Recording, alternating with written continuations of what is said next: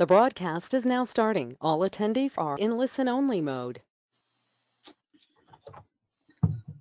Melissa, can you hear me? I can hear you. When we finish the Hillsborough County plan public hearing, are we going to go? We go straight into the city of Tampa, right? Okay. Yes, That's right. sir. I thought.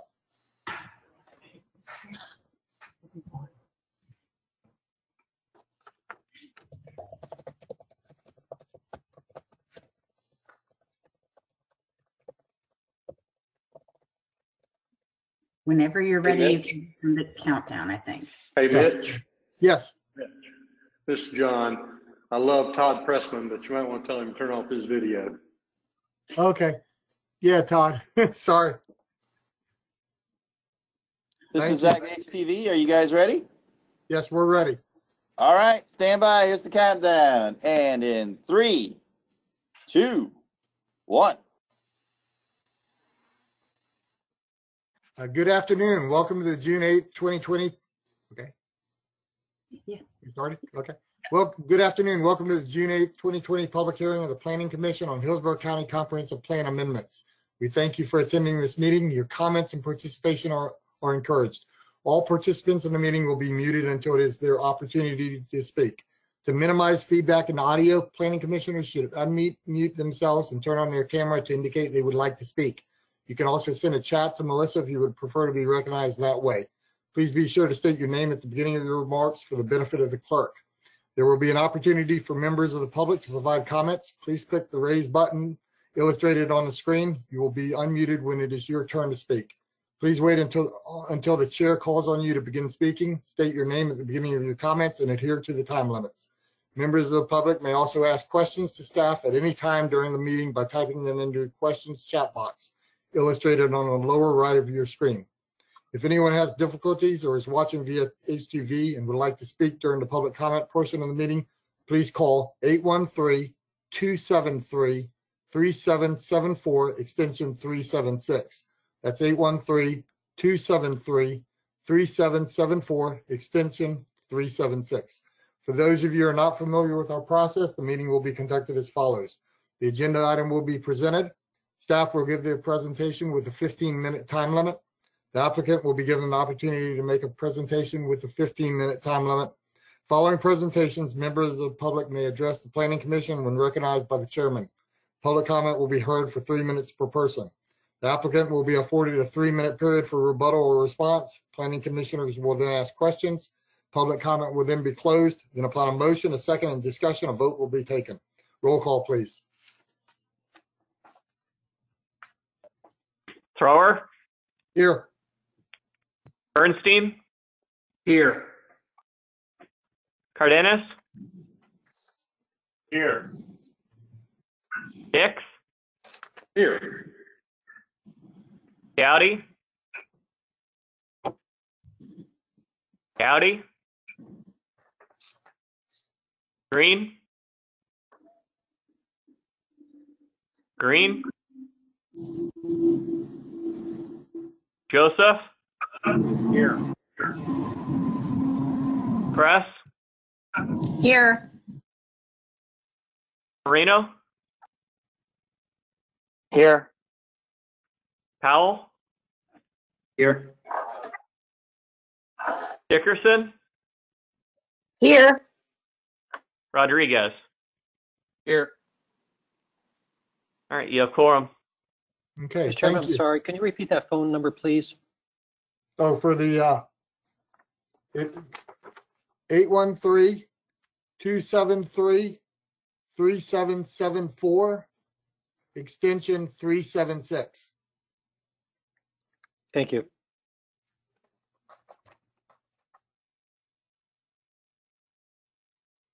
Okay, we have a quorum. How many? I believe it was 8. Did I count that right? 8 board members present? Yes, sir, that was 8. Okay.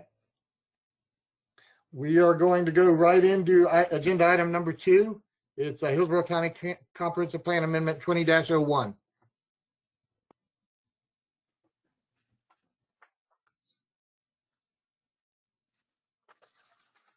Okay, can you see it?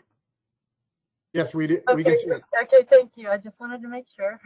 Hi, Krista Kelly, Planning Commission staff. I'm presenting comprehensive plan 2001. Krista, can you speak up a little bit louder?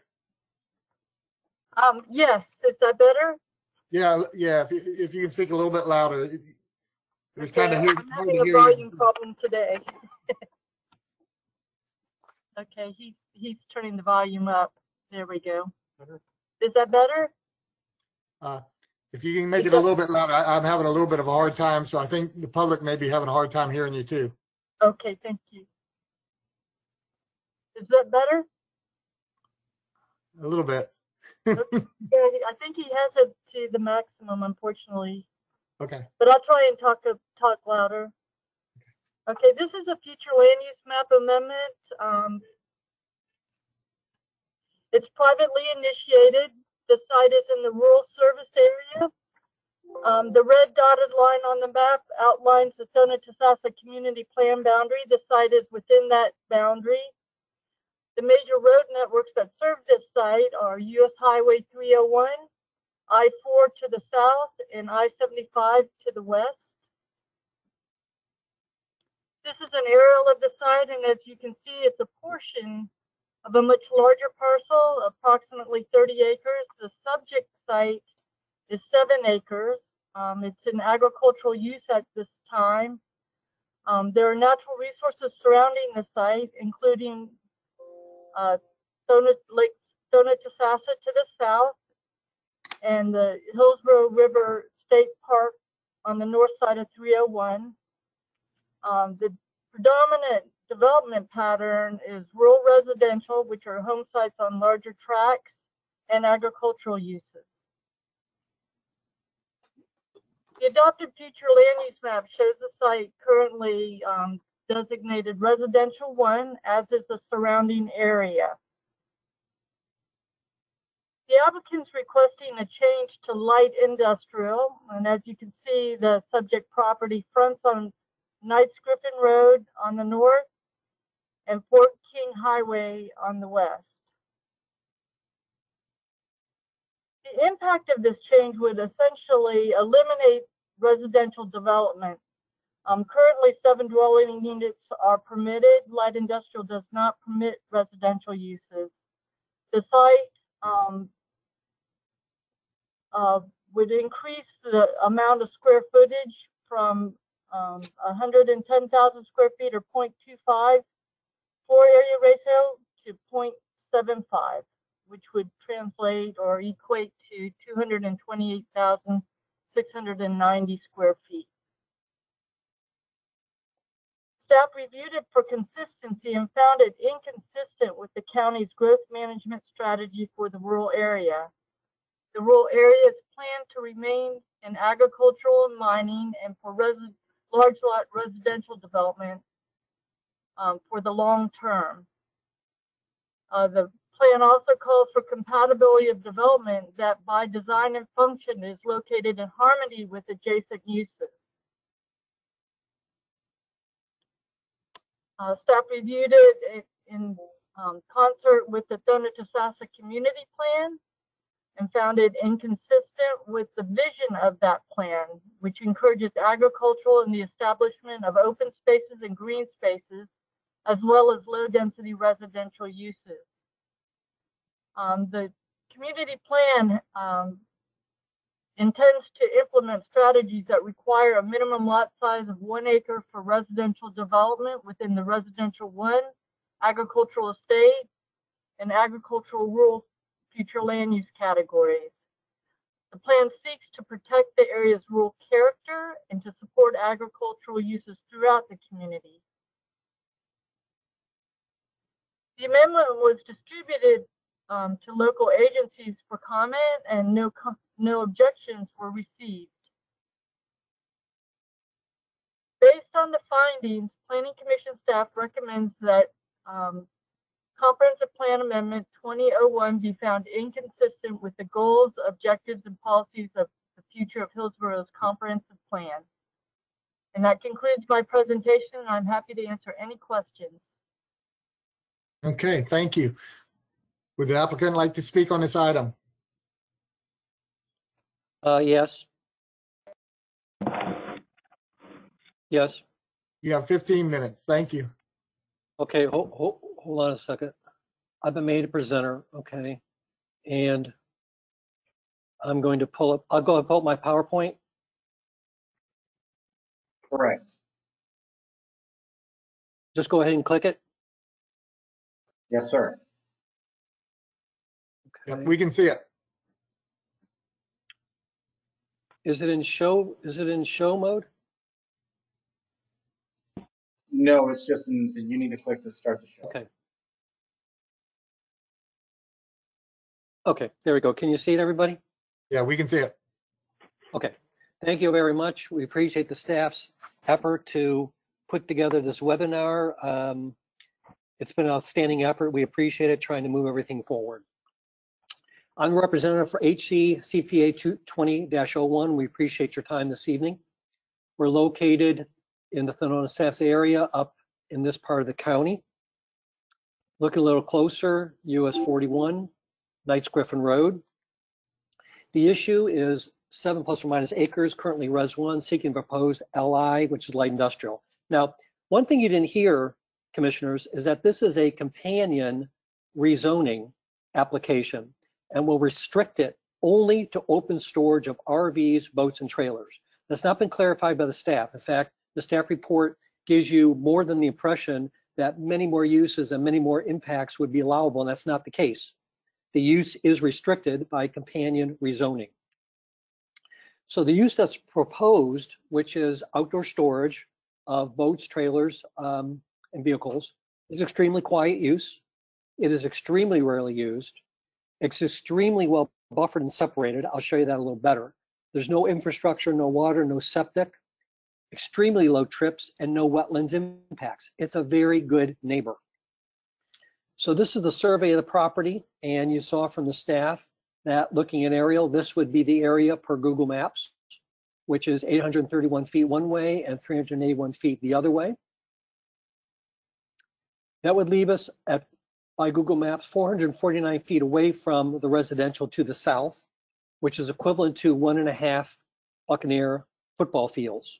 So we have very good separation, and that's part of this application for a restriction. I can also tell you that we have support from the property owner to the north and the property owner to the west, which covers both sides of the property. We're proud to have their support. They sent in communications to you that they think this is a good use. It will be a great neighbor, and those are of record. Sent those into Krista today. Also make you aware the Knights Griffin is classified as an arterial roadway. So this is Knights Griffin here running along the project. So it is adjacent to an arterial roadway. The other interesting aspect is the property is already extremely well buffered. And you begin to see that from just the aerial that I'm pointing out here. At the street level, you'll see that there's a tremendous hedging that encompasses the entire 4 sides of the property. This is Fort King Highway. Another photo, this is Knights Griffin. You can see the buffering there. Knights Griffin again. And this is in between some of the residential homes 440 feet to the south. You can see that again, that hedging and buffering encompasses the entire site. It's absolutely beautiful buffering. That's just one of the pictures showing some of the large growth and buffering. Now on a different note, and oh, sorry, hold on.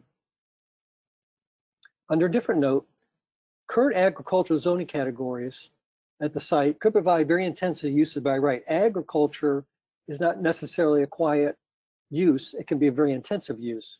It can involve all types of agriculture machinery. All this would be permitted to be used now. Different types of manufacturing for agriculture. All types of animal agriculture is certainly permissible. Pig farms, cow farms, all that activity is permissible. Chicken farms and agricultural processing. So our contention is having an outdoor storage use that is a good neighbor, quiet, low trips,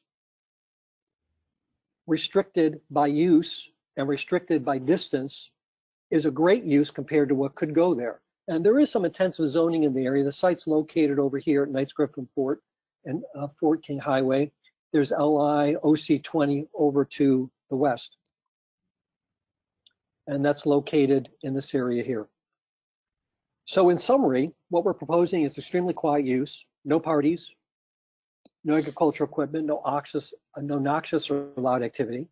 The use is rarely used. It's extremely well buffered and separated.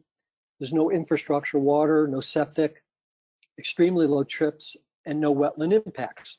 And again, a number of things I mentioned have not been presented by the staff report. It's not debating or making negative comment to staff. The staff reported what could be just under the future land use category as the most impactful extreme uses, which is absolutely not the case here, as I've shown you. So again, we appreciate your attention. We appreciate your review of it. I think it is one critical factor to place emphasis that it is on the arterial highway. We have great support from the immediate neighborhood, immediate neighbors, and we believe that your review, we hope, is positive. We appreciate your consideration. Thank you. Okay. Sir, can you identify yourself for the record? Oh, yeah. I'm sorry, Todd Pressman, 200 2nd Avenue South, number 451 in St. Petersburg, Florida. Thank you, sir. Okay, thank you. Any public comment on this item?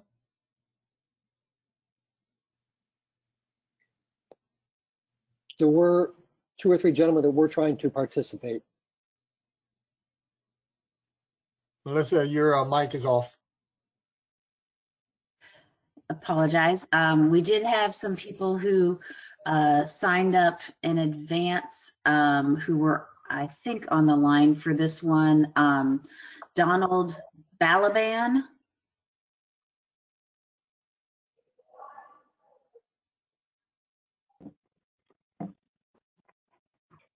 If he's interested in speaking and can be. Hello.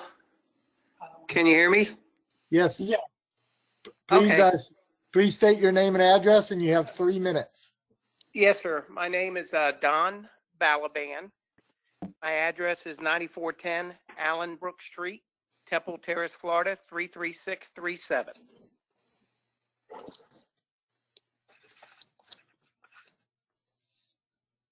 Okay, you may go ahead.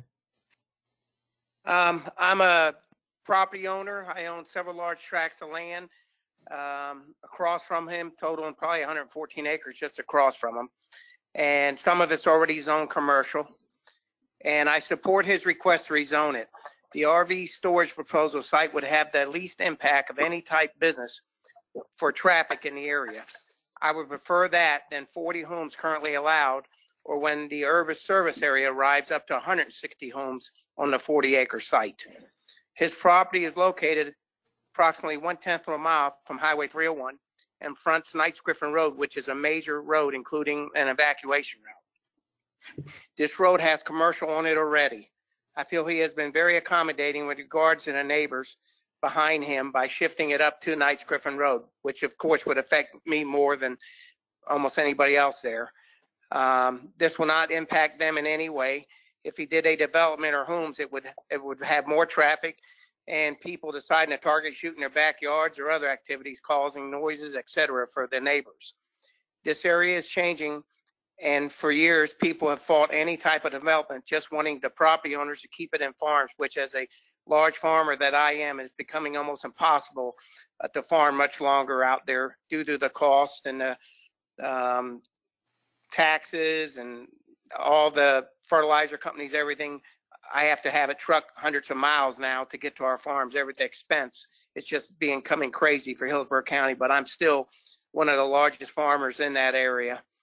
Some of these people that are against this have RVs parked in their backyards. And I try to educate people and tell people you can't fight growth.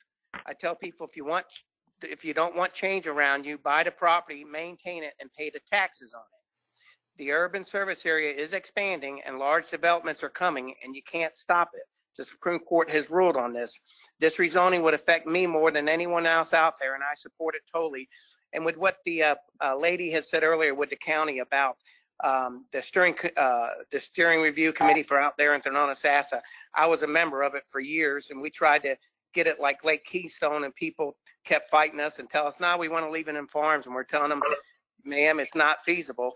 Now we have massive developments up and down Harney Road, 4 houses per acre. It's an eyesore. And this is what's coming if people don't listen to different kind of changes and ideals. And what she also said, open spaces, green spaces. County only buys wetlands. Private property owners can't keep that. And borrow pits, we don't want any borrow pits out there either. Your So 3 anyway, minutes is up. thank you very much. I totally support it. Okay, thank you. Anybody else under public comment? Well, we had 2 others who signed up. Ricky Strickland.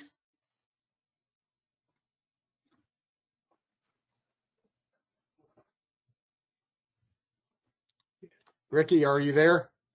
Yes, Please state your name and address, and you have 3 minutes. my name is Ricky Strickland. My address is 12103 River Hills Drive, Tampa, Florida 33617. I also am partial owner in the property on the west side of the development along Fort King Highway. And my grandfather had owned it for 30 years until his passing. And it was an orange grove, but with the greening out in that area, it's about killed all the orange groves out there. It's not feasible to replant them. And I think that it's a good use also. It's low impact, low traffic for the area. And it does have a good border all the way around it, like you said, with the hedges all the way around it. You can't see in it. I don't believe there will be a whole lot of traffic. There won't be no night traffic. And I think the impact will be very low.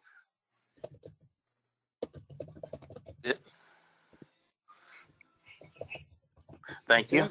Yep, thank you. Thank you. Next person. Yeah, the next person is Jamie Slatton.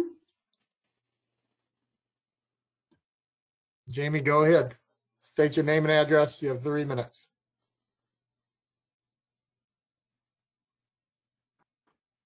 Jamie, you need to unmute yourself.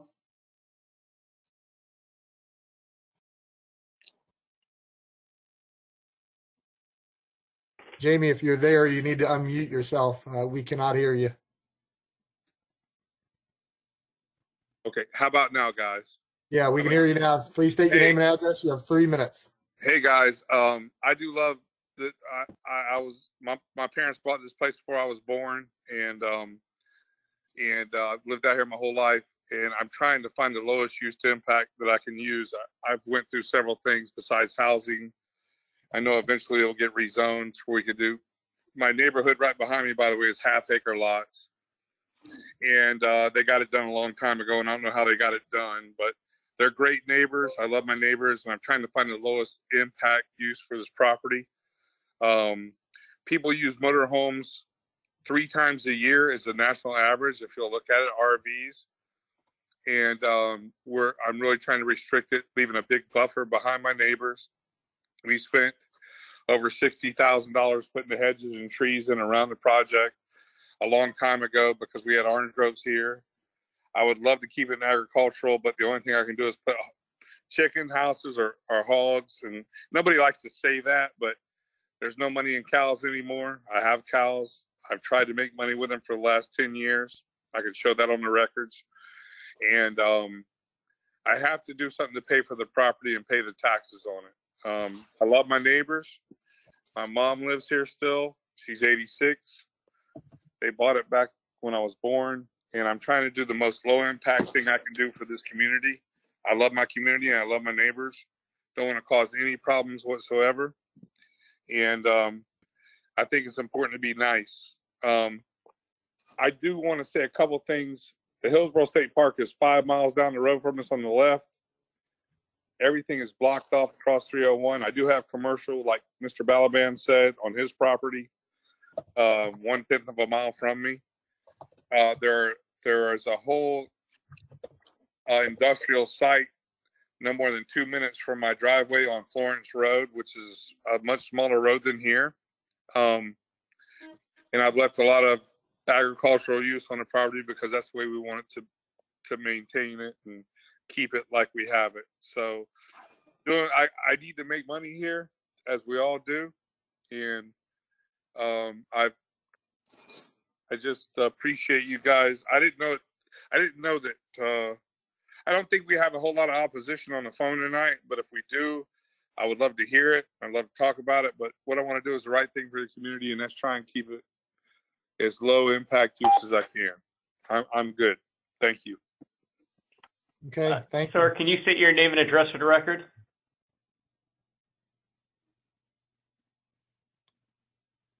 Sir? Jamie, you there? Maybe you need to. Can you hear me now? Can you hear me now, guys? Yeah. Hello? Yeah.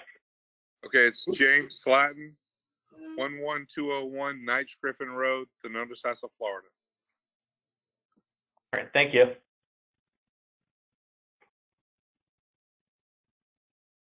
Any other public comment?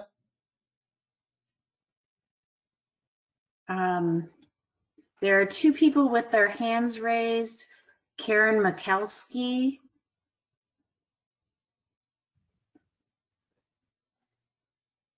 Karen is unmuted now. Hello?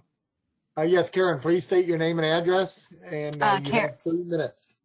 Karen Mihalski, 7903 West Whitewater Court.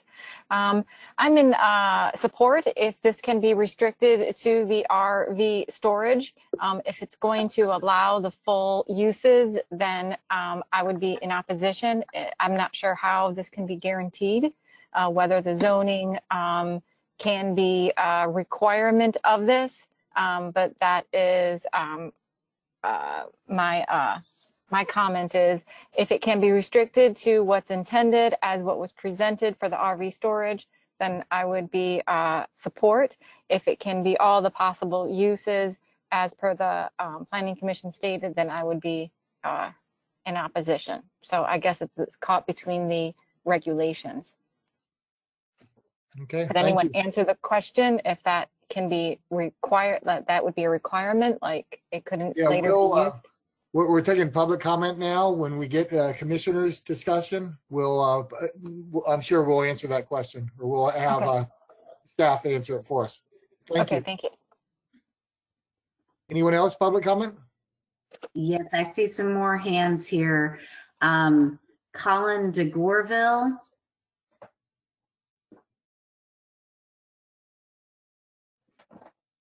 He's ready. Colin, you there? Oh, yeah, please state your name and address. You have 3 minutes.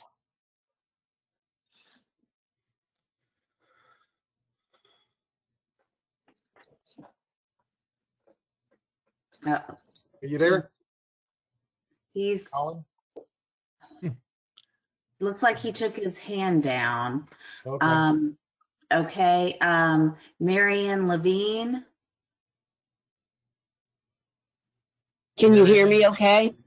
Yes, please state your name and address. My name is Mary Ann Levine, and I own property at 121 Myrtle Lane in Plant City, Florida. And my question is, how does the Citrus County Parkway that's coming in going to be affected by this proposal? Okay. We're taking public comment right now. We may ask staff if they have any input on that when we get to commissioner questions and everything. So making a note of that. Thank you. Thank you. Thank you. Okay, I see another Brian Chalmers.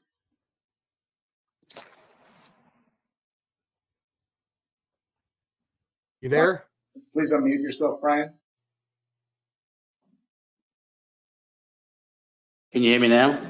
Yes, please state your name and address. You have 3 minutes. Yeah, Brian Chalmers, 11201 Lake Sassa Drive. I actually live in the residence neighborhood next to this property rather than being a landowner living elsewhere. My simple comment is every lake is obviously hopefully a beautiful part of this country we live in, and every lake has perimeter roads. And you are now stepping inside the last perimeter road of a lake and making it, or asking for it to be industrial.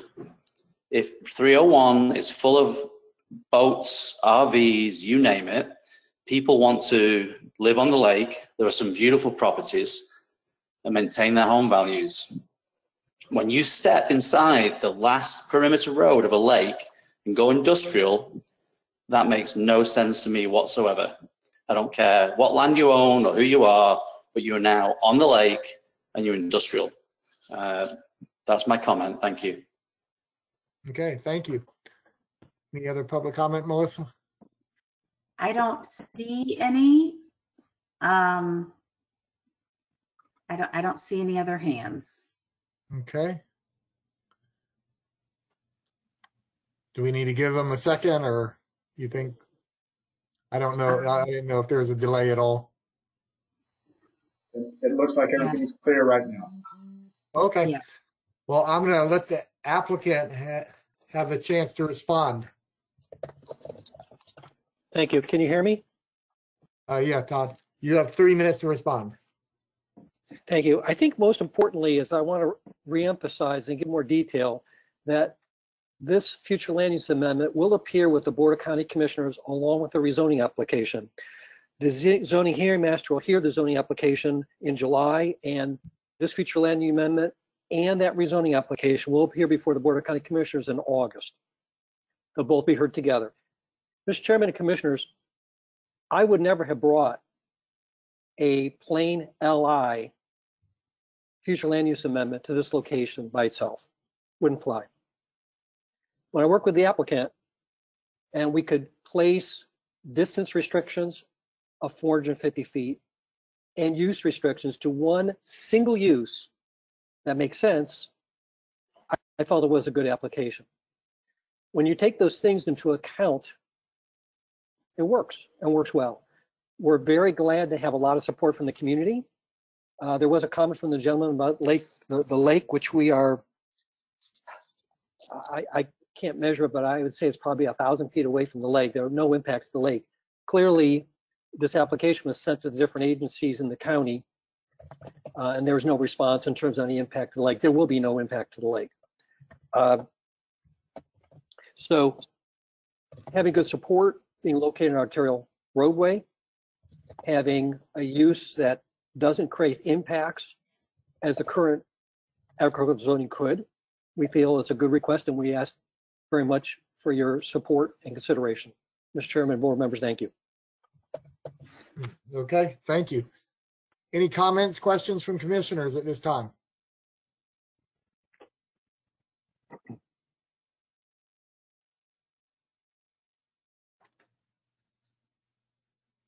Commissioners, any comments, questions?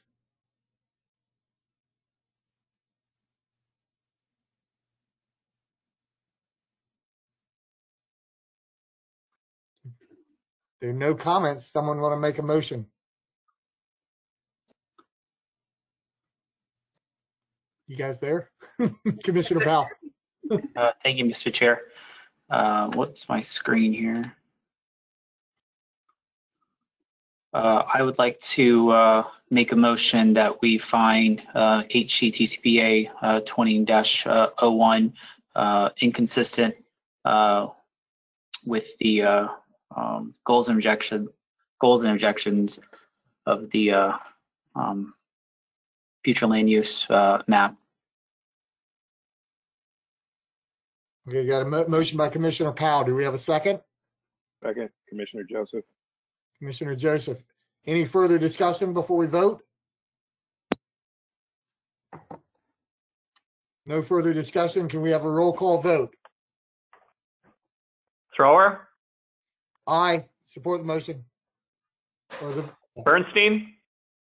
Aye. Cardenas? Aye. Dix? No. Gowdy? Green? Aye. Joseph? Aye. Kress? Kress? No. Moreno, No. Powell, Aye.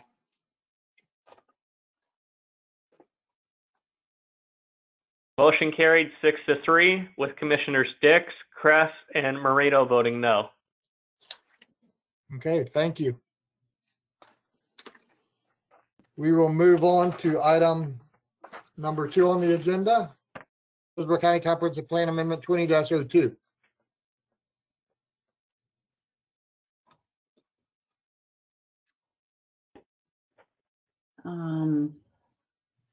Krista's presenting that one. If we could make Will the presenter.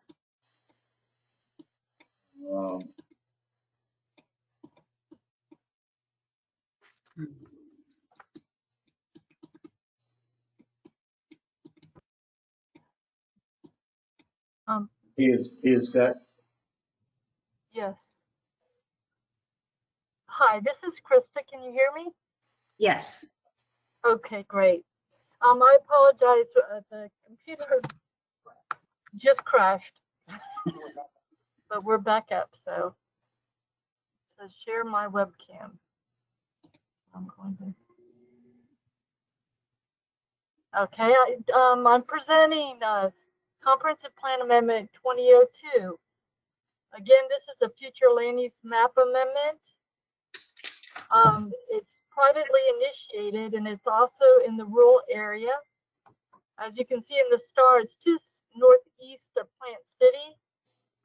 It's within the Plant City Northeast Master Plan area. It's adjacent to the city of Lakeland to the east across County Line Road, which delineates the boundary between Hillsborough and Polk County. Just east of that line is the industrial activity center for the city of Lakeland. The major roadways that serve this area are the I-4 corridor, which is an east-west arterial, and County Line Road, again, which is a north-south arterial. This is an aerial of the site. As you can see, here's the I-4 interchange. The site is outlined in pink. There is one single-family home, and the remainder of the property is undeveloped. It is 7 acres in size and consists of 2 parcels. As you can see, the surrounding area consists of large tracts and rural home sites on the north side of I-4. On the south side, the character of the area changes significantly to a more interstate serving area with truck stops, convenience stores, a hotel.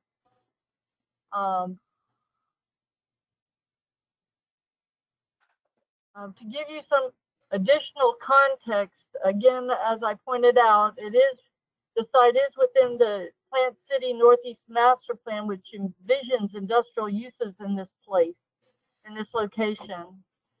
And again, it is adjacent to the Lakeland Industrial Activity Center. However, it is in Hillsborough County, and the issues that affect the site as a property in the Hillsborough County jurisdiction is that it is located in the rural area. It has indirect access to I-4. Let me go back up to the aerial. As you can see, this is the site. This is North Frontage Road. You would have to travel west along Frontage Road to Park Road to access the westbound lane of I-4, and or come to County Line Road and then gain access to this point to get on I-4 to go west. Access to the east are these cloverleaf on-ramps over here. And I just want to point out that the area, these roadways are not, the site is not served on a truck route. The I-4 is a truck route, but Swindell Road, which the site fronts on, is not. Here's the adopted future land use map. You can see the property right now is designated residential 1, as is the surrounding area. To the south, this dark gray is light industrial. However, a good portion of it is the stormwater storage area for the interchange of I-4. South of I-4, you see commercial land use in Plant City. This blue dot encompasses the Plant City boundary.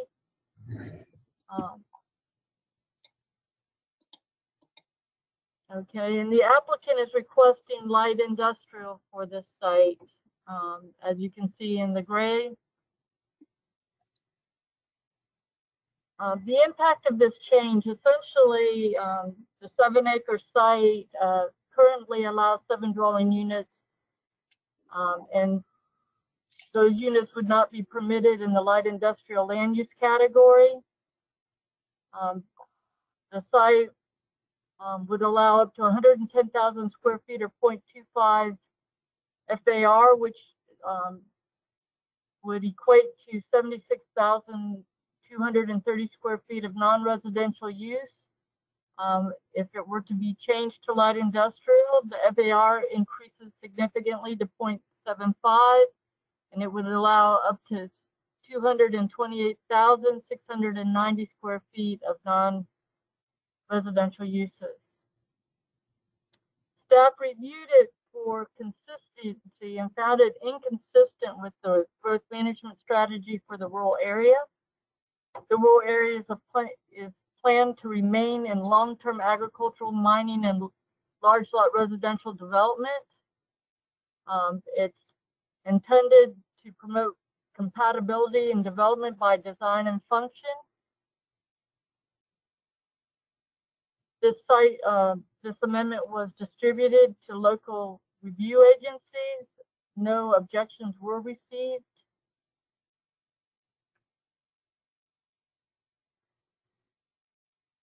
Based on these findings, the Planning Commission recommends that Comprehensive Plan Amendment 2002 be found inconsistent with the goals, objectives, and policies of the future of Hillsborough's comprehensive plan. That concludes my presentation, and I'm happy to answer any questions you may have. Okay, thank you. Would the applicant like to speak on this item?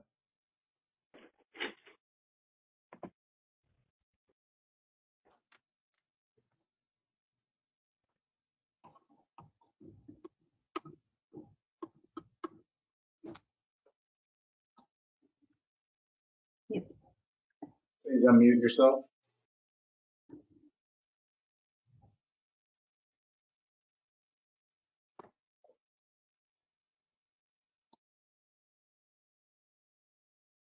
Okay, can you hear me? Yes, we can Can hear you hear you. Okay. Can you see me? No. There we go. Oh, now we can see you, but we don't see the screen. Oh, there it is. We can see it now. Can you? Okay. Okay, can you see that, Mr. Chairman? Yep. Yeah, Okay. It just went back. I think you need to click slideshow again. Okay. Ugh. Hold on, just one. Oh, okay, there we go. You got it? Yep, got it in slideshow. Okay. Mr. Chairman and board members, Todd Pressman again, 200 2nd Avenue South in St. Petersburg, Florida, number 451. We appreciate the time and consideration for this request tonight. This is CPA 20-02. I'd like to start with one comp plan amendment, which is that recognize interstate interchanges as valuable resources for the location of, I'm getting kind of cut off here a little bit. Hold on a second. Okay, there we go. Can you see that now? Yes. Mr. Chairman, can you see the PowerPoint? Yeah, we can see the slide. It says Comp Plan Policy 24.1. Okay, yes. I'm putting this up first because this is critically important. You haven't seen this from your staff. Recognize interstate interchanges as valuable resources for the location of more intensive commercial development pursuant to many other policies objectives in the future land use element. And that is precisely what this case has to do with. Property's current status is located at the very outskirts, the border of Polk County, City of Lakeland, 7 plus or minus acres. The current use is a single-family home and accessory structures. Currently, it's Res 1. We're seeking LI. And again, in the same case, there's a companion rezoning application, which is a restriction to a truck stop use only. No other uses would be permissible other than a truck stop. Here are some principal points, and I put these up front because these are critical for you. As Krista said, the Plant City Northeast Master Plan designates this site as industrial. We are only seeking what that master plan shows. This site was approved for commercial general zoning by the County Commission in 2018. The Planning Commission, our staff, and the board found it consistent. The zoning department approved it. The Board of County Commissioners approved it unanimously. So this site is Zone CG. We're seeking to jump up one category to commercial intensive under this future land use category. So this has a history of recently in 2018 being voted commercial general. Hillsborough Comp Plan, which I've already told you, dictates intensive uses and interchanges and makes that a priority. Krista referred to this, and this is very important, that across the street it's currently designated industrial and is an interstate activity center. And again, is industrial. And again, a companion rezoning will restrict this to a truck stop. There's also a budding commercial intensive zoning now and LI future category, again, abutting the site. So the site, again, is at the absolute outskirts of Hillsborough County. This is I-4. It's located at the I-4 interchange. This is an aerial. This is I-4 here. This is County Line Road. This is the site located right here. You'll see in the aerial the very intensive development on the Lakeland side. These are many hundred employees working at different types of corporate and manufacturing type uses. You'll see that also down on this side as well. That is the city of Lakeland. The property appraiser has a site shown in this manner here, and this is the project site. The immediate vicinity zoning and future land use categories are very important here because our site is zone CG. Immediately to the south is zone CI, which is commercial intensive, and then you have a CG. You have a PD here located as well. Again, you can see the intensive uses right directly across the street. Site was rezoned CG in 2018 by the Planning Commission of the Board of County Commissioners. The Planning Commission recommendation in 2018 at that time said, quote, given the existing land uses in the area, this is the Planning Commission staff speaking, as well as future land use categories abutting the site, the proposed use is compatible with the surrounding area. Planning Growth Management staff finds the request compatible with the area.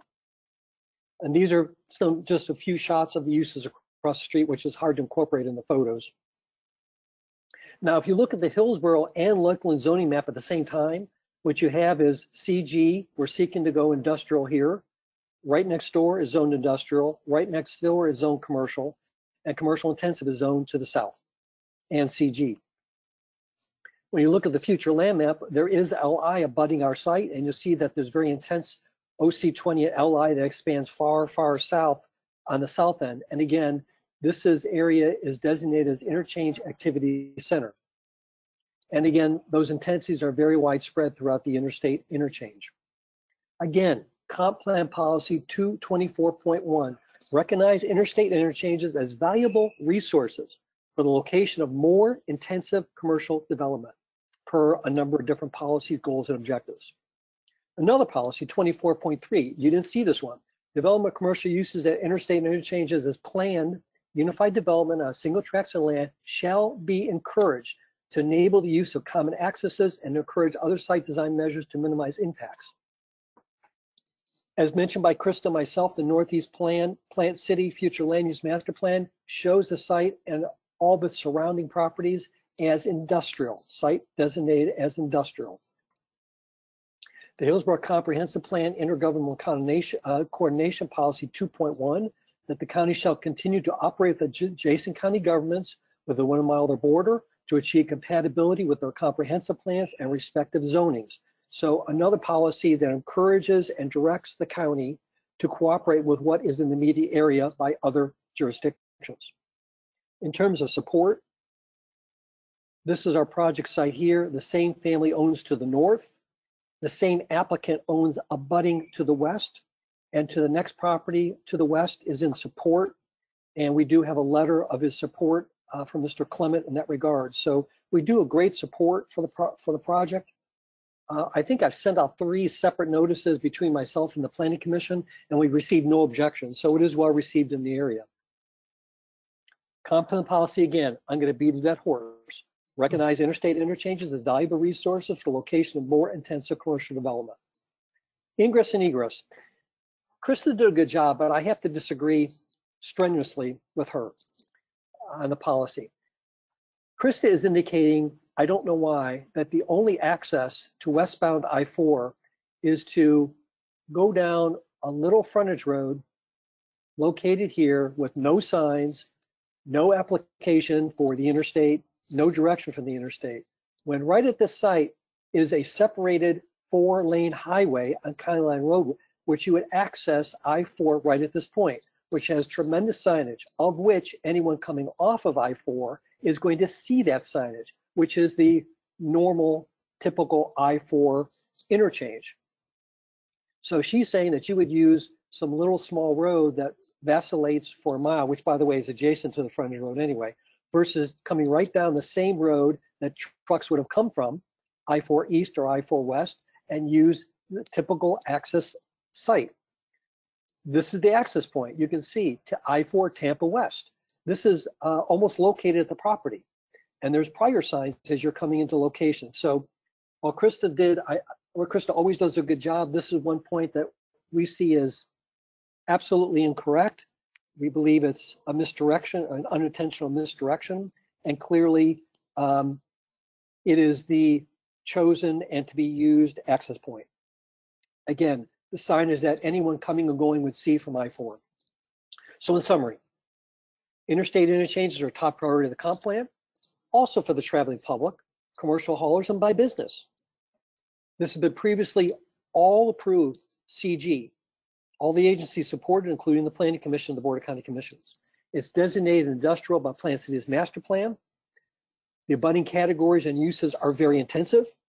The site has tremendous access for ingress and egress. We have good support from abutting owners. And again, the use is going to be restricted. We're going to the zoning hearing master for the rezoning in July, and this future land use amendment will appear as a companion with the Board of County Commissioners in August. So that, Mr. Chairman, we do appreciate the board's consideration, and we appreciate any support the board members will have. Thank you. Okay, thank you. Any public comment on this? We did have one person sign up in advance, Deborah Galloway.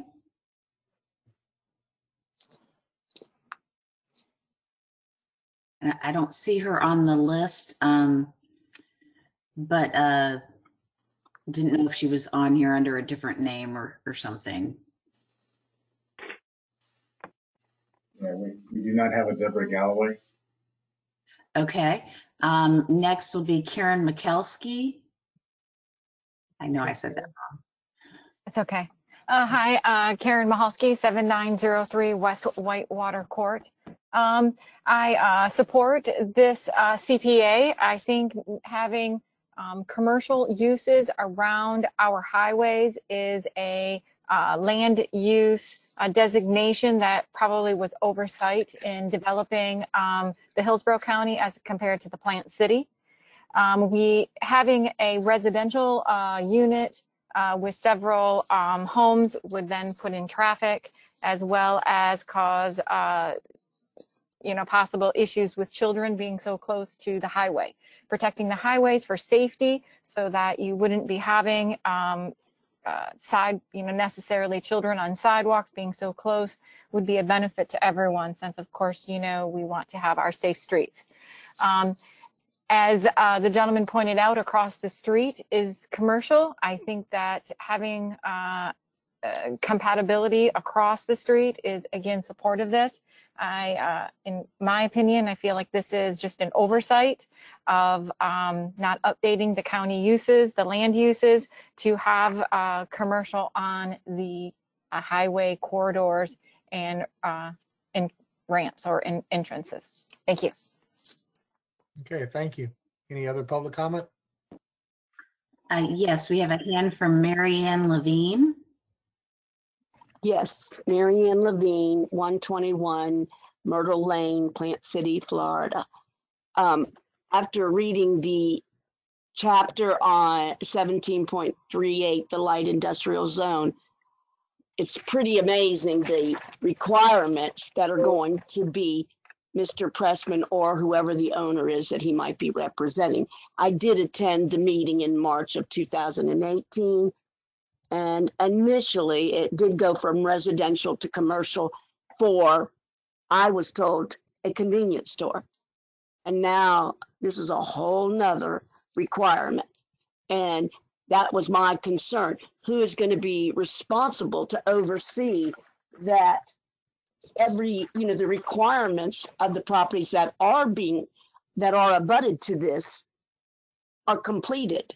And during this, once it gets rezoned to light industrial, can it change then to a research lab or something else, railways? All of that is part of the light industrial zone, railways. Because once that's rezoning is given, he can do whatever he wants, or the owner.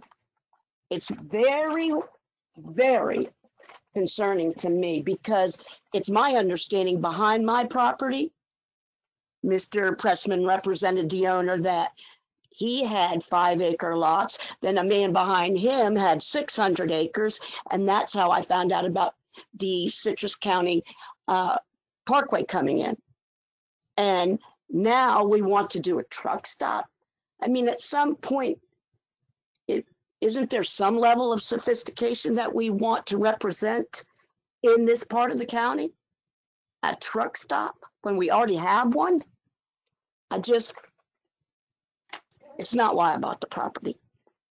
So, with all the different railroad yards and freight stations. So who would, if he's saying this now, would he have to come up in front of the board again to change it? Or can he do anything that is part of this uses, the permitted uses? There is conditional use, but there's so many unbelievable processes that can be done. And I am totally against it. And you say that you had other homeowners. I'd love to know who you spoke with, or what the methodology was for your study to say. Ma'am, your 3 minutes, I believe, is up. Is that correct, Melissa? No, it's 15 seconds. Okay, keep going. I apologize. All right, no problem. So I'd like to know, you said you had no complaints from homeowners. What was your methodology in the study you did to determine that there was no complaints? See, I don't think there is any. It's easy to say something, but it's hard to back it up. Okay. Mr. Chairman, with all due respect, may I ask the lady's address, please? Did she state her address and name? I don't think she did My this name time. is Mary Ann Levine, 121 Myrtle Lane, Plant City. And I thought this was the forum to voice concerns. It is, isn't it? Thank you. Yep, thank you. No, thank you. Okay. And I'm totally against this. Any other public comment?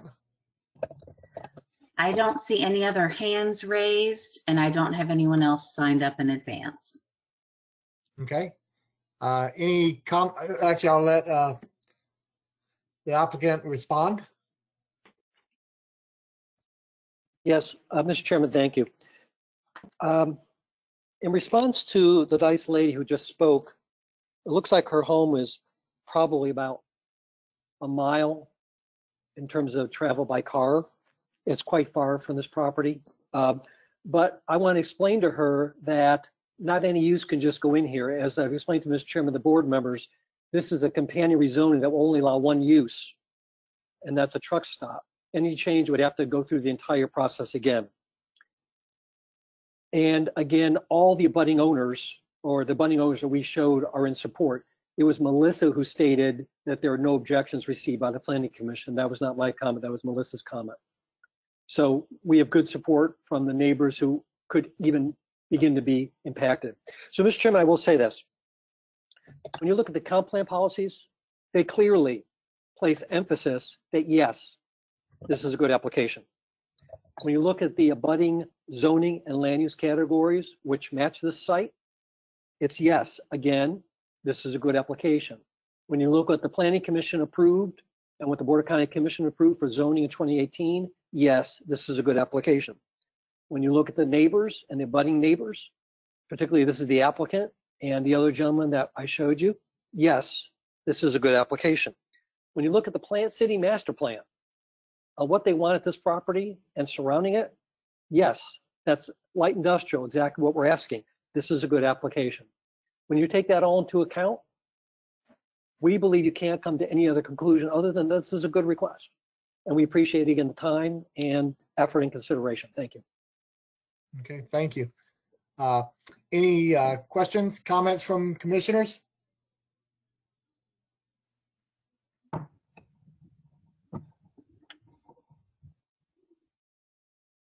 Commissioner Powell. Thank you, Mr. Chair. I have to agree with Mr. Pressman here. I'm not really understanding why, maybe Melissa, you can help me, why this recommendation, from staff is, finding of inconsistency, because I'm not seeing it. So I'm just curious if I'm missing something. Well, I think staff's primary concern was about the wide range of uses that can be considered under the light industrial land use category, because as part of our review of the plan amendment, we're not in review of that zoning, which then narrows the range of uses, as Mr. Pressman has indicated. That is their intention. And I believe it will come to the Board of County Commissioners that way. But as it's reviewed by staff and by you all, we're looking at it as the ability to be any of those light industrial land uses. And that was where some of the compatibility concerns came into play. Okay, all right, thank you. Any other comments, questions from commissioners? Melissa, can you explain the Mr. Pressman's comment concerning the companion rezoning restructured for a truck stop and how that plays out? Well, what I believe the applicant has requested is that the item will go to the board with a zoning that will restrict the range of light industrial uses to just the truck stop use. And that will then be considered by the Board of County Commissioners together. The hard part is that's not in front of you all together like that, because that's not the way the process works. Yep. Okay. Mr. Chairman, may I add to that for a moment? Yeah, Mr. I want Pressman. to assure the chairman and commission that we are scheduled for the ZHM in June. That schedule. This is obviously a rezoning application that has been filed, and we are just scheduled for August for the Board of County Commissioners. I would not bring this request forward without the companion rezoning. It doesn't work.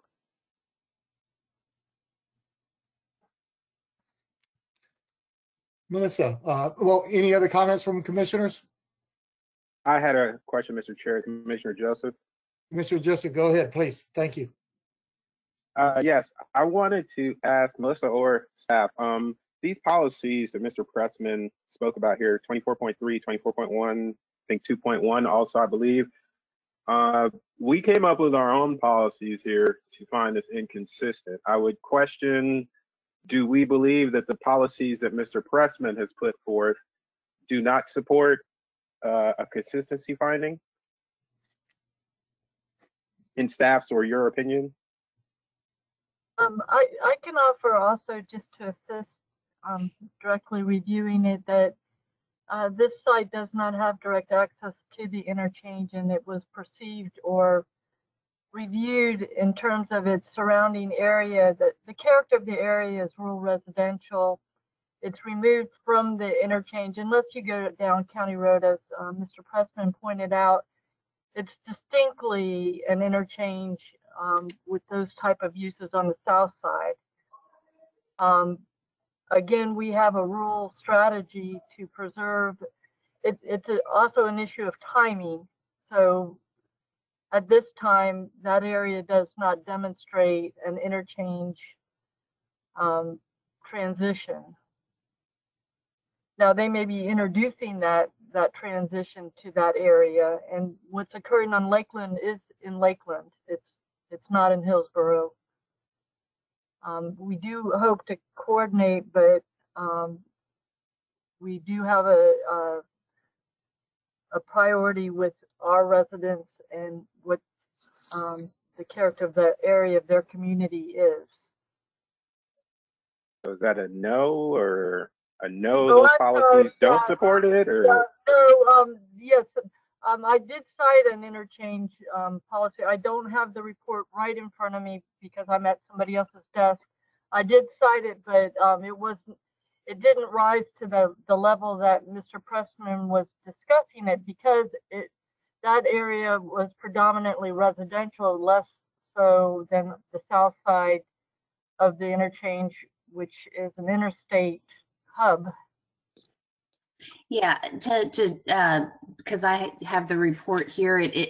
Krista did cite Objective 24, Policy 24.2, and Policy 24.3 related to the interchanges as being relevant to this application. So they certainly are something that we looked at and considered. It's just how staff weighed things out, as Krista described. Right. And don't take this personal. I'm not putting you, I'm simple. Let's focus on what Mr. Pressman put forth, okay? And I don't want to argue about who explained it better, explained it worse. I'm simply taking what Mr. Pressman put on the table, and I'm asking the question, those three policies in staff's, or your opinion, could they be used to support the consistency finding for this request? Yes, they could. Sorry, I didn't understand the question. Yes. Yeah, that was it. That's Thank you. Any other comments, questions? Melissa, I have a question. Mr. Pressman mentioned the Plant City master plan. Mm-hmm. It has it listed as light industrial. How does that happen very often, where our comprehensive plan is different than the community's master plan in terms of the land use? I just thought that was kind of interesting if that's a situation. Yeah, it does in Plant City, because typically in order for the land use to come into effect in that Northeast master plan, you have to annex into the city of Plant City. For example, some of the ones that were on the briefing earlier today, they have higher land use categories that got put on the properties when they annexed into the city of Plant City. Plant City tends to require the annexation if you're going to hook into central water and sewer. So many of the light industrial uses might require that, but I think my understanding is, and the applicant may be able to address this, that the use that they're seeking at this time would not require hooking into the central water and sewer. Okay. Any other comments, questions from commissioners? No comments? Would someone like to make a motion?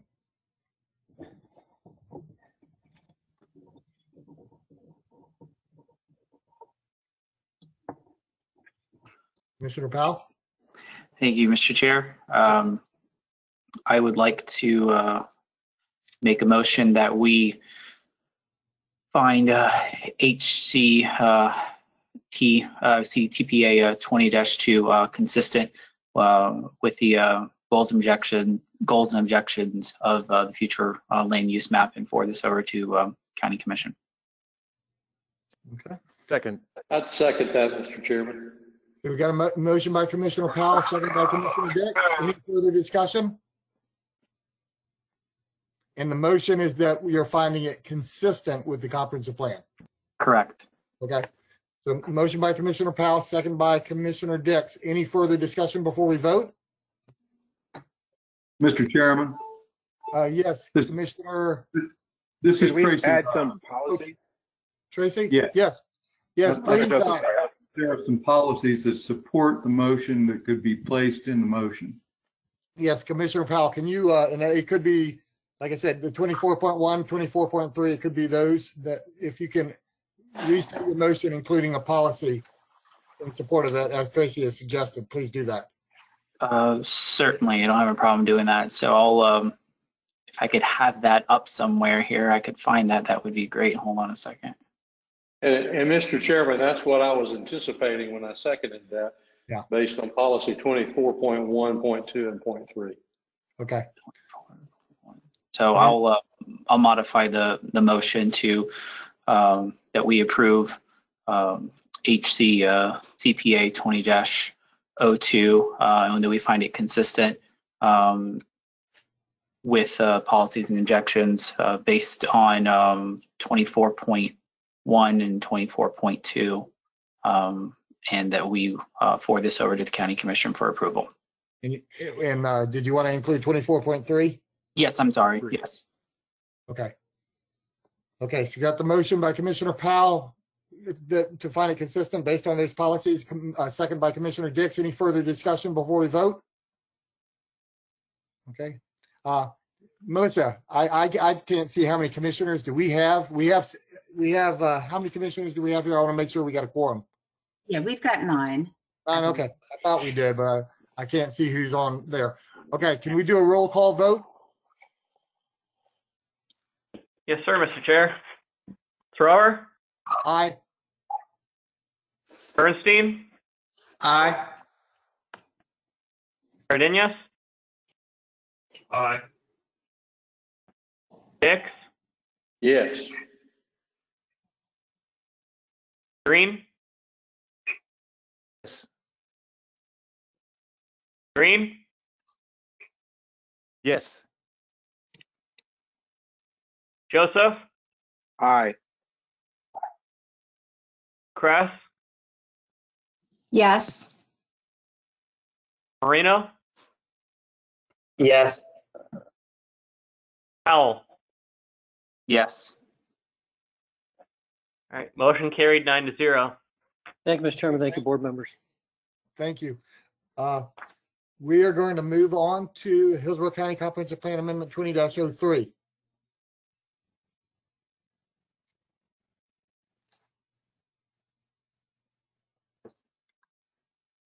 Melissa, that will be presented by. That one's presented by Krista, I think. Yes.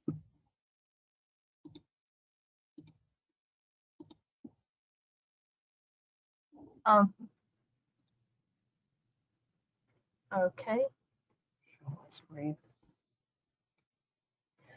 Thank you. This is Krista Kelly, Planning Commission staff. I'm presenting Comprehensive Plan Amendment 20-03. This is a future land use map amendment privately initiated in the urban service area. It's also within the greater Carrollwood-Northdale community plan boundary. It's served by Gun Highway to the south and Dale Mabry to the east. This is an aerial of the site, and you can see that it's a fairly established, stable community, residential community. The site is made up of 6 parcels totaling 5 acres. There's a mixture of home types, single family and townhomes. The site is currently designated residential 4, as is the surrounding area. Further to the to the west is residential 12, and south west is also residential 9. The applicant's requesting a change to residential 9. Again, it's very similar to the mixture of housing types in the area. The impact of this change, currently 21 dwelling units would be permitted as a maximum. It would increase to approximately 48 dwelling units under the residential 9 land use category. Essentially, it changes the character of the development from a suburban scale to an urban scale. The site does not meet locational criteria and would require a waiver. In that event, the up to 175,000 square feet of non-residential could potentially be developed, and that does not change for the residential 9 designation. This amendment was distributed for agency comment, and we did not receive any objections. The school district did point out that Gaither High School doesn't have adequate capacity, and that this issue would be addressed at a later point at development review. Staff reviewed it for consistency and found that it is consistent with the growth management strategy for the urban service area. The urban service area is intended to optimize the investment of services and infrastructure. It also promotes compatibility, which is development that by design and function can be located in harmony adjacent to other uses. Based on these findings, Planning Commission staff recommends that CPA 2003 be found consistent with the future of Hillsborough's comprehensive plan. And that concludes my presentation, and I'm happy to answer any questions. Okay, would the applicant like to speak on this item? Yes, sir.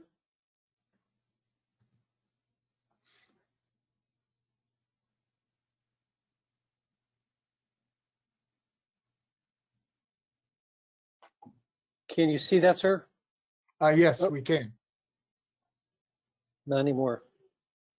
There. Now can you see it, sir? It's up. Okay. Todd Pressman, 200 2nd Avenue South in St. Petersburg, Florida, number 451. Mr. Chairman and board members, we do appreciate your continued attention. I have to say, Krista did a great job in this report. She found it consistent, so we're very happy. She does a great job. So we're located up in the North Tampa area, located here. This is Lowell Road off of Casey Road. It's several lots that are put together in this configuration.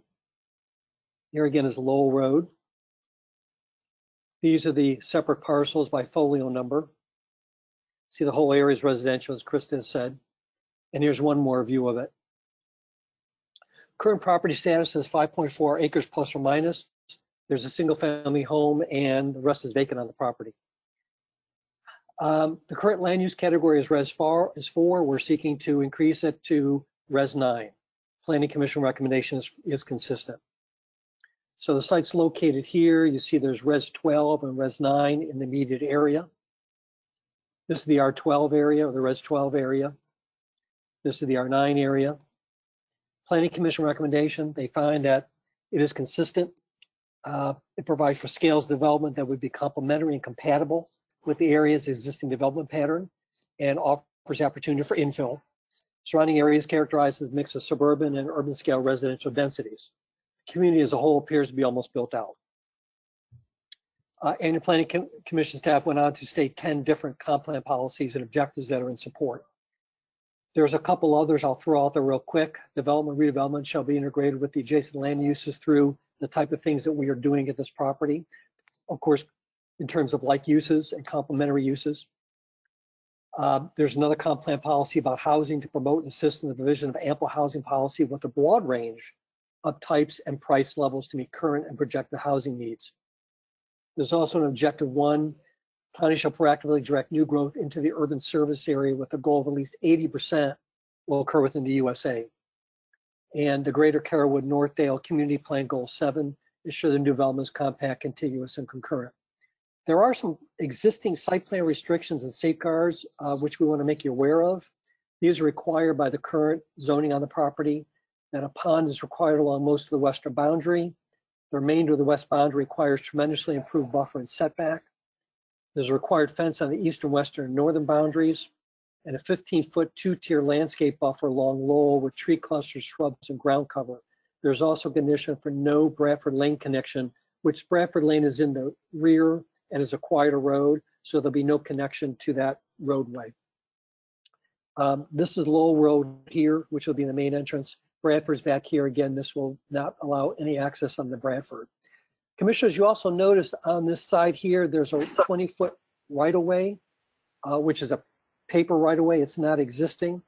So that provides a nice buffer to the homes on this side. That's, of course, a property restriction. So in summary, what we're seeking is a residential project supported by your staff. I'm not aware of any objections that have been received by the Planning Commission. There's been no agencies in objection. It meets and positively supports many comp plan policies. There are many built-in required buffers, landscaping, fencing, setbacks, and existing property separations. So with that, we appreciate your continued attention and consideration. Thank you. Any public comment on this item?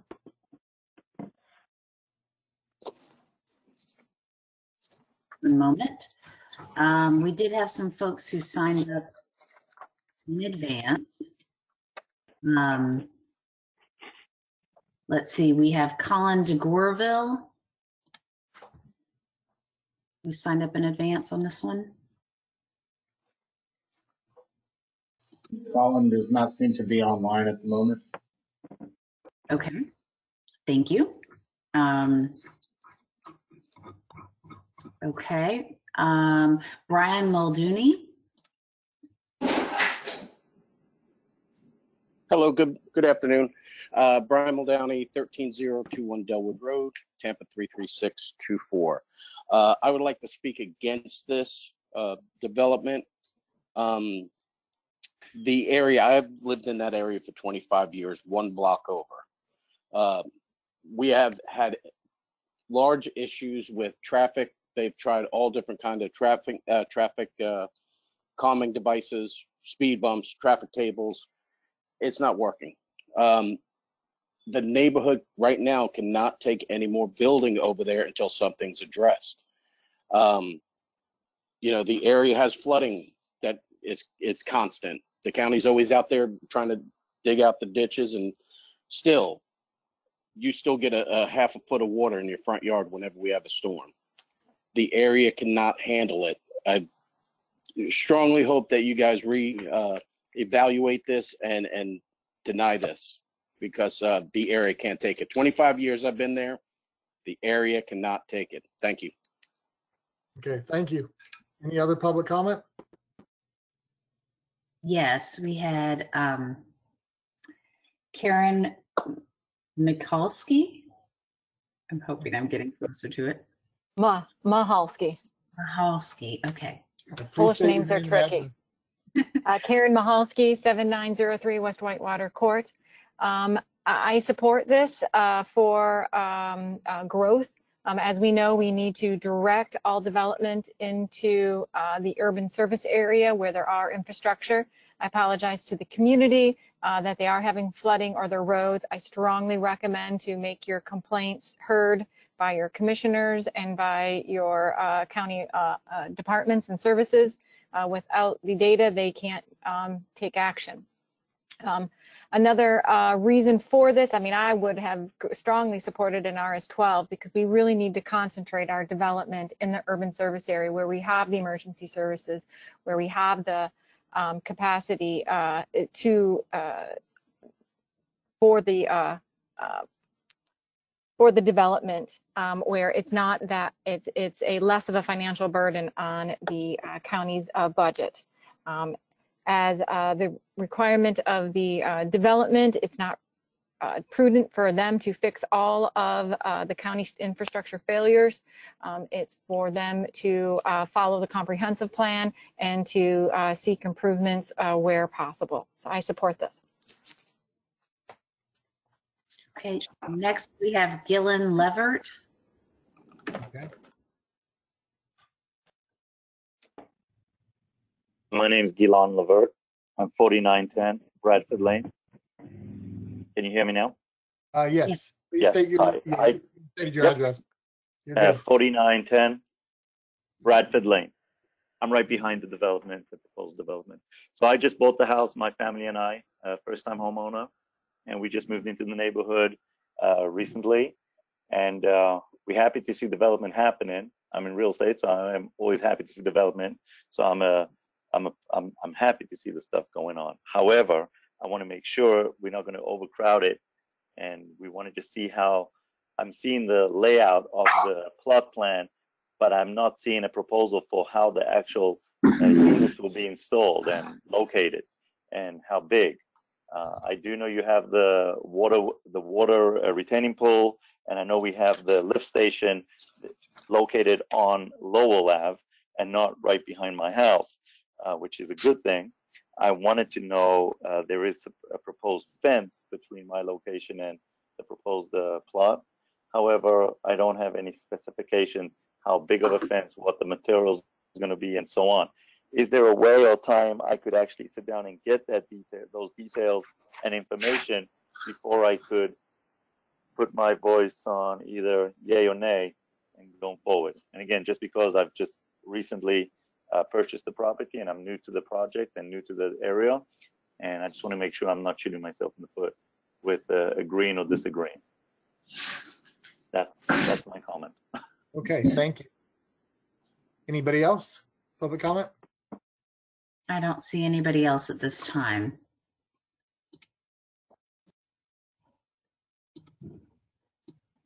Okay. No other public comment. None showing. Okay, I'm gonna. Any somebody else popped up. I wasn't sure who that was. I think that's an applicant for a future Okay. item, so. Would the applicant like to respond? Yes, Mr. Chairman. The difference that's really being asked here between the existing site and proposed, as I have it, is 16 units. That's a de minimis impact. I did try to look up Lowell Road for a level of service, and it's not listed in the county filings, but we have heard of no concerns or impacts on Lowell Road.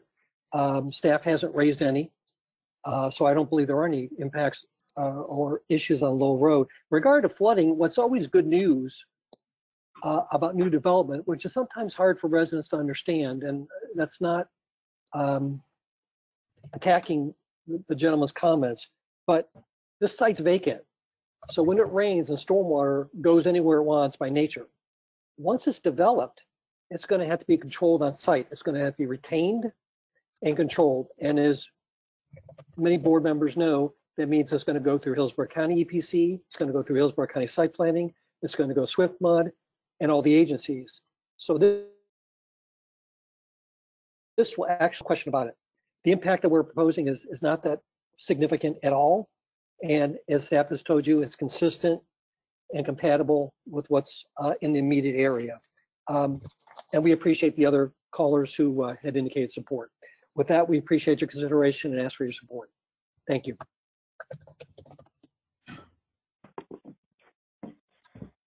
Okay. Any comments from commissioners?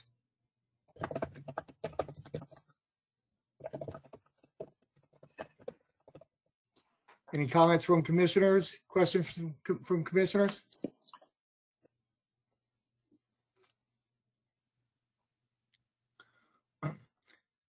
Actually, I do have a comment on this one. I actually, oh, sorry.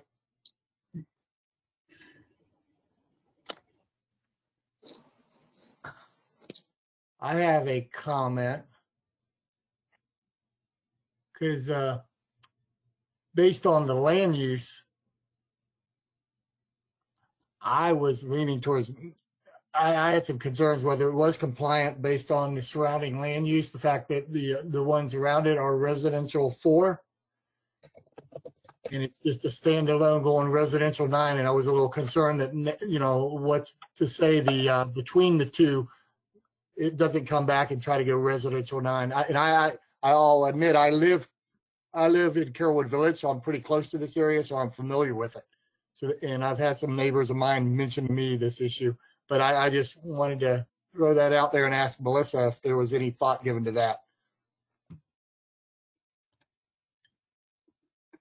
I'm trying to put up the pull back up the map. I apologize.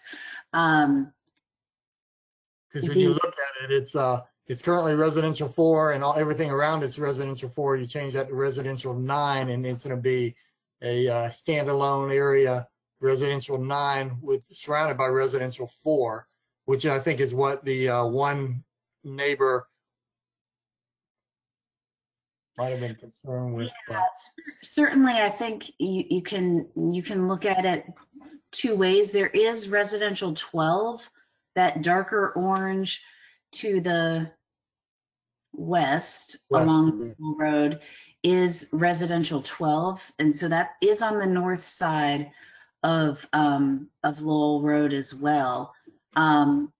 So I think that played into staff's analysis of this, that there were some other townhome and apartment communities in the surrounding area.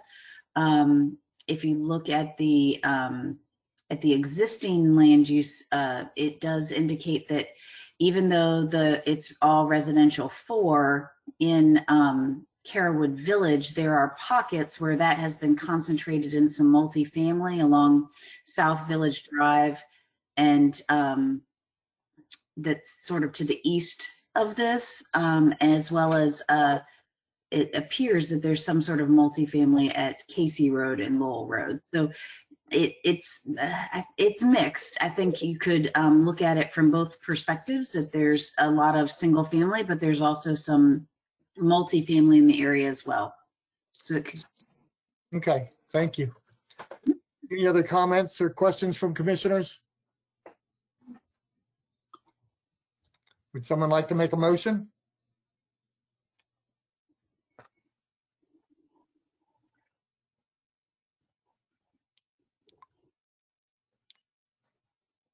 Would someone like to make a motion? This is Commissioner Marino. I move that we find the proposed land use designation for Hillsborough County Plan Amendment HCCPA 20-03 from Res 4 to Res 9, consistent with the future of Hillsborough County Comprehensive Plan for unincorporated Hillsborough County, and forward this recommendation to the Hillsborough County Board of County Commissioners. Okay, we got a motion by Commissioner Marino. Do we have a second? Second. Got a second. Who is the second by? Commissioner Green. Commissioner Green. Okay, motion by Commissioner Marino, second by Commissioner Green. Any further discussion before we vote? And the motion is to find it consistent with the comprehensive plan. Any further discussion? We're going to take a roll call vote. Thrower? No. Bernstein? Yes. Cardenas? Yes. Dix? No. Green? Yes. Joseph? No. Kress? Yes. Marino? Yes. Powell? Yes. Okay, motion passes 6-3, I believe. Am I correct on that? Yes, sir. Motion carried 6-3. Okay, Commissioners Mr. Thrower, Dix, and Joseph voted no. Okay, thank you. Mr. Chairman, can you hear me? Yes. I just wanted to express to you and the board members that the staff has been absolutely tremendous putting this together. They did an entire practice with us on Friday. Lionel has been answering every question, every technical element. You can see that this is working beautifully. So I want Melissa and you and the board members to know that this has been a monumental effort by them. It looks really easy, but a lot of work went into it, and we appreciate it. And we appreciate you all moving economic elements through as best you can. Thank you. Okay, thank you. Thank you. We're going to move on to item number 5 on the agenda, Hillsborough County Comprehensive Plan Amendment 20-04.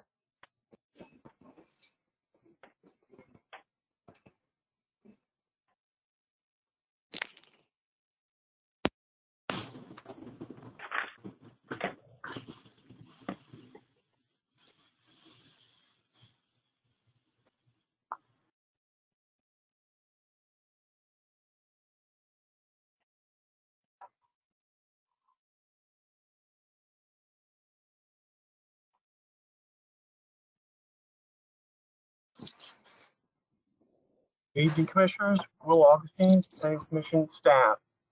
The next agenda item before you is Hillsborough County's Comprehensive Plan Amendment 2004.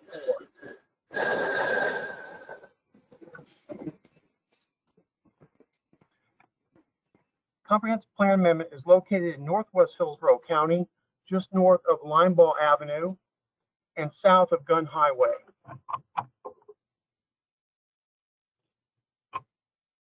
The subject site is a privately initiated map amendment, approximately 3.42 acres in size. The aerial shows the surrounding area is predominantly single-family homes. Residential 4 and residential 6 are the predominant land uses in the area. The subject property is north of Nixon Road and the West Lineball Avenue intersection. Anderson Road is to the west, and the Gun Highway Lineball Avenue intersection is to the east. The subject site is in the urban service area.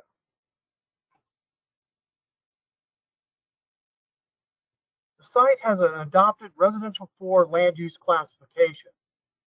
The large public, quasi-public parcel immediately to the east is the Xavier Canella Elementary. To the west along Lynn Road is the Indian Cultural Center in the Hindu Temple of Florida. The area to the south along Lineball Avenue is a mixture of office, commercial, manufacturing, and light industrial uses. Residential 4 and residential 6 are the predominant land uses of the surrounding area. The applicant is requesting a land use change to the residential 9 land use category. The currently adopted land use classification of residential 4 allows a maximum of 13 dwelling units on the 3.42 acre site. Suburban scale neighborhood and commercial, office, or multi-purpose projects are limited to 175,000 square feet or a floor area ratio of 0.25. With the land use change to residential 9, the subject site would have a potential build out of up to 30 dwelling units. Suburban scale neighborhood commercial, office, or multi-purpose projects are limited to 175,000 square feet or 0.50 floor area ratio. This photograph is a north view showing Nixon Road. To the left is the subject property. This photograph is a view looking west at the subject property's entrance.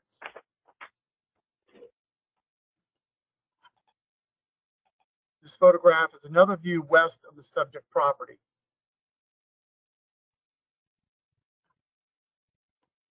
This photograph is a view along Nixon Road to the southwest at the subject property's entrance.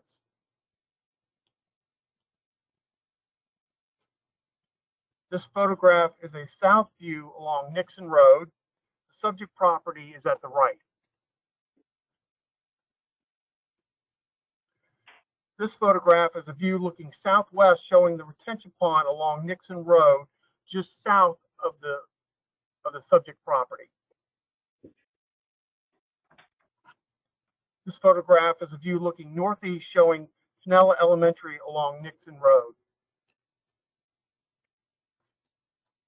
This photograph is a view looking north along Nixon Road. Residential subdivision is to the left and the north boundary of Canella Elementary is to the right.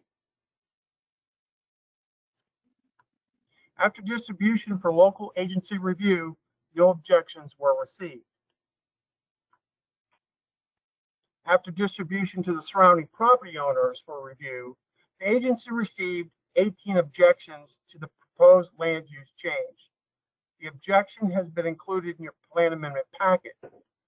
Recently, we have received a total of 26 correspondences from the residential area, and all are in objection to the land use change.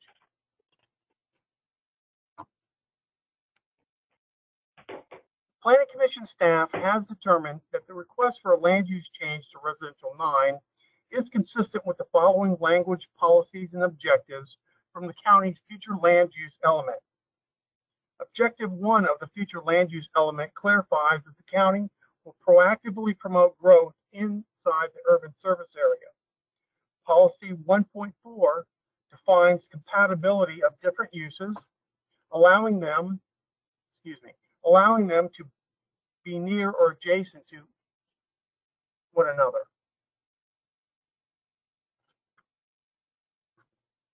Goal 12 emphasizes that the design of neighborhoods should relate to the surrounding character.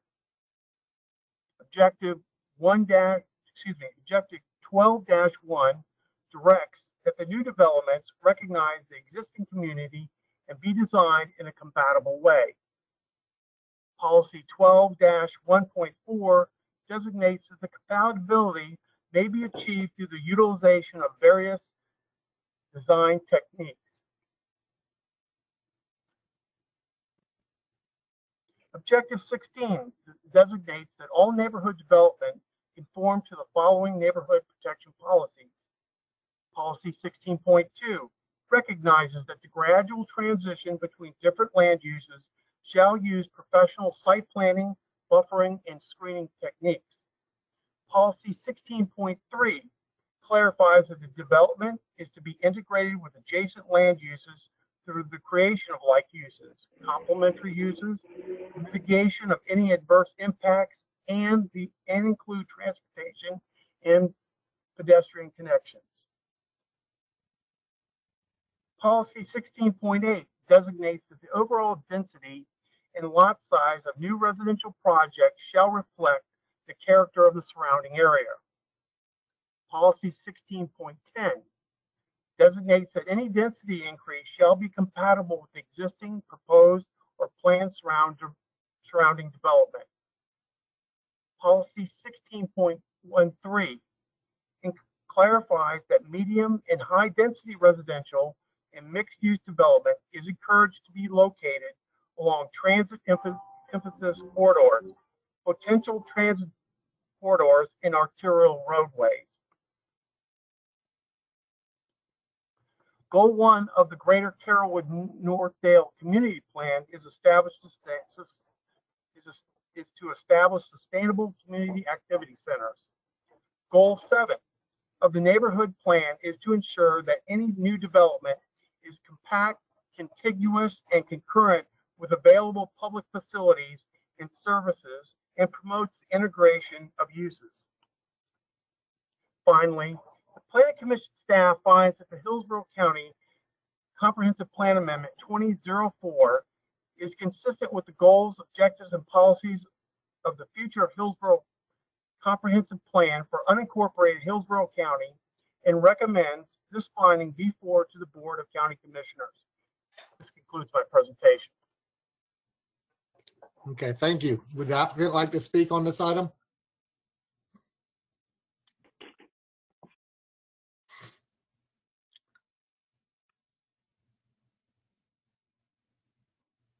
Your mic isn't on.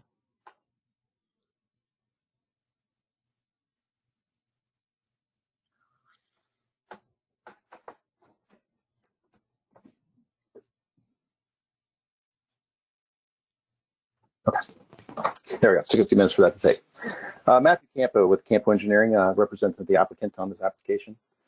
The specifics that William went through are very detailed. We feel that all of his components really do summarize the support of this application with the comprehensive plan and its policies. I'm just going to touch on a few things that I think are relatively important to the particular request. When we originally made this request, we requested R12. We actually end up changing that request to R9 after working with staff, not just on the zoning side as well as the land use side. The one thing about the particular property which he mentioned, which I think is obviously relative, is the zoning. There's other zonings in this area that are of our category. Immediately to the south, there's an R12. It's about 400 feet away, and these are all on Lynn Road. Also to the south, there's three R9s that are within the same area. They're all intended to be multifamily, which is ultimately the request for this parcel when it goes to the County for zoning. The actual parcel itself is an infill parcel. It's a remnant that was to remain after the Andover development was developed. Essentially, the Andover development and their stormwater ponds surround this parcel. So this parcel abuts Nixon Road. It's about 3.4 acres, and so its remaining portion would be multifamily. Under Matt, the yard. your PowerPoint isn't showing. If It's on the opposite screen. If I do that, can you see it? Yeah, we can see it now. This is all I was going to show, and this is what I was just speaking to. Thank you for that direction. I appreciate it. This is obviously the subject parcel, and what I wanted to speak to was the proximity and the character of an R12 at this location, R9 here, R9, and then a fourth R9. All of these particular land uses are essentially the same type of pattern that we are pursuing. I'd like to show one more if I could. I'm going to flip it over since it's not working right. This is an aerial that I wanted to show just to dictate the property location here. And then this is the Andover residential community. This is their stormwater pond. So essentially this property is bound on all sides. You know, as such, it creates more of an infill scenario. The actual rezoning application, which is also in-house with Hillsborough County, you know, that will get into the specifics, obviously, of the parcel, buffers, setbacks, stormwater, and all those characteristics. So you'll most likely hear when you open this to the public from the neighbors. We have been in touch with several neighbors. We've actually made changes to our plan at the request of several neighbors. However, at the end of the day, I believe they just want single family, is what I've been personally told. But I believe the specifics of this property and its size do not give the single family. It provides for an alternate housing type. And in this case, that would be what we're proposing today. So with that said, I'll allow you to open it up and I'll answer any questions after. Okay, thank you. Any public comment on this item? Yes, sir. We have a number of people who have signed up in advance. Terry Hines. Okay. Terry, please state your name and address. You have 3 minutes. Yes, my name is Terry Hines, and I live at 10709 Stallgate Drive in the Andover subdivision.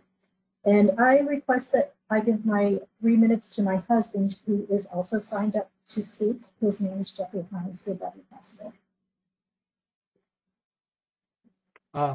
Actually, it's 3 minutes per person, so. Okay, understood. Then I will make a very brief personal statement. As I said, my name is Terry Hines, and I live in the property directly behind the proposed development. I've lived in this home for almost 20 years, and this has always been a wonderful neighborhood to bring up children. The proposed project would be in my backyard, just a few feet beyond my backyard fence. My family, we use our backyard all the time to read, to relax, for the kids to kick around the soccer ball, to play frisbee, etc. Having a 2-story building of multiple residents looking down at our backyard would be not only uncomfortable, but creepy. Our yard is small and not very deep. I am pretty sure that the residents of these proposed buildings would have a direct view into the back windows of my home, including our family room and our master bedroom. It is heartbreaking to me to know that my family might no longer have the privacy we need in order to feel safe in our own home. I ask you to please deny this proposed land use change. Thank you for your time. Okay, thank you. Okay, next we have Jeffrey Hines.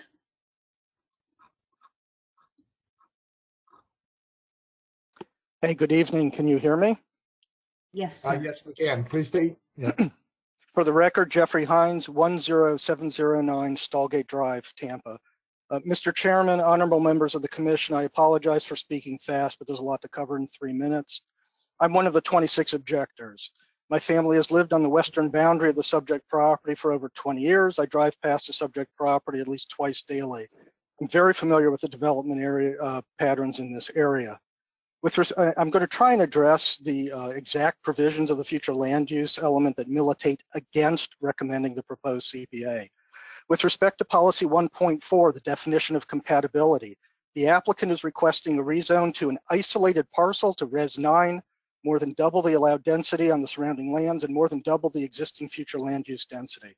The height, scale, and mass of the proposed 30-foot high monolithic townhome complex with a flat roof in the companion rezone would be out of scale with the surrounding single family of detached houses. Likewise, the resulting light, noise, and dumpster odor would not be compatible either. With respect to goal 12, design neighborhoods in character with surroundings, the proposed CPA is not consistent with this goal either. The surrounding character of the surrounding property is detached single family dwellings. Policy 16.2, gradual transition of intensities. There is no transition whatsoever here. The applicant is essentially requesting a Res 9 enclave within the boundaries of an established Res 4 subdivision.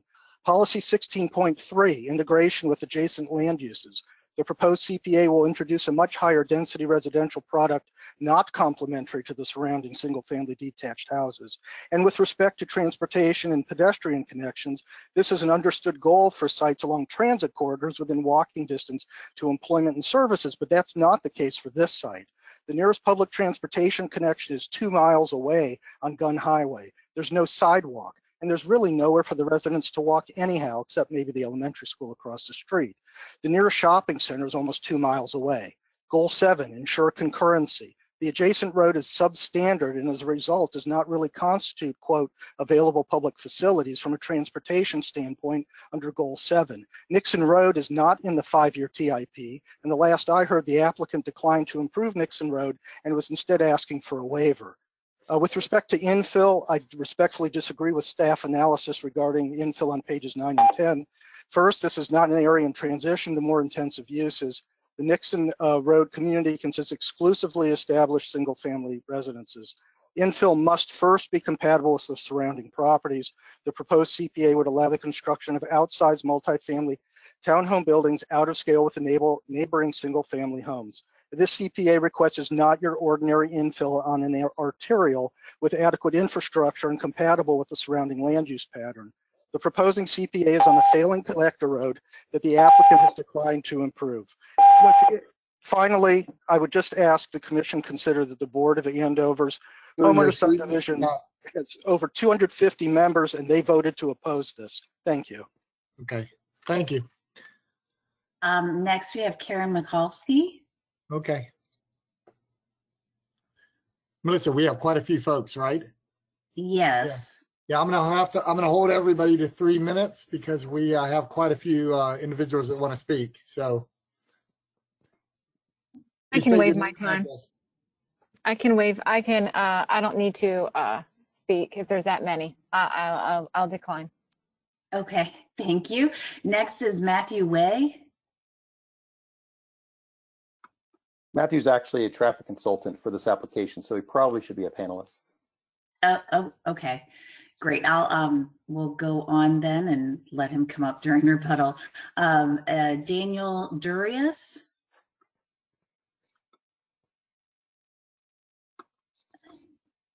Daniel, you there? Daniel's not online at this time. Okay, Beatrice Baltazar.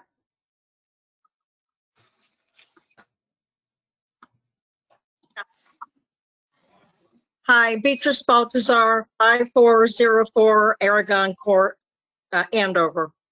I live in a cul-de-sac right off of Nixon Road, one house in from the end of the cul-de-sac. Nixon is a very, very dangerous road. People fly down through there. There's so much overcrowding on the streets when the school is in session. We have parents dropping them off, picking them up for the ones that are not bused to the school. There's a lot of small children and pedestrians in that area. From Lake Andover Boulevard to Linebaugh is only 6/10 of a mile. In that 6/10 of a mile, there is 3 main arteries to 3 different subdivisions. On top of that, there are 2 entrance and exits at Canella Elementary School. Plus, there is Lynn Road.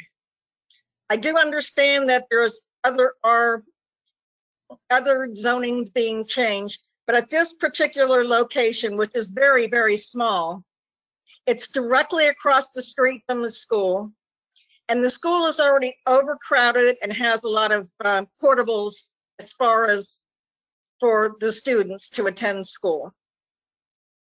The community can't handle this particular complex in this 0.6 of a mile between Lake Andover and Linebaugh. It's just unsafe. There's always a lot of accidents. There's always a lot of problems between that 0.6 and the other end going up to Gun Highway. There's all kinds of land up there. There's plenty of room. But in this particular area, it's very, very close. There's a lot of accidents and it's just not safe. Thank you very much. Thank you.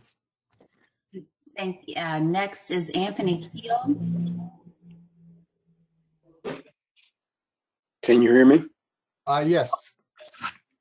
Okay, I'll make it real brief. Well, My name is Anthony. Please state your name and address for the record. My name is Anthony Keel, and I live at 5642 Tokyo Drive in the Andover community. And first, I would like to say I do not support this project, and I'm strongly against it. My wife and myself have lived here for 9 years, and the community is a nice and quiet community. And I retired from the military 15 years ago, and that was the main reason why we moved here, because of the quiet. I see the foreseeable problem is that it'll increase the congestion within the neighborhood, and I see new town houses will bring traffic. And since I've been here, when school is open, there's a large amount of congestion in the morning when school is when the kids are going to school, and after school there's a lot of congestion. So secondly, there's been a number of car accidents, and I've been here 11 years, and I think I can't really say accurately, but I think there's been like, say, about 4 accidents, serious accidents. And basically what I see is that it seems like we're trying to cram more houses into a small area. And like I said before, I don't agree with it, and I just like our community to stay the same that it is, nice and quiet. And that's all I have. Okay, thank you. Dennis Ficarata.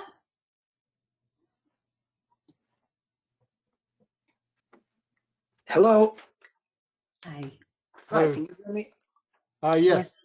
Yes, I'm Dennis Ficarota. I live at 5502 Sandbeck Court in the Andover subdivision, and I am totally opposed to this insane building thing they want to do, and I agree with my neighbors 100%. This will be a disaster. They were talking about the private backyards, and they were saying for their the sun decks, if it's like a 3-story sun deck, it's also going to encourage rooftop barbecues, parties, and a lot of noise and light spilling into the neighboring houses, and it's going to just spoil the peace of the neighborhood. And again, like they say, it is Nixon Road is very inadequate. It's going to cause, I'm fearing for the children that walk to school. It's going to be a very dangerous situation for them. And it's just going to ruin the whole neighborhood as far as I'm concerned. I am totally against it. It's a very, very bad idea. I don't know how it even got this far. And that's just all I have to say. I'm totally against this thing. Thank you for your time. Thank you. Jonathan Cox.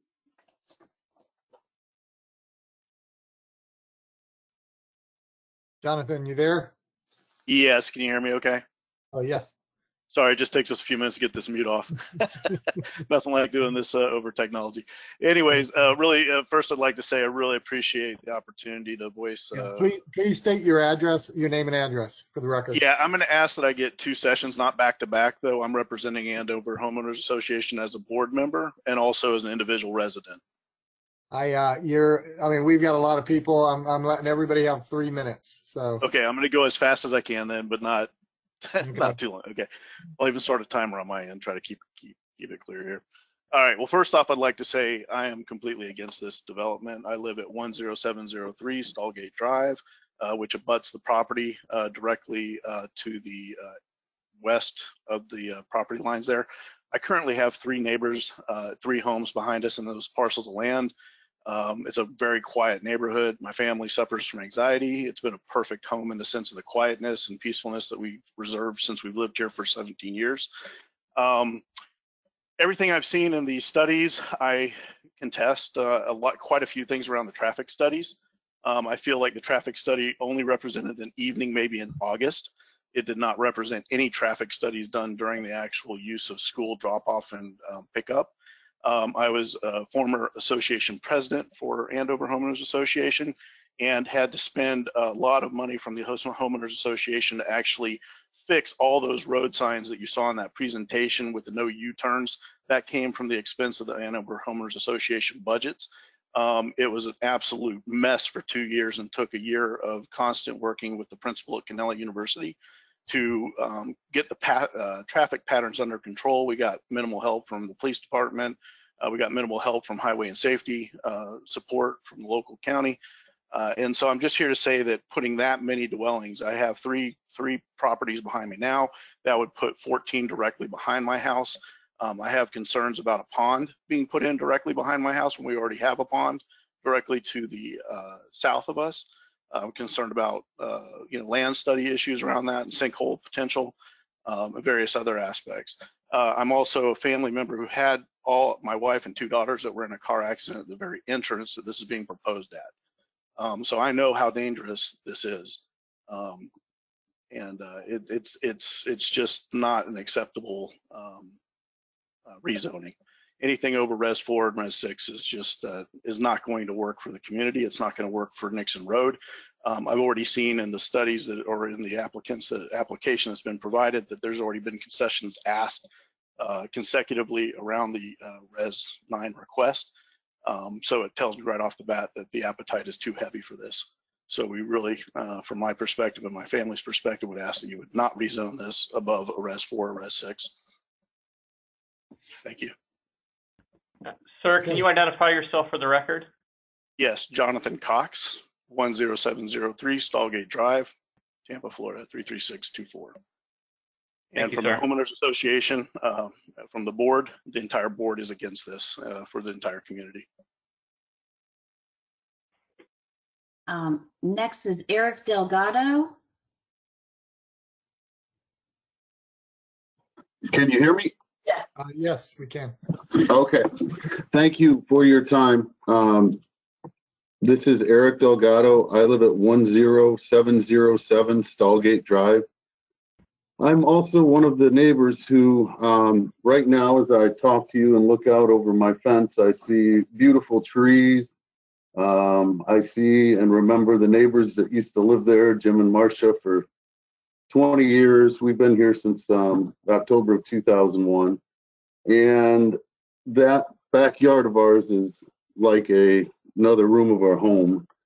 And just the thought of looking there and seeing a building of people being able to look down into my yard, quite honestly, candidly, really scares the heck out of me. The first thing is the privacy that we have is our master bedroom is also in the back of the house. It'll feel like we would have to keep our blinds shut at all times and our big window to our sliding glass door, or else look out and have people looking down into our yard. Secondly, I think that the other couple things that are really concern me is safety. I know that if this gets approved to such high density, that there's really no guarantee of who will be the homeowners or the renters, which just scares me because, again, we've had great relations with single owner neighbors for many, many years who are very quiet. That's another concern of mine is the noise and potential, just again, lack of privacy. Another a very big concern of mine is safety. Right now, there's 3 properties of very few people. And again, who knows who's going to be moving in, how many people are going to be moving in. It's a jump across my fence to not know my neighbors at all and find out that some of them aren't the greatest of people in the world. Another concern of mine that has not been brought up, but it's very much like many people, our home is our largest asset. Another concern of mine is if we have everywhere around here a Res 4 and right in our backyard, if we wanted to sell one day, they have to look at what I potentially will have to look at. I can't see that doing anything but depreciating the value of my home. As many people have said, the traffic is atrocious. I go in and out several times a day. When it's in school session, I could promise you that if this was brought before parents of Canella, that every one of them would be screaming, no, no, no, because it's already insanely busy. And I can't fathom putting another up to 50 to 100 cars on the road out there because it's already impassable during school hours. Lastly, I just want to say one more thing about the mappings. Your 3 minutes is up. I'm going to have to cut you off because we've got a lot of folks speaking. Thank you. Next, we have Vicky Gagliano.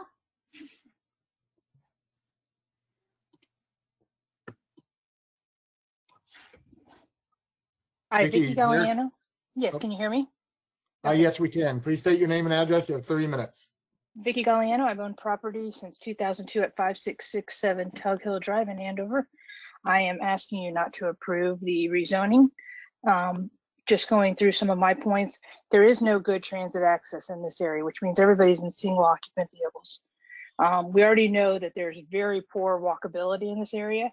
If you look down the road, there's hardly any sidewalks. I would never walk from one end of Gun or Line Ball to my home. It's just not safe, as so many have already stated. Likewise, Nixon is challenging. The roadway capacity is already at and exceeded. It's at, I believe, a level of service D. Flooding is problematic in this area, especially with heavy rains, such as this past weekend. This development is not compatible at all with the neighborhood of single-family homes. The other multifamily projects that the gentleman stated previously in this call that were R12 and R9 are not located directly adjacent to single-family neighborhoods. In fact, if you look at them, almost all of them are completely isolated and none of them abut a neighborhood with single-family homes. So that conflict of interest with having a 3-story home with a balcony overlooking a person's private property is not there. The last thing is that the setbacks do not look appropriate. And while I'm not affected by being directly adjacent to that with my property, I can definitely appreciate the damages that those property owners along Stallgate and even portions of Tug Hill will have just based on this development and what's right in their backyard. Thank you. Thank you.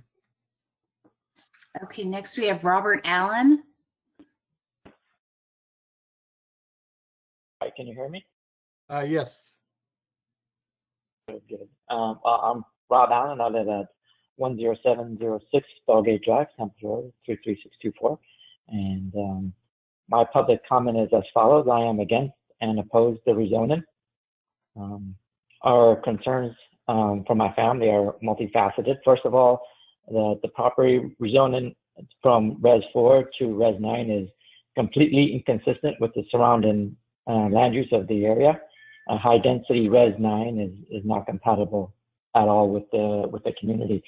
I know the engineer may have failed to mention that some of the Res 9 areas around here, they're not really developed yet or have been developed with high density. So if they were, this would just add more congestion to that.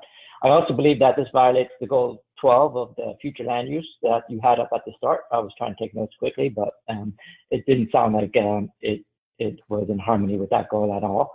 It violates policy 16.2, the gradual transition of going from a Res 4 to a Res 9. Even increasing it to a Res 5 or 6 or whatever, we would have problems there too. It also violates the policy 16.8, the community density standards. It violates 16.10. All of those policies that you had up, they fail and they violate those in my mind. There are also, people mentioned the traffic. There's a cross on the side of Nixon Road, actually on the property's proposed site, from somebody who died from a traffic accident there. And some of my neighbors actually heard that accident while it was going on. It was that close. So whoever is doing the traffic analysis isn't somebody who commutes this road on a daily basis. It can take 20 minutes to get out of Andover and down to Limeball on a regular school day. And, you know, and you're trying to get more people out from a property that is going to be built. They'll never get out of there, and they're not going to be happy either. So in my mind, this proposed rezoning is purely financial. You know, they bought this land cheaply and they wanted to develop as many houses as they can on one plot of land. It's just ridiculous. So, you know, we can't be doing that. This community, you know, it's quiet. All family single homes here that have been built. We bought it with that vision that it wouldn't change. And, you know, this is just inconsistent with everything that we're used to in this area. You know, I personally live right behind a massive Hindu temple, and that's in my backyard. And we had complaints from the conference center that had loud concerts there years ago, and now we'll have the same problem with a development in front of them. So we're like sandwiched in between. Sir, your 3 minutes is up. Thank you. Okay, next we have Holly Delgado.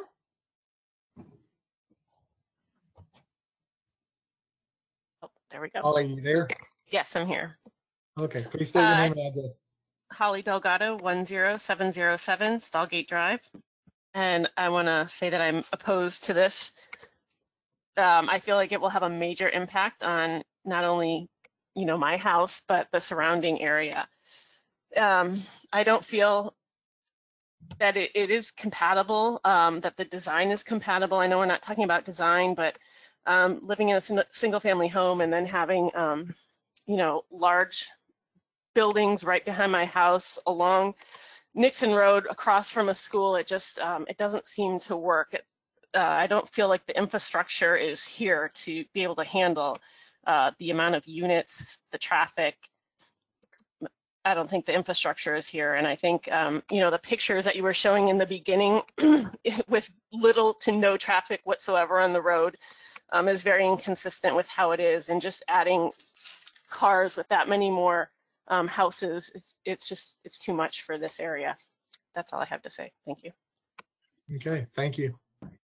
The last hand I see right now is Robin Ingram. So if anyone else wants to speak, if they can put their hand up. Thank you. So Robin Ingram. Hi, yes, I'm my name is Robin Ingram. I'm at 5630 Tug Hill Drive, 33624. I just wanted to voice my opinion in that I am totally opposed to this development. I've lived here and built this house from the ground up in the Andover subdivision over 23 years. And I want to mention I do go out to work. The traffic on Nixon during school times is very, very challenging, very, very tough. I agree we don't have the infrastructure to support any change at all in the zoning from a Res 4 to a Res 9. This development is not consistent with the feel of this neighborhood, and I don't think we have the infrastructure to support it. And the traffic, it's challenging enough getting through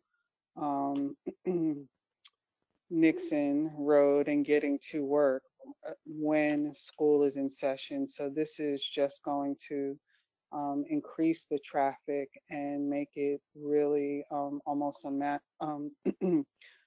impossible to get out. So there are times where there are cars just lined up on the sides of the street on both sides where when school is in session, and it's almost impossible to get into my home, be it on a break from work or getting to and from work when school is in session. So I am totally opposed to this and hope that everyone's voice is heard and it's not supported.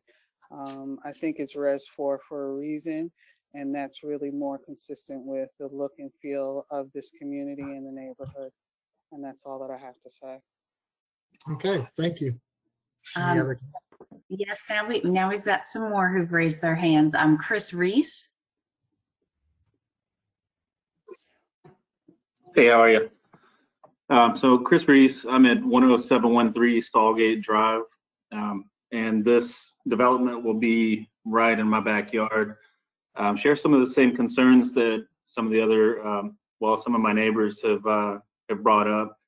I'm concerned about the congestion on Nixon. During school, when it's in session, sometimes it is very difficult to even get out of our neighborhood. And this development's going to be in my backyard. My kids, I don't let them. I have 2 young kids. I don't let them play on the street because of delivery trucks and people driving crazy. So, I let them play in our backyard. And, so it's kind of like our little sanctuary.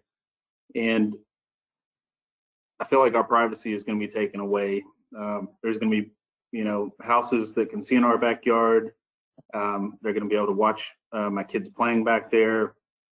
And I don't feel too good about that. My house is also set up where people can see in the backyard, see, my bedroom faces that way. And then also I have cancer, and I'm getting ready to go into a bone marrow transplant. So I've been told that I cannot, dig in the dirt. I can't water, a flower or anything like that. I can't be on a construction site. And basically you're going to turn my backyard into a construction site. So I won't even be able to go outside. I'm going to be stuck in my house. So my concern may be a little bit different, but I'm opposed to it. And Okay, thank you. Anyone else, Melissa? Yes, Caroline Seeley.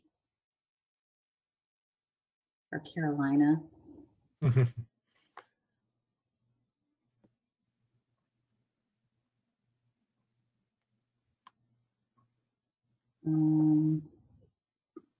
Hello? Carolina. He is unmuted and ready to talk. Carolina, are you there? I don't think anyone's there. Oh. We'll go on to Deborah McAnally.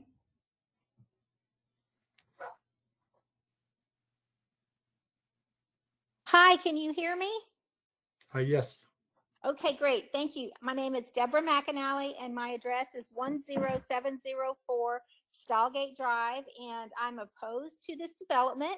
I'm not opposed to having some single-family homes on that property. The property right now is quite beautiful. It's got lots of trees, lots of nature. It's just really nice, and it's consistent with the neighborhood that we're in.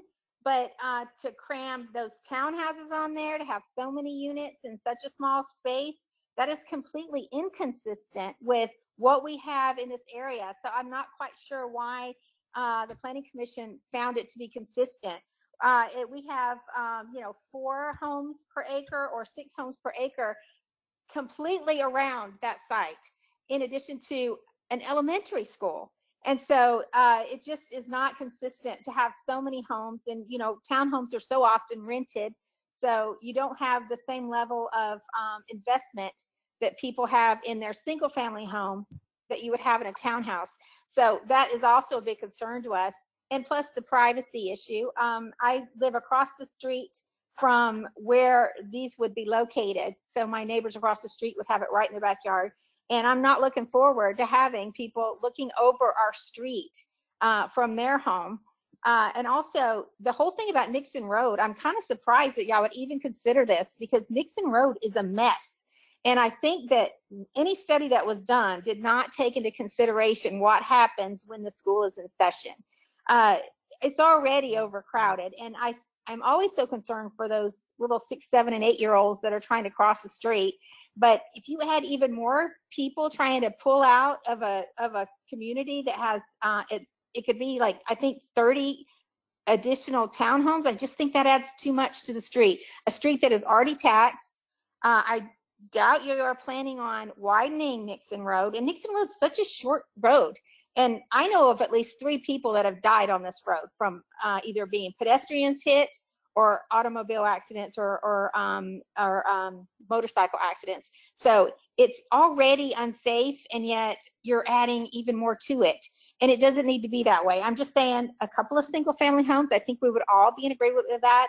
But so many townhomes is a big concern for us. I guess that's all I have to say. So I'm against it. Okay, thank you. Okay, Carolina Selly is, I think, back in the queue. Okay. Yes, can you hear me? Yes, we can hear you. Okay, thank you. My name is Carolina Selly. I am at the property 10711 Stolgate Drive. Very briefly, I just wanted to say I am totally against to this project. That I feel it will have a major impact on my property, my privacy, and the same as my neighbors. I let my kid play in the backyard, and having that project right behind my backyard, I feel unsafety for me, for my family. Also on Nixon Road, I personally almost got into a crash accident for a car that was coming in the wrong way. Thanks God nothing happened, but I'm really concerned for unsafety reasons. I am against this project. Thank you. Thank you. Mary Martinez. Okay.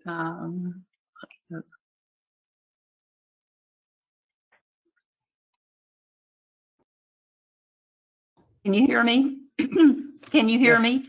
Yes, we can. Okay, I'm Mary Gonzalez Martinez. I live at 10701 Stallgate Drive, Tampa 33624 in the Andover subdivision. First, I'd like to say that I adamantly oppose this proposal, this change of the zoning. And first of all, second, the proposal backs up to single family homes in the Andover subdivision, which includes mine at the end of the cul-de-sac on Stallgate Drive. And it also will affect homes on Tug Hill Drive. And being directly across the street from Nixon, across Nixon, excuse me, Nixon Road, directly across from Canella Elementary School, which already suffers from a lot of congestion due to the traffic at the entrance to Canello and the exit of Canello also, and the entrance and exit of Andover subdivision. Nixon Road is really a substandard 2-lane collector road and is inadequate in terms of infrastructure to serve this rezoning of Res 9 per acre high density development. I ask that you keep the current land use category of Res 4. There are no non-residential uses in the immediate area surrounding the subject site on Nixon Road. There are only residential single-family homes in the subdivisions. If you drive it, you see it across, even surrounding the school, the Canal Elementary School, you see only single-family dwellings. That is fine. That's for zoning Res 4. This entire proposed project is totally incompatible with this location and the whole area. And so I so strongly ask you to vote no on this proposed Res 9 land use project. We do not want townhomes in our backyard, and we do not need more traffic and congestion on Nixon Road. Thank you. Thank you. Johanna Millian. I'm a resident at Andover, 5669 Tug Hill Drive. Original owners from '98, and I definitely oppose this this plan to build townhomes, especially right in front of a school zone. We already have a lot of issues with people speeding through there, even during school hours, and also we have a lot of difficulties having that to be, you know, added population, more traffic, more congestion. We sometimes, the residents of Andover, have the difficulty, like someone had mentioned, to get out in the morning, because a lot of parents who are have dropped off their kids in Canala, they utilize our main road to get in to make a U-turn, and they sometimes park on residents' property, you know, driveways, to make a U-turn and to come right back out. So if we already notice those things, that residents from Andover have a very hard time just to get out of our neighborhood in the morning, imagine how much more of an impact and nuisance this is going to cause. I definitely oppose this. You know, we've had, you know, the difficulty with Nixon. Nixon sometimes is like a speedway. People at night, you know, you hear just cars flying by. It's like, you know, it's you know, ridiculous. But adding a townhome development, it's going to cause a lot of headaches. Might as well, you know, propose something like single family homes, something that would go along with the lines that we already have in the area. I definitely feel for those residents that would be right behind. I wouldn't want that. I wouldn't want the smell of the dumpsters to be coming onto, you know, just to travel and making its way to other people's cumbersome, and also the property privacy of those families that they've been fined throughout all this time, and I don't really see the purpose of this. So I oppose to this development planning. Okay, thank you. Ma'am, could I get your name for the record again? Joanna Millian. All right, thank you. All right. That is all the speakers that I see. Okay, thank you. Would the applicant like to speak again? Respond? I just got a hand showing up.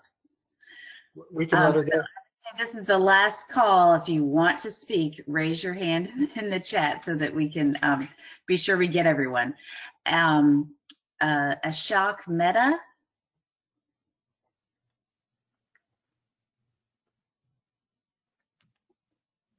Ashok, you there?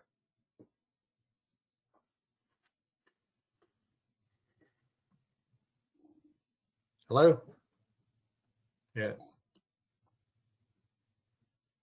Yeah, we're not hearing him or her. Anybody else? Yes, Thomas Mason.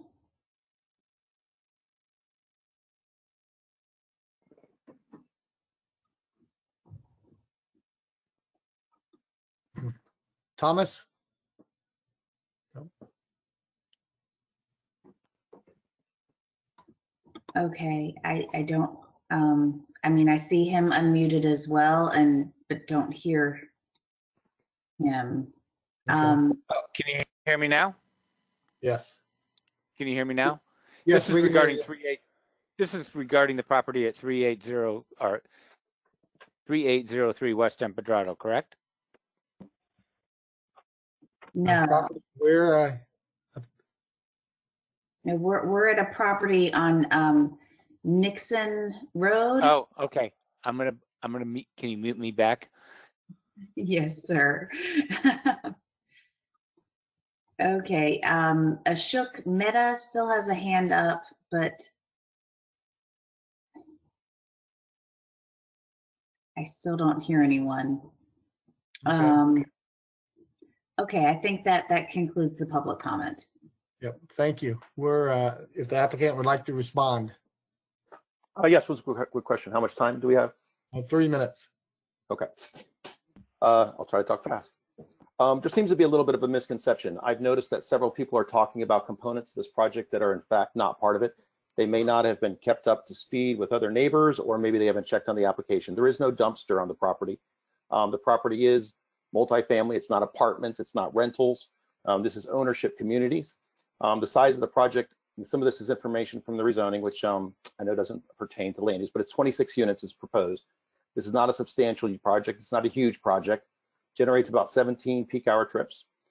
Substantially smaller than the large residential communities that are in this area that are the primary trip generators. The as far as compatibility goes, the property, it's 3.4 acres. It's not going to remain 3 single family homes forever. That's unrealistic. Obviously, there's going to be a development there. With the townhome project that we proposed, they propose up to about an 80-foot setback from the west property line and about 40 feet to the north. With single family residential, you're going to get about 25-foot setbacks, 7-foot sides. Homes will be much closer. Andover does have 2-story homes. Most likely they're in the 30-foot height, exactly of the same scale and size as this project. As far as access to Nixon, whether this is the community of, whether it's multifamily or single family, it's going to have a driveway connection to Nixon. We've talked with the county. We've coordinated that would be coordinated with the existing Nixon driveway so that traffic can be controlled. It would be in a method that would be allow for less conflict. Also, one of the things we spoke with the county about, which will be part of our rezoning, is that there will be a pedestrian safety study. We will be doing a study when it gets to the permitting phase, if they're fortunate to get that far, and that component would actually look at pedestrian safety, pedestrian access, and potential pedestrian improvements. As far as the trips that some people have questioned, these are directly from ITE and the county's existing traffic data. This data is industry standard. It's not a piece of information that an engineer went out and tried to fudge the numbers to his benefit. So these are published documents. The actual project itself offers 10-foot buffers that include screening, plantings, PVC fence, again, more so than you would achieve with any type of a single family access, development. The property itself is small, not low budget. I get some impression like people think that there's going to be, they're worried about their children, like somebody terrible is going to live here. These are going to be higher end townhomes. The intention is to target that range, provide that alternate unit type, and in doing that, be consistent with the comprehensive land use plan, providing for infill residential. Compatibility wise, you've got 4 other developments of equal or less units that are being requested, density is being requested.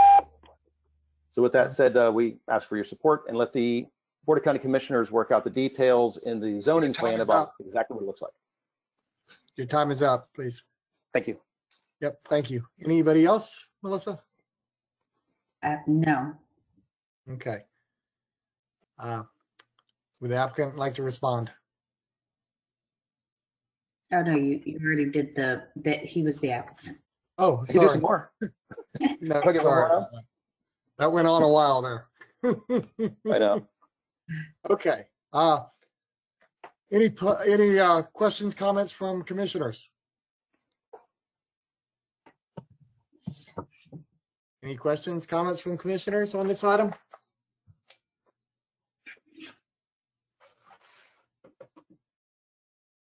There's no questions. Would somebody like to make a motion? The traffic data that was used for this, was that, for what I can see, was that from 2017? The data that was used in the study that was done by the county, I believe, has a 2017 date on it. I did read that myself. Has anything significant changed in the area from 2017 to today? Can you activate Matt Way as a panelist so he can answer that question? He's the traffic consultant. Yes, one moment. He is already a panelist and should be able to unmute himself. Wonderful.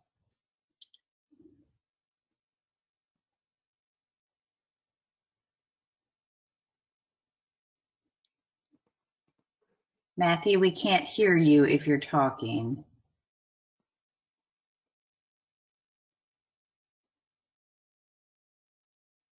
He is unmuted.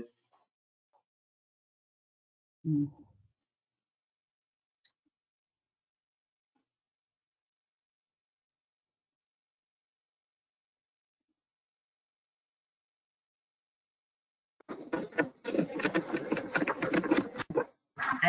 I think we hear you now, Matthew. Hello, can you hear me? Yes. You can hear me now? Yes, we can. Okay, great. Awesome. Sorry about that. So correct, in the staff report, the information was from Hillsborough County's 2017 level of service report. The information that we have provided is actually from Hillsborough County's 2019 level service report. It shows that there are 6,800 vehicles per day on Nixon Road. And this, based on this volume, the roadway operates at a level service C with a volume to capacity ratio of 0.40. So there's capacity out there. Of course, hearing the residents when school starts and the students exit, there's definitely congestion that it's going to happen with any school. Traffic is concentrated on a very tight time period. Hillsborough County, the Public Works has a circulation study.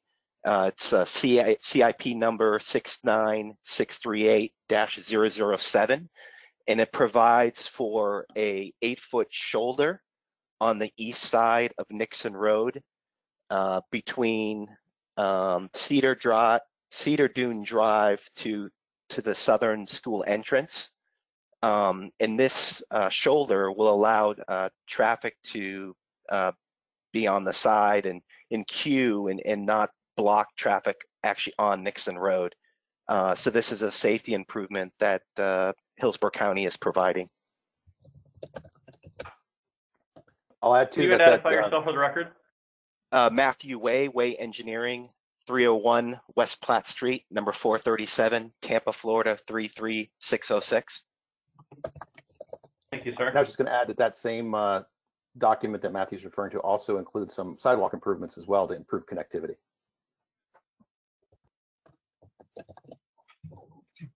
Any other questions from commissioners? Or comments? Someone like to make a motion?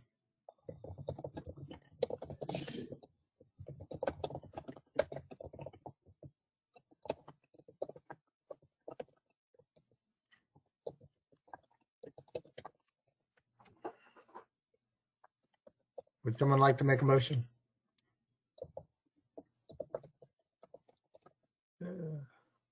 Hello.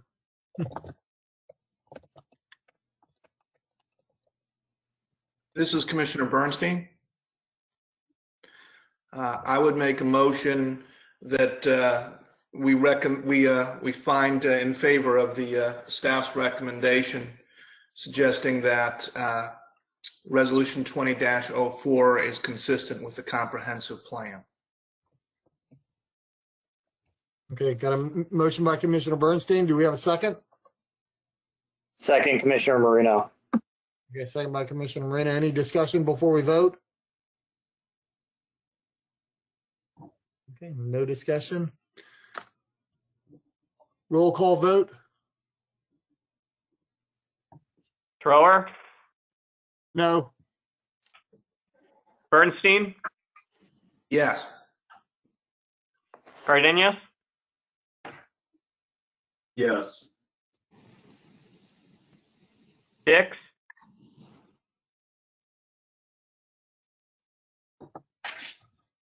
Dix?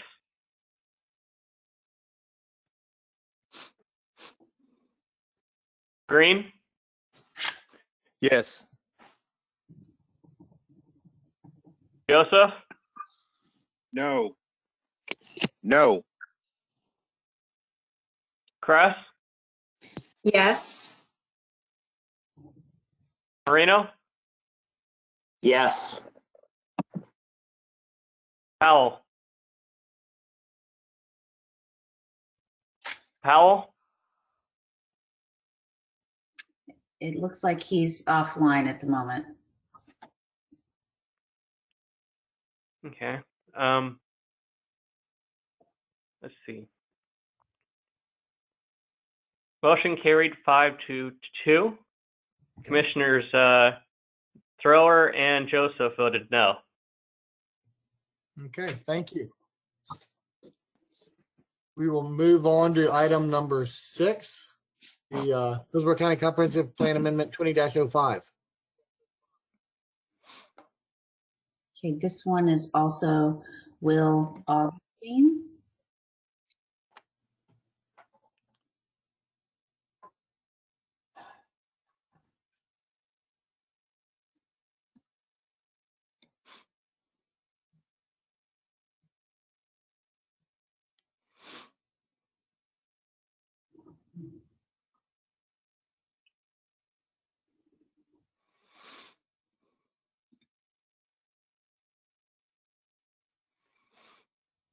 Yeah. Well, I don't know if your mic's on.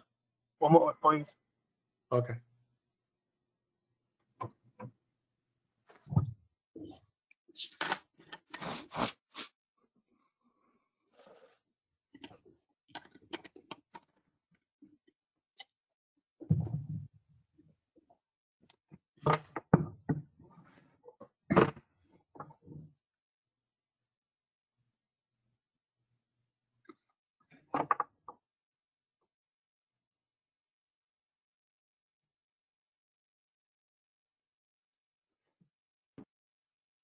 Good evening, Commissioners. Will Augustine, again, Plan Commission staff. The next agenda item before you is Hillsborough County Comprehensive Plan Amendment 20-05.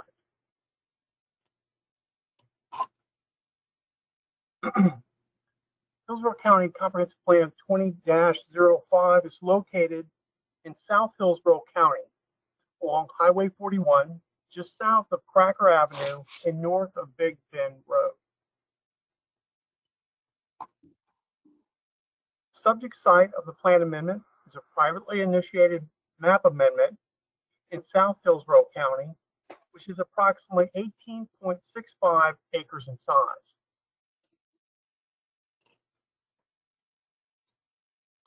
The aerial shows that the surrounding area is predominantly commercial and manufacturing businesses. The land use of heavy industrial and light industrial predominate the area. Subject property is south of the Cracker Avenue Highway 41 intersection. The Tampa Port Authority's Port Red Wing and the Tico Big Bend Station is to the west, and the Golden Aster Shrub Preserve is to the east. Subject site is in the urban service area.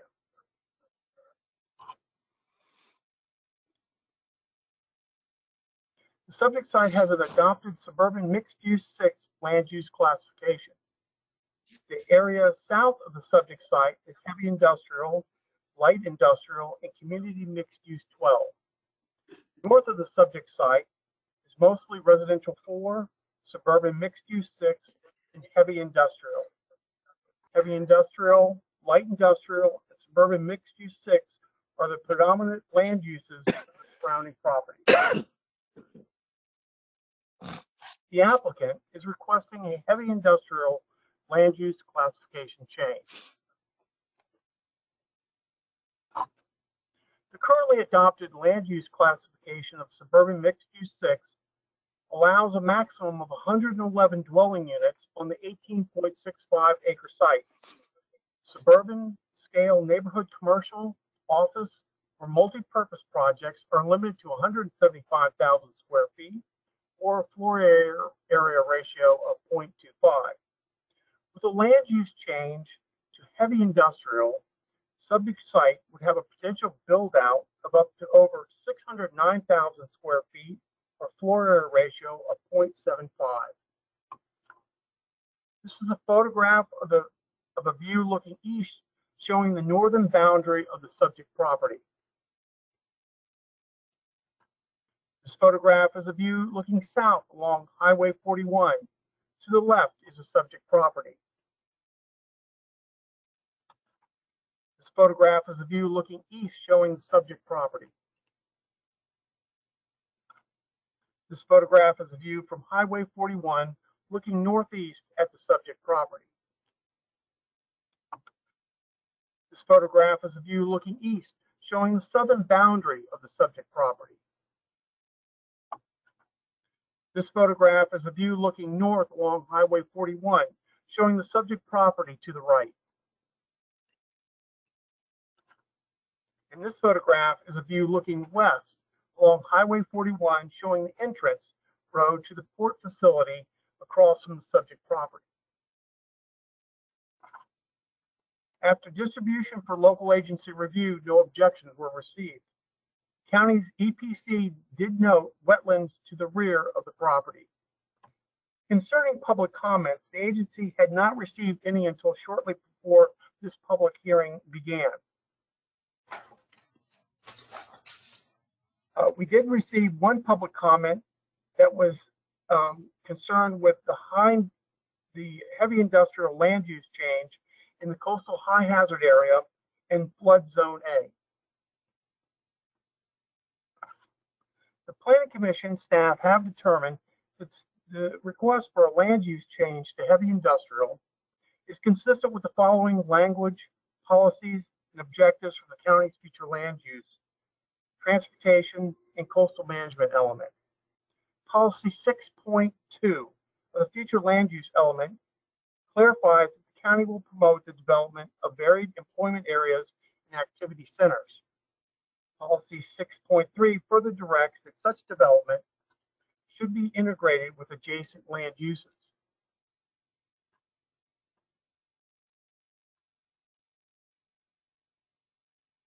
Policy 16.5 emphasizes that the development of higher intensity land uses be restricted to arterials and external locations.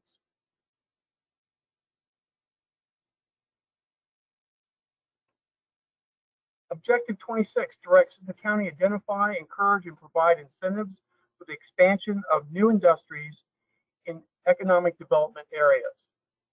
Policy 26.1 further clarifies that these economic development areas be in areas with a land use designation that is consistent with the targeted industry.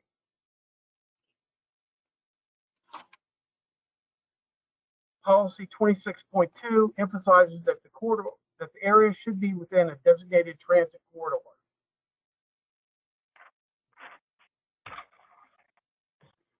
Objective 28 directs that employment centers be planned throughout the I-75 corridor. Policy 28.2 designates that the county will develop economic incentives to retain and expand existing commercial working waterfront uses.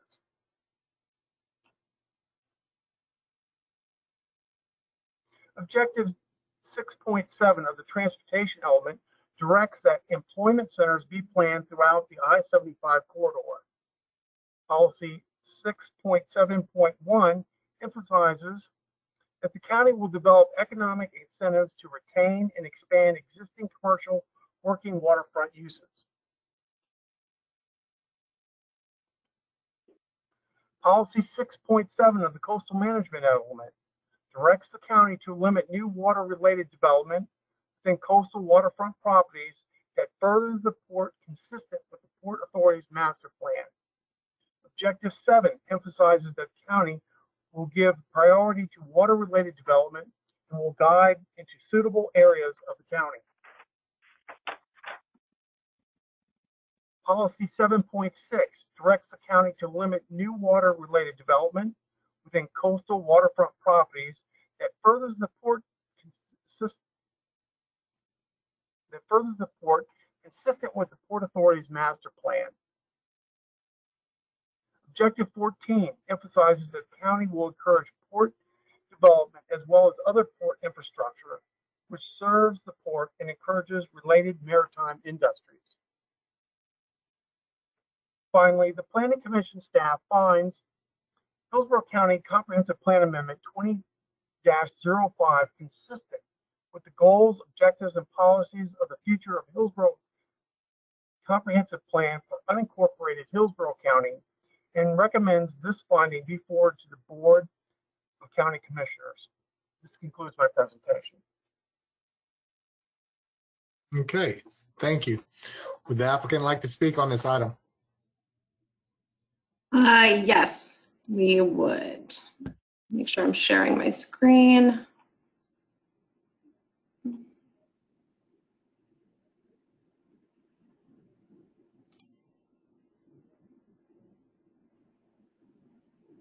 Okay.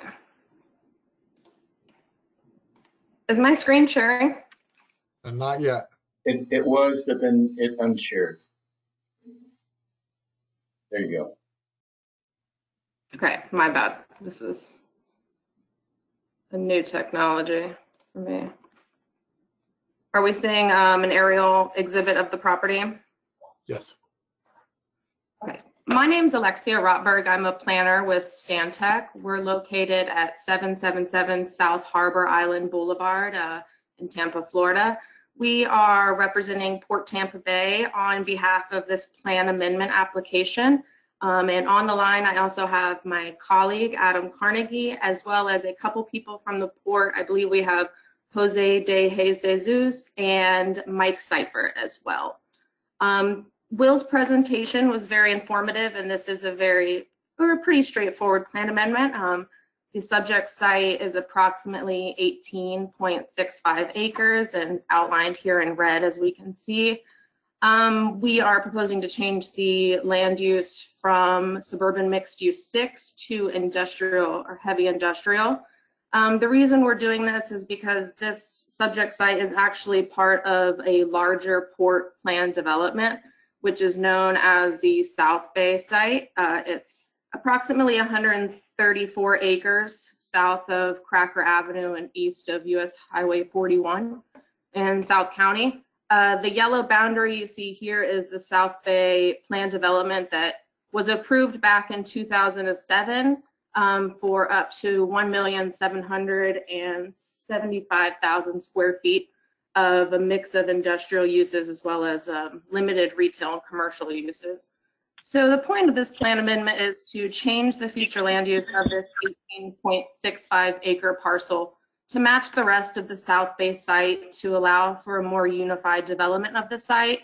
And additionally, including this 18.65 acre piece into the PD will allow us to realign a conceptual east-west roadway that was shown on that 2007 rezoning to align with the recently constructed Diana Toledo Alameda Road across from US 41, essentially creating a four-way intersection at US 41 and creating some pretty good frontage for potential port-related development along 41.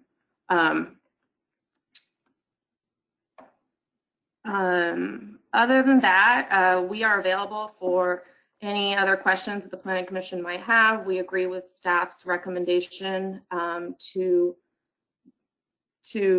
recommend a favorable approval from the Board of County Commissioners. Okay, thank you. Any public comment on this item? This time, I don't have anybody signed up in advance who's not with the applicant. So, and I don't see any hands raised. Okay. Any questions from commissioners?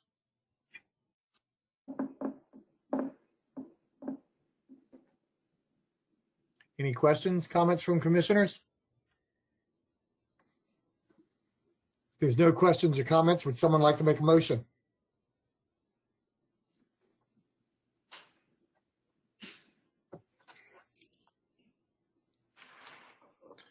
This is Commissioner Bernstein. Hey, Commissioner Bernstein.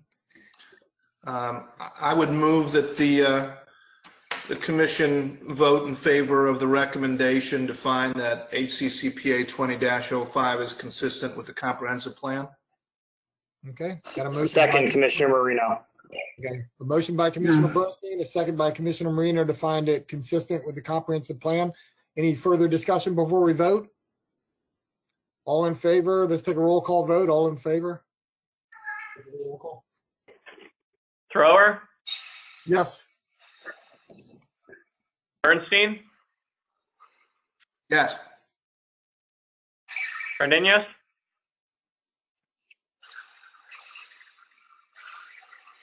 Cardenas,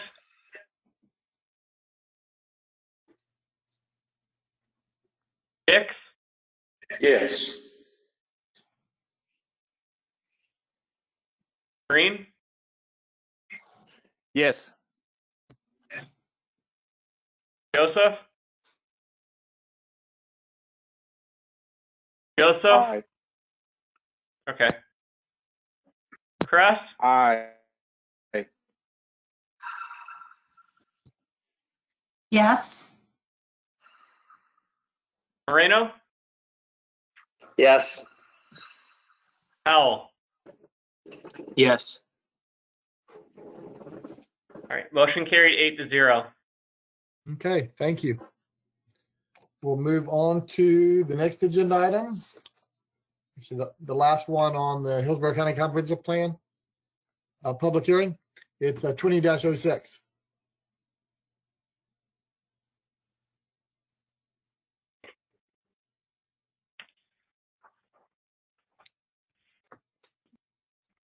Yes. All right, can everyone hear me okay? Yes, and your screen, we can see it. All right, excellent, excellent. All right, greetings everyone. My name is Joanne Haley, Planning Commission staff, presenting Hillsborough County Plan Amendment 20-06. This is a privately initiated comprehensive plan amendment. The request is to change the subject property located at 5508 Orient Road from Community Mixed Use 12 or CMU 12 to Office Commercial 20 or OC 20.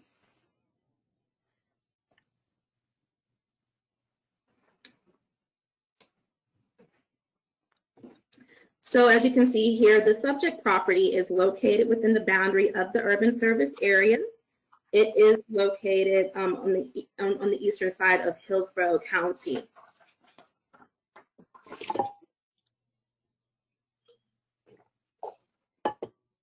So the subject property is located on approximately 1.46 acres.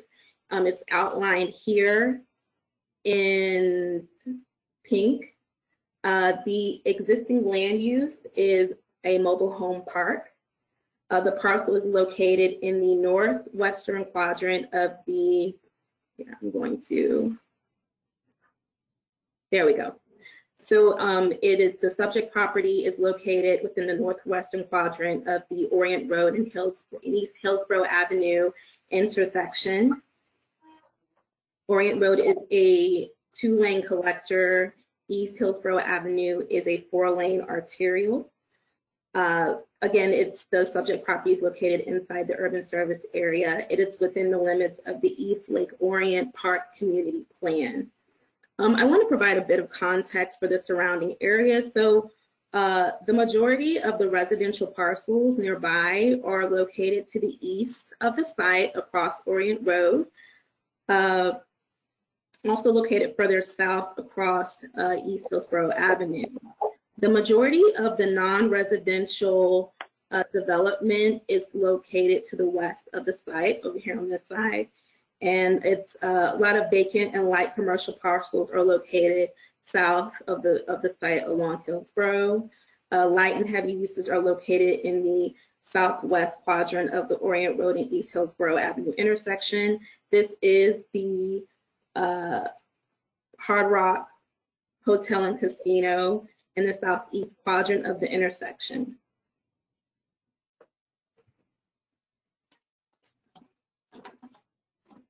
So there are 5 future land use categories surrounding this site. So of course here the subject site is Community Mixed Use 12. There's community mixed use 12 to the north and to the east and to the southeast. There's research corporate park to the northwest, and there's light industrial land use further northwest. There is office commercial 20 located immediately to the east and down here to the south, and here there's residential 6 where some of that residential development is located. And here's just a depiction of the subject site with the proposed land use category, office commercial 20, with the existing land uses, existing future land use categories surrounding it.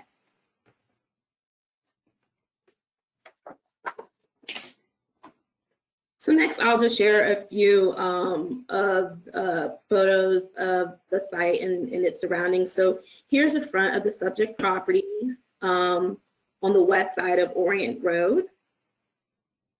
This is Zamis Drive, immediately north of the subject site. This is the Orient Road Comanche Drive intersection. This is located on the east side of Orient Road. This is also the east side of Orient Road. This is directly across from the subject property. This is front of the subject property facing north. And this is looking towards the Hillsborough Avenue and Orient Road intersection.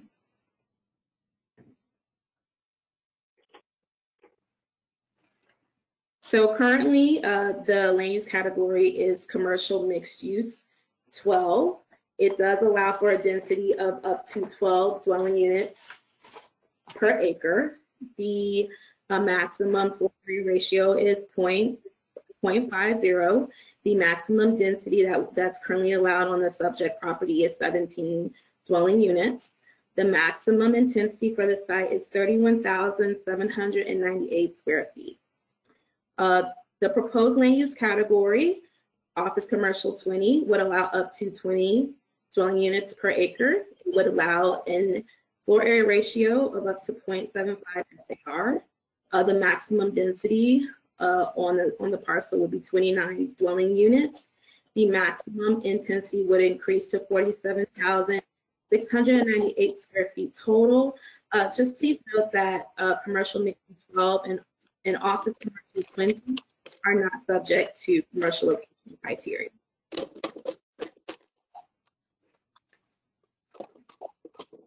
For the consistency findings, staff found that the proposed amendment is comparable and compatible with the development pattern in the area per policies 1.4 and 16.3, and all these are found in the future land use element. It also provides a gradual transition from community mixed use 12 to office commercial 20 on the west side of Orient Road for policy 6.2. It also facilitates high density and high intensity development and redevelopment within the urban service area along a collector roadway, Orient Road, per policy 16.5 and 23.5 in the future land use element. It was also found that the proposal furthers the vision of the East Lake Orient Park Community Plan. The proposed amendment to office commercial 20 facilitates potential economic development in the form of employment and business opportunities within the area. So staff did not receive any rejections from reviewing agencies. I would like to make a note that the school board did state that Blake High School does not have adequate capacity to accommodate the proposed land use change, but this will be an issue that will have to be addressed at the development review stage. I would also just like to point out at this time, to date, staff has not received any public comments on this proposal. Planning Commission staff does recommend that Hillsborough County Comprehensive Plan Amendment 20-06 be found consistent with the goals, objectives, and policies of the future of Hillsborough Comprehensive Plan for unincorporated Hillsborough County. Of course, if you have any questions, I'm available to answer them. Thank you so much. Okay, thank you. Would the applicant like to speak on this? Yes, sir. Good evening, Mr. Chairman. Can you hear me? Yes.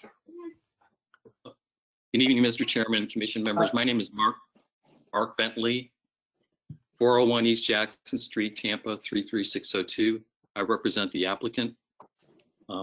We agree with the staff analysis and conclusions.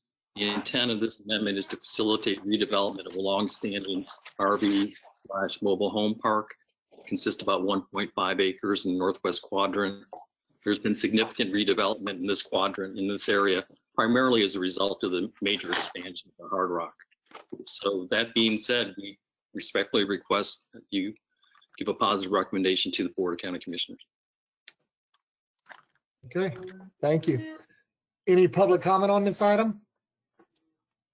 We did not have anybody register in advance, and at this time, I do not see anybody raising their hand. If anybody on the line wants to speak on this item, please use the raise your hand button to indicate.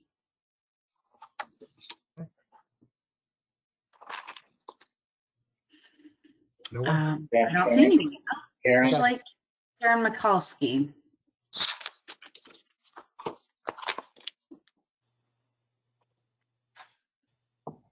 Are you there? Yes, Karen. Can you hear me? Yes, we can hear you. Please state your name and address. You have 3 minutes. Awesome. Karen Mahalski, 7903. Karen Mahalski, 7903 West Whitewater Court. I didn't hear, is this an existing mobile home park, or is it currently zoned and it's going to be transitioned to the Office Commercial 20? That's a concern that I would have. If it's an existing and we're going to be moving these people out, and typically, you know, mobile home parks are a lower income bracket, I definitely would oppose to this and would urge the commission to see if there is some option regarding this, so that we don't displace lower income people on fixed incomes or in that situation. I meant to drive by the property myself, and I completely forgot. So I apologize if this was covered. I didn't hear it. Thank you so much. Okay, thank you. Oops. Any other public comment? None shown. I don't see any. Okay, no other public comment. Mark, would you like to respond? Sure, Mr. Chairman, thank you. The current residents will be displaced, but they will be treated with respect and provided adequate time to find alternative housing, and will comply with the requirements set forth in Florida statutes. Okay, thank you. Any questions from commissioners? Comments? Okay, no questions, comments. Would someone like to make a motion? This is Commissioner Kress. I can make a motion. I'd like to move HC CPA 2006 as consistent with a comprehensive plan. Okay, we got a motion by Commissioner Kress. Second. Second, who was, I didn't hear who it was. Was that Commissioner Joseph? I seconded. Oh, Commissioner Powell? Yes. Okay, I'm trying to base it off voices. So, okay, Commissioner Kress made a motion to find it consistent. Commissioner Powell seconded it. Any further discussion before we vote? Okay, let's roll call vote, please. Stroller? Aye. Bernstein? Aye. Cardenas? Aye. Dix? Yes. Green? Yes. Joseph? Aye. Kress? Yes. Marino? Yes. Howell? Yes. Motion carried 9-0. Okay, thank you. That was our last agenda item, I believe. Yes, for the Hillsborough County public hearing. We're going to adjourn that, and we're going to go right into the City of Tampa public hearing. Melissa, you ready? Yeah. Okay. I'm going to read through our instructions. Purpose and order of meeting. Welcome to the June 8th, 2020 public hearing of the Planning Commission on Tampa Comprehensive Plan Amendments. We thank you for attending this meeting. Your comments and participation are encouraged. All participants in the meeting will be muted until it is their opportunity to speak. To minimize feedback in the audio, planning commissioners should unmute themselves and turn on their camera to indicate they would like to speak. You can also send a chat to Melissa if you would prefer to be recognized that way. Please be sure to state your name at the beginning of your remarks for the benefit of the clerk. There will be an opportunity for members of the public to provide comments. Please click the raise hand button illustrated on the screen. You will be unmuted when it is your turn to speak. Please wait until the chair calls on you to begin speaking. State your name at the beginning of your comments and adhere to the time limits. Members of the public may also ask questions to staff at any time during the meeting by typing them into the question chat box illustrated on the lower right of the screen. If anyone has difficulties or is watching via HTV and would like to speak during the public comment portion of the meeting, please call 813-273-3774, extension 376. I'll repeat that number. It's 813-273-3774, extension 376.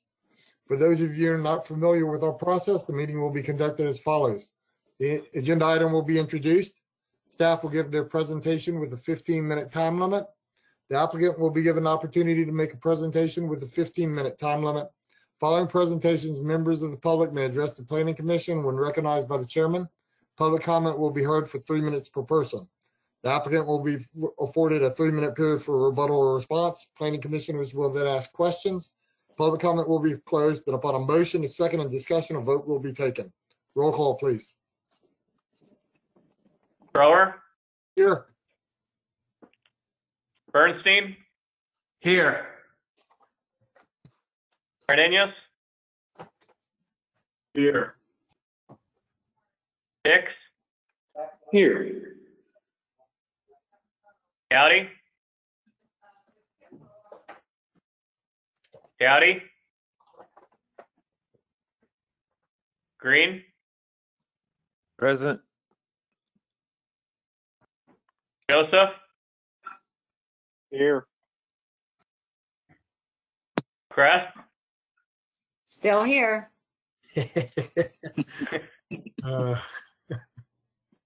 Moreno? Here. Powell? Here. All right, you have quorum. Okay, thank you. We're going to get right into item number 2 of the first Tampa Comprehensive Plan Amendment 20-01. Good evening, Commissioners. David Hay, your Planning Commission staff. Hopefully you could see my screen. Yes, we can. Okay. This amendment, TACPA 2001, located at 3803 West Empedrado Street. There we go. The general location of the site, it's located within the South Tampa Planning District. More specifically, it's in the Virginia Park neighborhood. You could see this down here in South Tampa on the map. Here we have an aerial of the subject site. The subject site is outlined in red here. The subject site, you could see this portion of West Empedrado Street is predominantly single-family detached. You've got an office use directly to the south with a parking lot, an associated parking lot. You've got a single-family detached lot directly to the south on a 50-foot lot. All the parcels located to the west of the site are in that R6, and those are 100-foot lots. This is South Del Maybury Highway, of course, and we have West Bay to Bay Boulevard to the south. And this is the Palmacy United Methodist Church to the southeast. Little background concerning the subject site. It is privately initiated. It's small scale. It's approximately 0.23 acres in size. The current future land use designation is R6, and the applicant is seeking to go to that residential 10 future land use category. Here we'll take a few photos, look around the neighborhood. Here we're looking toward the subject site from West Empedrado Street. It's this small blue house here. Now we're looking north from West Empedrado Street. This parcel is directly to the east of the subject site, so the subject site is over here on the left. This is a 50-foot lot for this unit. And then we turn slightly to the northeast. You could see another 50-foot lot. And then this is the intersection of West Empedrado Street and South Del Maybury Highway, where the truck is. Here we're looking southeast from the subject site. The subject site is behind us. This is looking into the parking lot for the Smith and Associates office use. Next, now we're looking directly south from the subject site. This is 3804 West Empedrado Street. This is this parcel is on a 50-foot lot. Then we're looking down west Empedrado Street. All these parcels, all these parcels down this road all are 100-foot lots in the R6. This is looking down toward Church Street. Here we have the currently adopted future land use map. You could see the subject site and the properties to the north and west are all in that yellow. That's that residential 6 future land use category. To the east, directly to the east, you have the residential 10, which also continues along Beta Bay and south.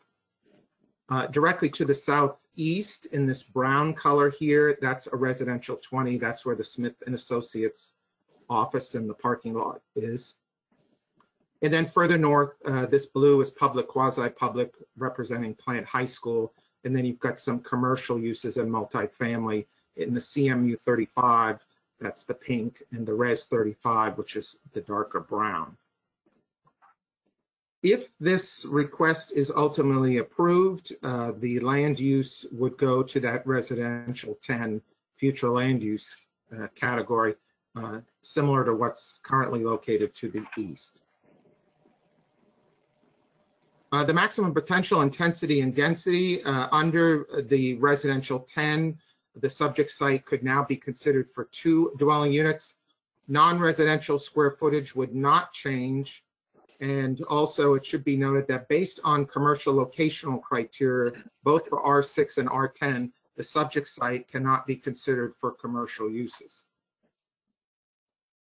It should be noted, we of course send these all out to our partner agencies for their review. The City of Tampa Planning and Development Department did file an objection to the proposed plan amendment, and City of Tampa staff is present and will be available for any questions after my presentation. It should also be noted we have been getting a large quantity of emails. You should have seen those emails multiple times in your inboxes. The majority of them were in opposition to the request.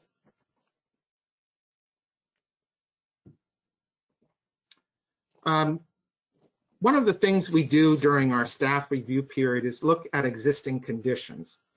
And the Planning Commission staff has identified some unique characteristics in the surrounding area. Starting just to the east of the subject site, we have South Del Maybury Highway and 2 single-family detached lots built at a density of 8.45 units an acre, these 2 here, and they're already designated the residential 10. To the southeast, we have an existing office use with a parking lot. This 0.7 acre parcel is designated R20 and has a potential maximum density of 12 units under that residential 20 future land use category. Continuing west down the south side of West Empedrado, Street, we have a 50-foot lot designated residential 6, directly to the south of the subject site. This residential lot of record is non-conforming to the R6 FLU designation since it is developed at an 8.95 units per acre density. To the west and north of the subject site, we have several parcels designated R6 and built at a typical density of 4.3 units per acre. And finally, to the northeast of the subject site, we have another R10 parcel, but this one is developed as one residential unit on a 100-foot lot. As you can see, the subject site interfaces with a number of similar or more intensive uses along the south side of West Empedrado Street. Other parcels further to the west along West Empedrado Street do not share these unique characteristics. All right.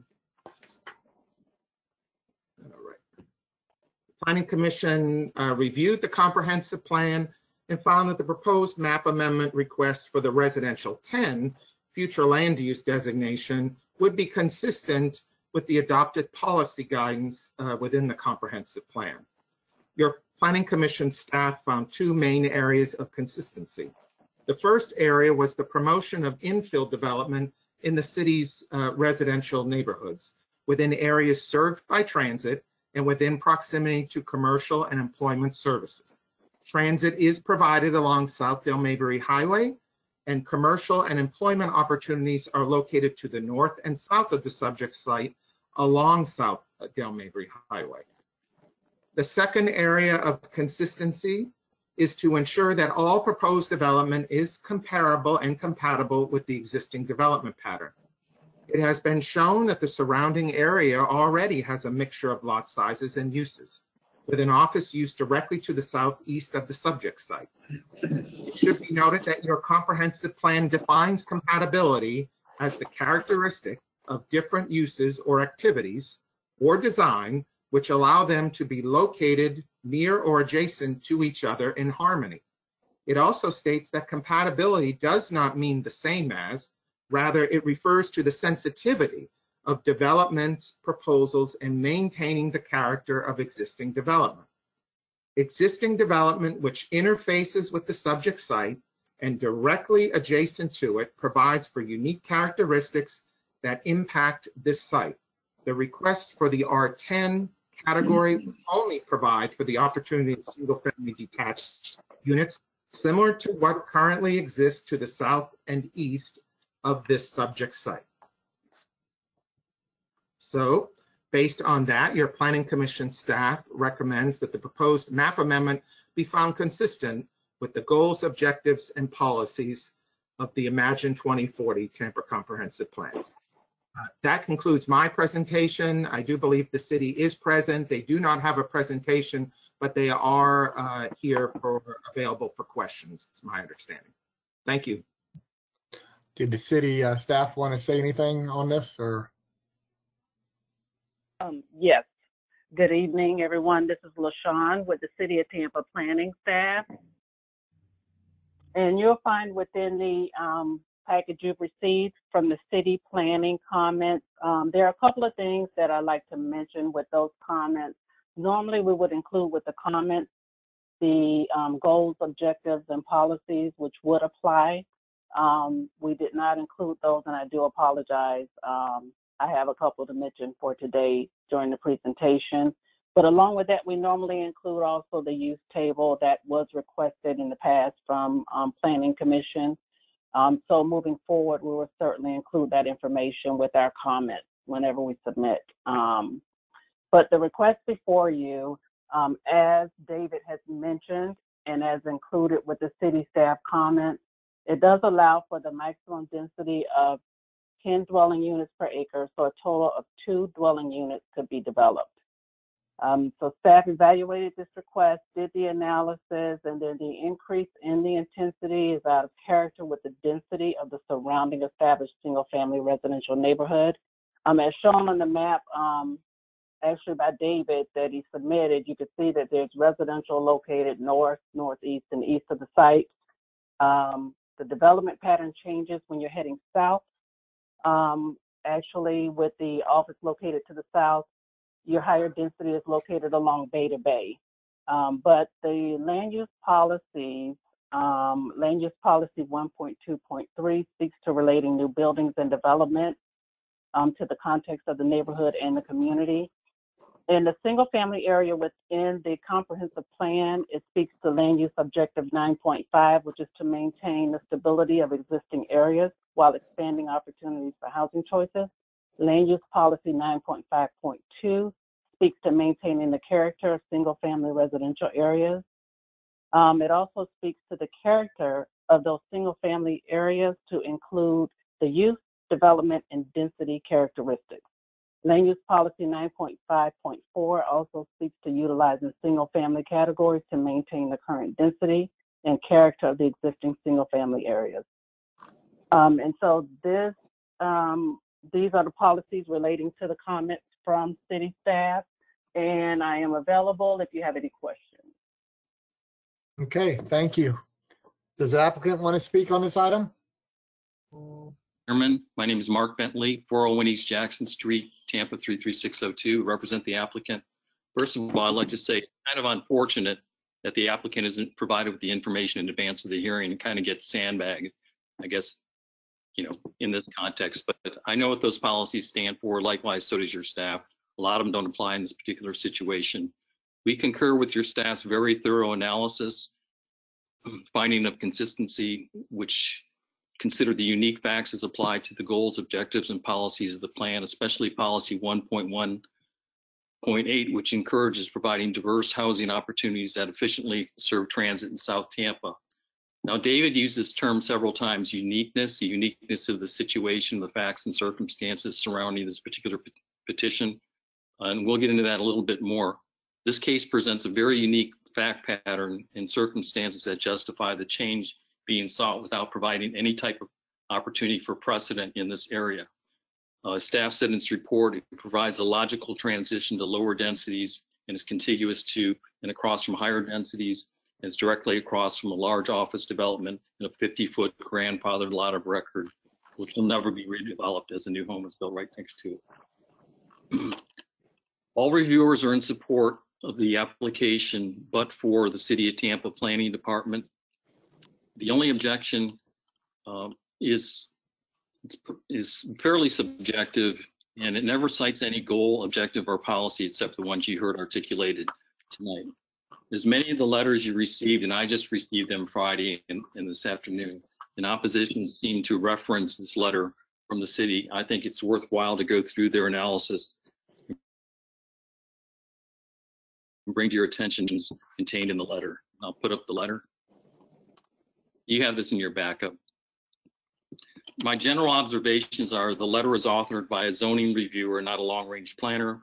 Second, the analysis of consistency never references any goal, objection, or policy that you require in order to make your finding of consistency.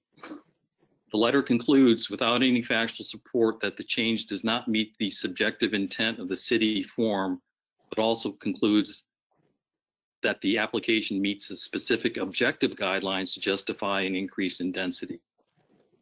We'll get into that in a second.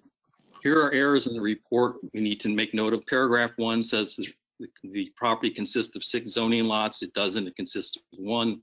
Paragraph 1 cites the wrong PD number for the rezoning across the street. It's actually 02-37. Paragraph 2 says incorrectly it would allow for 209 units when it would allow for 2. It also says intensive development could occur with the CN zoning. That's false. As you heard David indicate, it doesn't qualify for commercial or office consideration as it doesn't meet locational criteria. So this is verified by your staff on page 2. Page 2 of this letter, paragraph 4, it says it would allow for building of 3,506 square feet of commercial. Here again, that's incorrect. So the bottom line, the only change occurring here is it would allow the opportunity for 1 additional single-family conventional unit on lots that are considered compatible with and similar to the change being sought. Paragraph 4 of this letter says, quote, this modification would allow for increase in intensity of uses that is out of character with the density of the surrounding neighborhood. That's incorrect. Per your staff report at page 6, it says the change would allow single-family detached development only, and there would be no increase in intensity of uses. So single-family to single-family is not increase in intensity of uses. Page 3 of this letter, staff says, it's in a professional opinion, is in bold. It says the proposal does not meet the intent of the city form for this area within the South Tampa Planning District, and cites pages 29 to 30. That includes language from the comp plan that generically describes the city form, which is various things you can see here on the screen: urban villages, transit stations, etc. Note, there is no city form suggested for any part of the city, let alone South Tampa. So the author's conclusion is simply their personal perspective on what is the city form and what is intended. Also note that this section has no goals, objectives, or policies to be used as guidelines or measurable standards. They say it doesn't meet the intent of the city form. But when you go to the bottom on page 3, now they get into the specific objective criteria they're supposed to apply, and these are under 2A, B, and C. If you take a look at this, staff confirms that the request meets these objective criteria. So it meets the objective criteria, but in her personal opinion doesn't meet some unspecified city form, which is not only subjective, but totally unfair to impose on an applicant. Finally, on page 4, once again, erroneously, it states that, quote, the modification would allow for an increase in intensity of uses. We've established that's incorrect. And number 2, that it will negatively impact the R6 category. No, it won't affect the category. Your staff report says what would be allowed. Look to your staff report on page 2. It says practical impacts. The proposed amendment would allow for higher residential density. Subject site does not meet locational criteria for neighborhood commercial and residential office uses. Just want to mention drainage. I saw this referenced in some of these letters. Whether you build one house or 2 houses, it's going to have the same potential impervious surface impact, so there'd be no change in drainage patterns or requirements.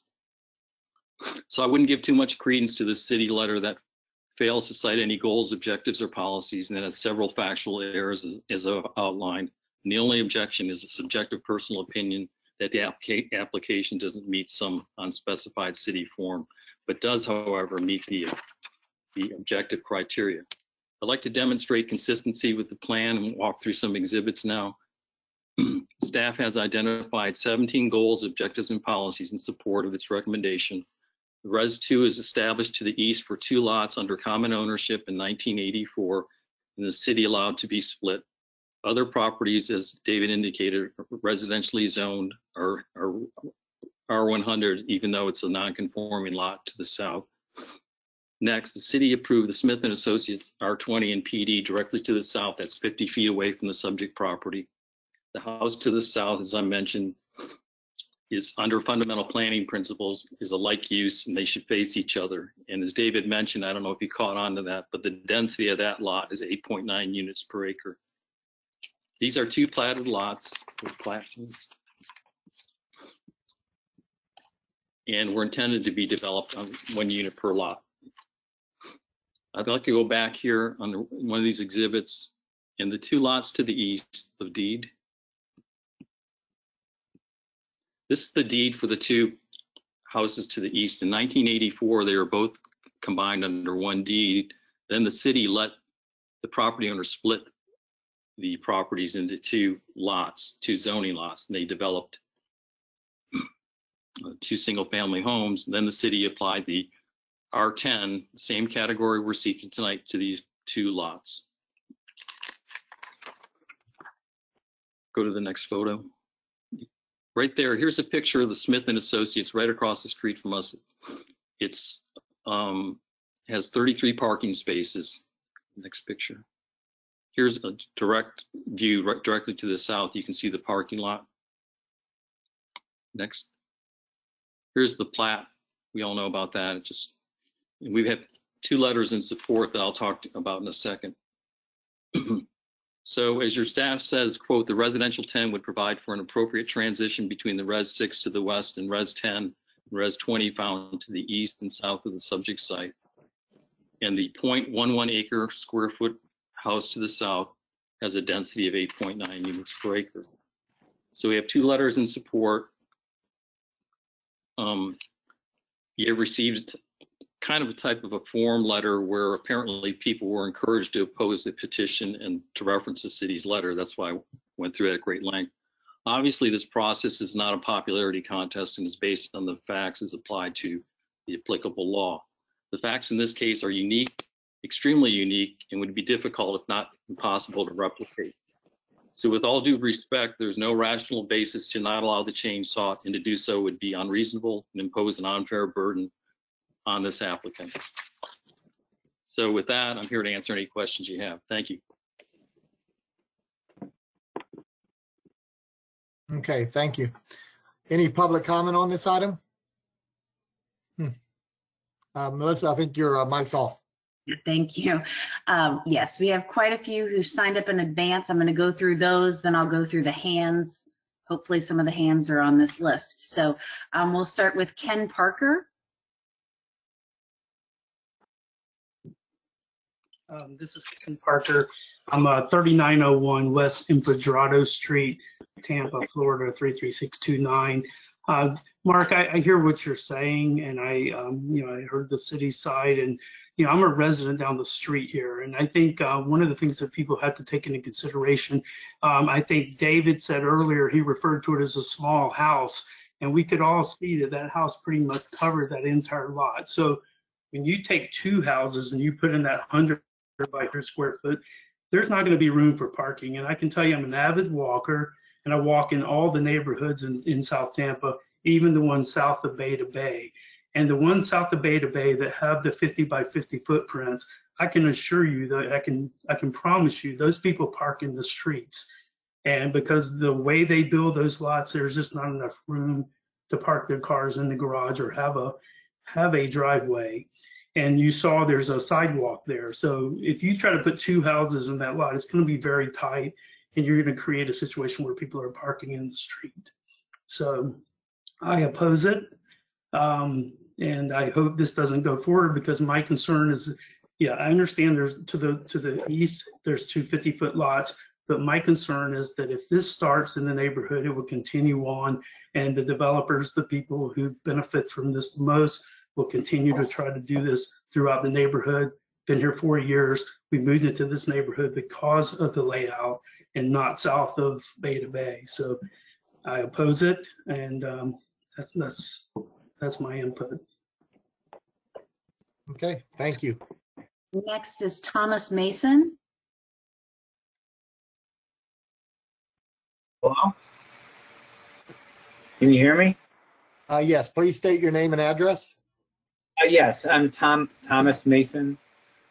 And I actually live in one of those units that you guys talked about that were split, that Mark was talking about. Sorry, the little thing went over. So I'll cut to the point. I mean, we bought this house 3801 and a half. It's, we were looking in the house. We've been looking for 9 years. I mean, we've been living here for 9 years. And that house kept coming up on our looking for a house that would be in this area. And the one thing that I said is I really didn't like that half. And you'd have to do that with that other facility, the 3803. And it's kind of a pain having that half for mail and all that kind of stuff. But besides that, is I can feel in our house, which we do love, is that it's compact. There's not a lot of room in the back.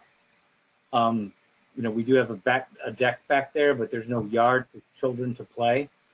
And I just find that if you were to put 2 homes next door, that it's gonna be tight. It's gonna be tight with cars. It's gonna be tight with living arrangements. It's just not kind of what we wanted when we bought this house.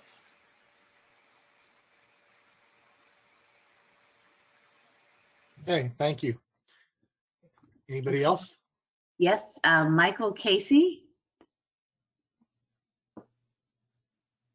Can you hear me now? Yes, we can. Thank you, and good evening, and thank you for allowing me to speak today. My name is Michael Casey. I live at 4122 West Granada. I'm a a neighbor and a resident of Virginia Park.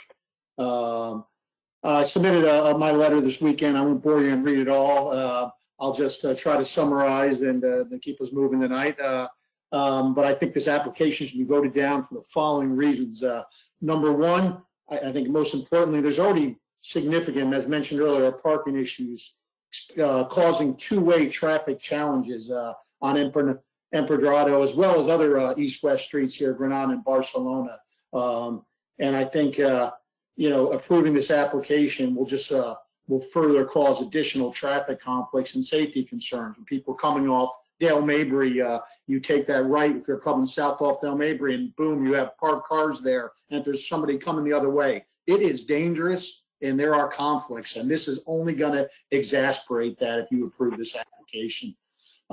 Secondly, I think the current zoning with 100-foot, it's made Virginia Park what it is today. If you took the time to go down and see this and looked across the street at the beautiful homes directly across the street, it's these two homes would not be of the character of what this neighborhood has become, and it just would not fit.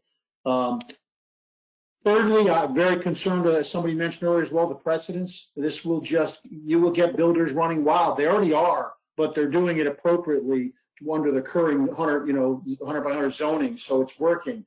I said, I don't know why you would change it now and just create further safety and density issues. Again, it's just inconsistent with what's going on and what the developers are doing today. In closing, I just hope, again, I hope you read the letter people have submitted. I hope you listened to the residents. I wish we weren't doing this virtually, because I think you would see how many people would have showed up tonight and really expressed why this project is deadly wrong from all angles. Again, it creates safety, additional traffic will be bad, density issues in this already crowded neighborhood. The parking situation now gets worsened. And obviously, I won't even go into it, but the financial implications to the residents, to me, especially in these day and age, is just not fair. Somebody mentioned on the call earlier, about smart growth. This is not smart growth. I mean, and we need the board to do the right thing for the residents of Virginia Park here. Thank you. Okay, thank you. And next we have Rachel Irby. I'm sorry, who? Rachel Irby, IRBY. She's got her hand raised also. Hi. You guys can hear me now? Yes, we can. Hi. Yeah, my name's Rachel Irby. I live at 3923 West Barcelona Street, which is 2 long blocks and 2 short blocks from this property we're discussing. And I want to be on record that I object to the proposed amendment. Mr. Bentley had a very nice presentation, but let's all be honest here. His job is to represent a developer that wants to make money. And the goal of the developer is to make money. And if you put 2 houses, you will make more money than if you have 1 house. And the math is pretty simple. There's little or no benefit to the neighbors and the homeowners here. And we have a very unique space in South Tampa. If you want small lots, you can go south of Beta Bay. You can go where we used to live over in Palmacia. Those houses are wonderful. But this is a special space. This is space for drainage water to get into our aquifer. This is space for oak trees to have room in between houses. And our South Tampa canopy is amazing, and especially in Virginia Park. And so that's a very important part of what's going on here.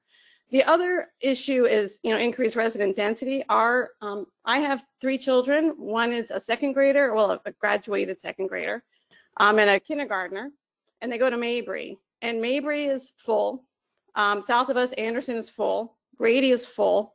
They're all over capacity. So increased resident density is going to be stressful for our school systems as well. It's not consistent with the character of our neighborhood. And it's really nice to see all of my neighbors showing up to say we like our neighborhood and we don't want it overrun with developers with a precedent that you can come into this area and make money by squishing a bunch of houses in here. I do have a photograph. I don't know if I can share a screen. Is that possible? If I don't know how to do it. Not as an attendee, we would have to make. Oh, Well, I'll tell you what it is. It's a photograph of the oak tree in my front yard with swings hanging from it.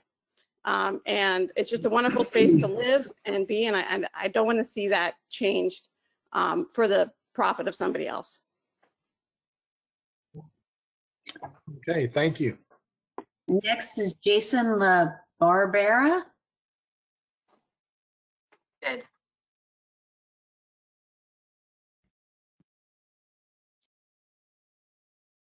Please state your name and address. You have 3 minutes.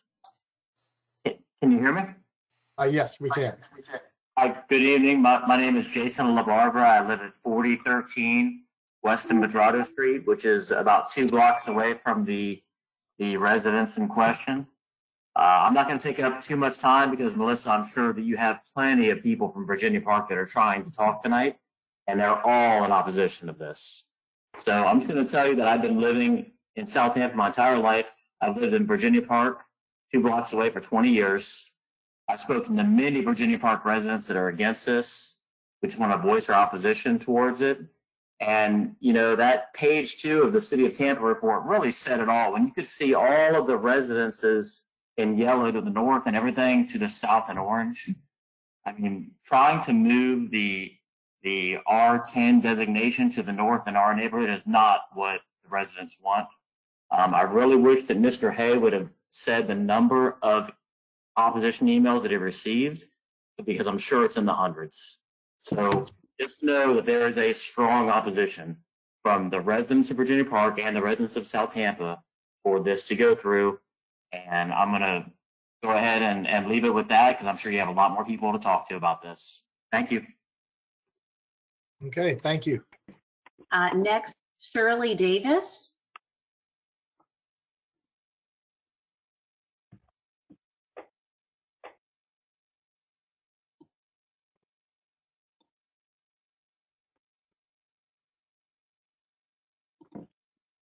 Please state there your we go. name and There we go. address. Hi. Can you hear me? Yes, we can. Thank you. It's Shirley Ann Davis, 4106 West Palmyra. I'm about several blocks away from the property in question. And I don't want to take up too much time because you guys have been phenomenal this whole evening, because I've been sitting here watching this and I can't believe we're still on this. I agree with everyone else. I think you're going to hear a lot of objections. I think that Mike Bentley actually said something really kind of unique, saying that those properties were grandfathered in, and those were grandfathered in back in the 80s. We've lived here since 1980, and we fought that at that time. Once those got grandfathered in, then it was changed to the R6, and obviously now we're starting to see creep. We walk this neighborhood every single day. We saw today at least 8 new homes under construction on 100-foot lots. We did not see any of those builders asking for the lot to be split so they could put 2 homes on it. So that's what I had to say. And obviously we agree with the City of Tampa in the recommendation to object. Okay, thank you. Thank you.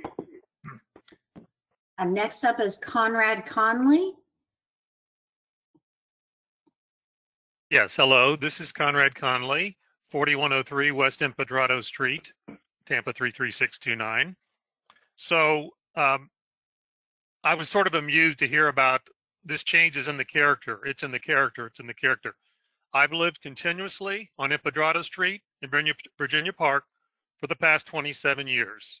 So I'm a little bit down the street to the west. So hopefully I've got a feel for what the character of the neighborhood is like. And someone raised a good point. When you saw the diagram, I think Mr. Bentley put it up, when you had the yellow colors to the west and the north and the east, if you hop over Dale Mabry, and then to the south, you had the R10 and the higher densities and so forth. Granted, you have a little sliver along Dale Mabry. No offense, but that little bit of sliver where there's commercial or higher density is not the character of Virginia Park, where we live. The yellow and the R10s and those lovely 100-foot lots are. Okay, I love that people brought out how the new developers coming in, knowing that they're constrained to build 1 house on a double lot, are coming up with some marvelous improvements and additions to our neighborhood. They're gorgeous. In fact, if you look diagonally across the street from this subject property, you see 2 newer larger, gorgeous homes diagonally across from 3803. So that is the character of the neighborhood. And I feel for them. I would be heartbroken if I looked diagonally across the street and saw this nice 100-foot lot going to be chopped in two and shoehorning in two smaller 50-foot homes in there. It would be awful. So the character of the neighborhood is the nice, large, tree-covered, shaded lots. We have sidewalks. They redid our gutters and drainage and everything. It's gotten better and better. But the character of the neighborhood is what the yellow showed you. And the lady that said she walks it every day, I do too. I walk it a lot, and it's so nice to have that nice, spacious feel. We have not tremendous parking issues, but when you get closer to Dale Mabry, and this lot is like 100 foot from Dale Mabry, someone mentioned this, traffic coming off of Dale Mabry onto Empedrado, that's an accident waiting to happen because it's a blind corner. You come in there, you've got extra cars in the streets, it would be a mess. So again, the character, I'm just amazed to say, oh, this is in the character. No, right now this lot is R6. That's the character of the neighborhood. It's yellow now. We want to keep it yellow. You go down the street, again, you go west, you go north, you hop over Dale Mabry to the east, and you have that lovely R6 100-foot lot. So I strongly oppose this, would like to keep it the way it is now. Thank you very much. Okay, thank you. Next person. Next is Charles Touchton.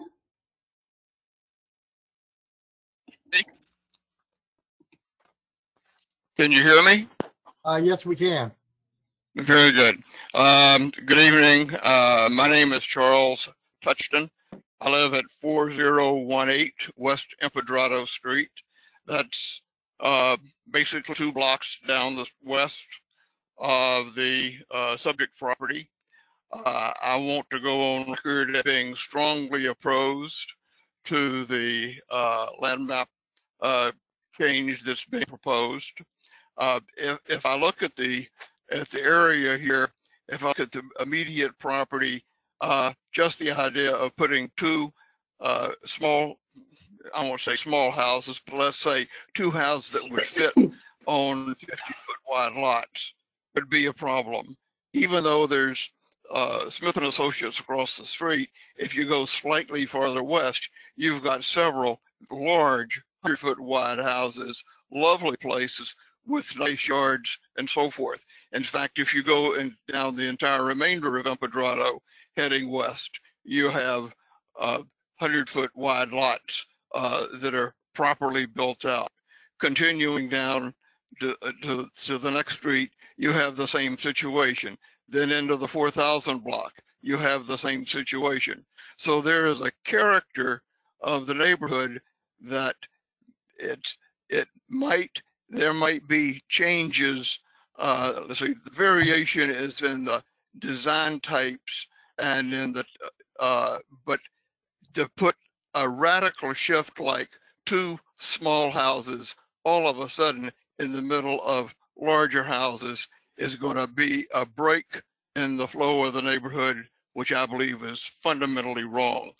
A second objection I have to is that the same arguments that are being used, the rationale that's being used for justifying the breakup or the split of the subject property could be once, if this was approved, that same logic, i.e. an adjacent property, would apply to the next property, and then you'd have a potential for spilling on down, and it would once again destroy the nature of the neighborhood. And I think the third area where I have even a planning concern is, however justified the planning is, to be going small pieces, small adjustments to a plan. If we're going to change the comprehensive plan, then let's look at changing it big.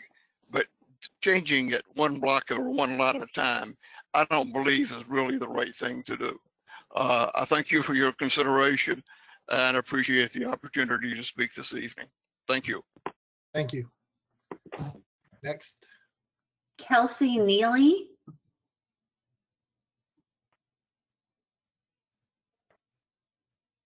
Hi, this is Kelsey Neely here. I live at 3805 West Empedrado Street, which is directly next door to the subject site. There has been there's been no signage posted, and if it was removed prior to December on this amendment. We were not made aware of the possible change until last week, and I think maybe this may be a due process issue. If anyone can speak to that or have your attorney review it. My husband and I opposed the amendment. We rented for many, many years in the Hyde Park neighborhood prior to purchasing our home. And we, as every South Tampa resident, has looked in every neighborhood and always found ourselves most drawn to Virginia Park, west of Dale Mabry, due to these larger lots. We were still able to pursue our active lifestyle, have the safety of the sidewalks, and be able to have visibility, not have cars in the street, and as well just have plenty of room right in our own backyard. This neighborhood truly offers the best of both worlds for the two of us. We closed on our home just in December and are expecting our first child in August. We found this neighborhood most desirable for our family due to the larger lot sizes. We never anticipated this coming, and if we had, we probably would have looked in some of the other neighborhoods. We feel this will compromise the safety of the neighborhood as it adds more cars, traffic, street parking, less room for children to play in the larger front or backyard that the neighborhood currently offers. We're disappointed in the position that we're now in after just recently closing, with the lot size playing a large role in the decision. We had a very well thought plan and dream to live in a less crowded, more spacious neighborhood that had the character that this neighborhood in South Tampa does.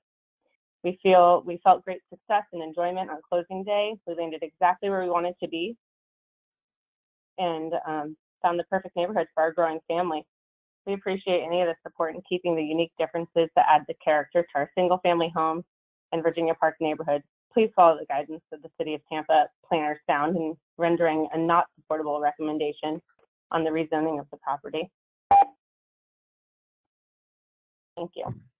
Okay, thank you. Next person. Thomas Connolly.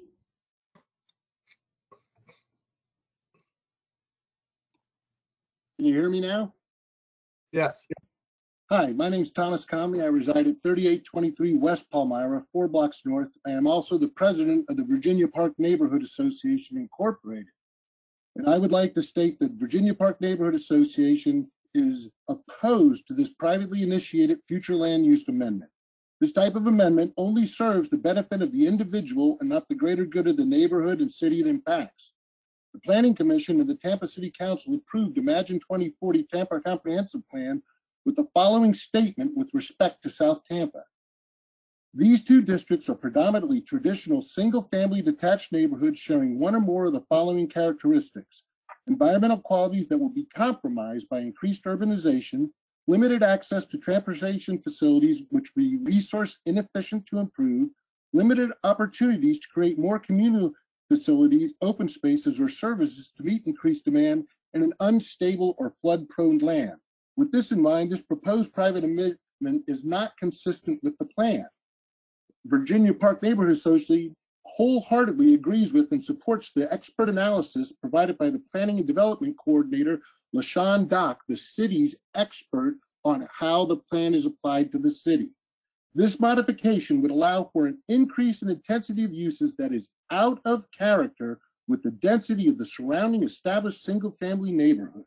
She goes on to state that based on the historical developmental pattern of the area, the age of the structures, the location of the subject parcel in relation to the core neighborhood of the city, that the staff believes that the residential 10 land use category is not in the best interest of the neighborhood and the city as a whole. This modification will allow for an increase in intensity of uses, which will negatively impact the R6 future land use category established for the existing Virginia Park neighborhood. I take exception to Mr. Bentley's comment that the developed pattern was one house on one original platted lot. This is not the case. At numerous hearings before the city on zoning, Virginia Park and has presented this evidence, and Councilman Maniscalco agrees that the development pattern over the past 90 years is one house on 2 or more lots. And that is what the R6 and the yellow map that Mr. Hayes showed demonstrated. Based on that, and that opposition to LU policy 9.5.1, Virginia Park Neighborhood Association respectfully requests the Planning Commission to vote nay on TACPA 20-1 and preserve the current R6 future land use. Thank you for your time. Thank you. Next person. Yes, Bryce Berquist.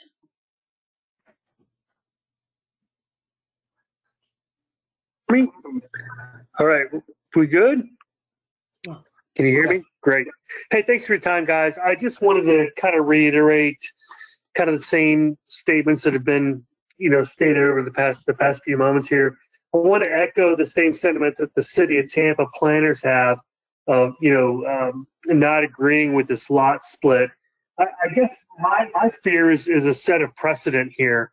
If you look at that map, you can see that there's been a couple lot splits, and it seems like it's kind of creeping up the street. We allow this to happen. I live at 4009 Empedrado, so I'm a couple blocks from this proposed site, and I'm afraid that if you start going up Beta Bay and then going down Empedrado, now my block's affected. What precedent are we setting here?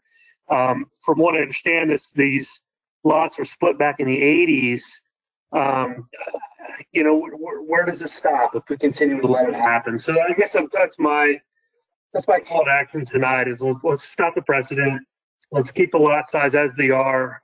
We've been a resident for 20 years in Virginia Park in this home, and that was one of the reasons. That was one of the draws to this neighborhood was the double lots, and I'd hate to see that disappear. Sir, can you identify yourself for the record? Yeah, Bryce Berquist, 4009 West Empedrado Street. All right, thank you. Thank you. Okay, thank you. Next up. Yeah, next is Laura Wittine.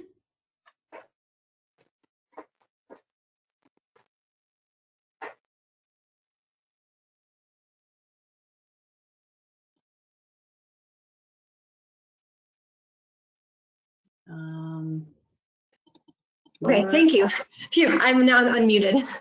Hello, this is Lara Wittine, and I live at 3804 West Granada. Thank you all for staying so late to listen to all of us. I do appreciate that. This is my first experience with anything zoning or public commission and things like that. But I do have 20 years in healthcare, in pulmonary critical care and sleep, and I actually chair an accreditation committee for the American Academy of Sleep Medicine. So whenever we have to change standards, we realize we set a new precedent, and once that becomes public, other sleep labs can use that. So I do take issue with Mark Bentley saying that this would not create a precedent. It will. And the thing is, although you do point, both David Hay and Mark Bentley point to different properties that have different designations, if you look at the map, those border on Dale Mabry and Beta Bay. So those are very big thoroughfares. And I understand the city needing to have more flexibility in how those are designated and zoned. Anyone who has driven on Beta Bay or Dale Mabry know that it has a series of residents, businesses, churches, parks, all sorts of different things. But this property is not on one of those major thoroughfares. It's not. It's in the neighborhood. And that does set a precedent by which another developer could come in and say, well, you did that, you allowed it in this case. You're discriminating against me for wanting to do it 2 houses down or 3 lots down or 2 lots up because they're not on major thoroughfares. I'm coming to you as a mom. I have a 1-year-old and a 3-year-old. This property is literally in my backyard. So that's in question. And the thing is, when you increase density, you increase the amount of traffic. And Church Street is, we're kind of framed by Dale Mabry and Church, and they're both very busy streets. So when our children just want to ride their bikes in the neighborhood, ride their big wheels, we have to cross Church. The the more traffic that is deflected, because sometimes you can't even cross Dale Mabry at the right time of day, you just can't. So you have to take church. So the more dense we become, the more traffic is going to go there. And we basically kind of get locked in between Dale Mabry and church. So for the safety of the kids, for just the character of the neighborhood, I really hope that you'll take this into account and object. I don't think this is the precedent that we want to set. And thank you again for allowing us to speak and at the late hour. Okay, thank you. Next up. Yes. Next is Terry Rock.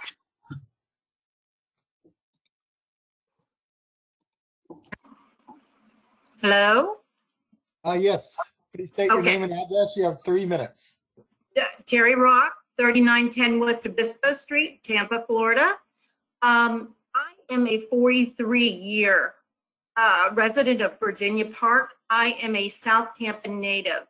And my son is actually a battalion chief with Pasco County Fire Rescue. The issue that we see on a regular basis is garbage trucks cannot get down the street because of cars parked on the street, as well as my son has actually made the statement that fire trucks would not be able to get down the street with the increased density.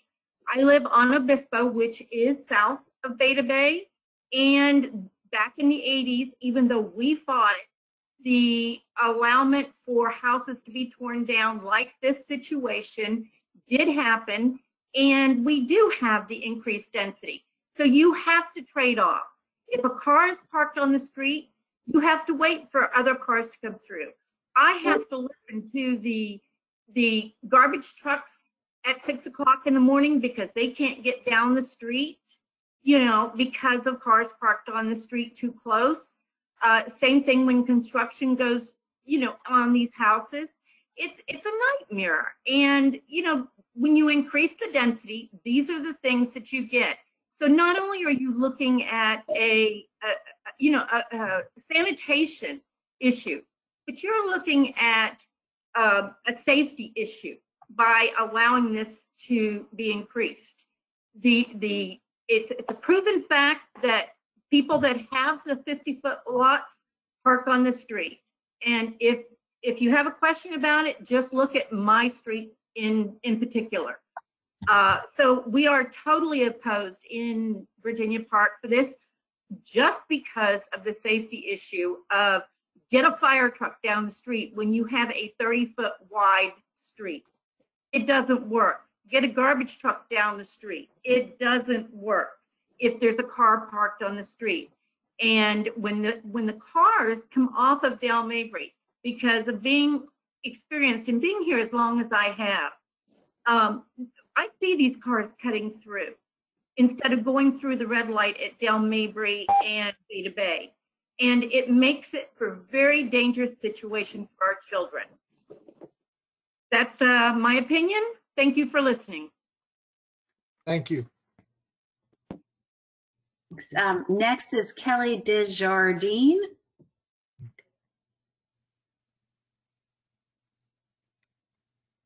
Oh, hi there. Can you hear me? Yes, we can hear you. Okay, thank you. I'm sorry. I'll be super quick. Again, thank you.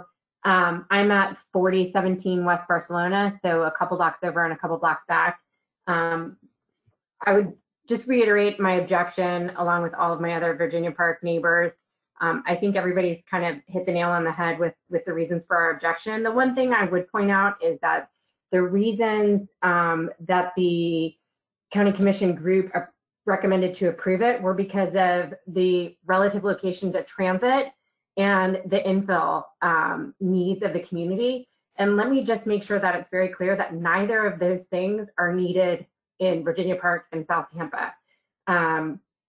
My understanding is infill as it goes to redevelopment of an area, as long as it goes to the planned use, that is not something that's applicable. South Tampa is one of the most desirable areas in Tampa to live. It is also very, very crowded.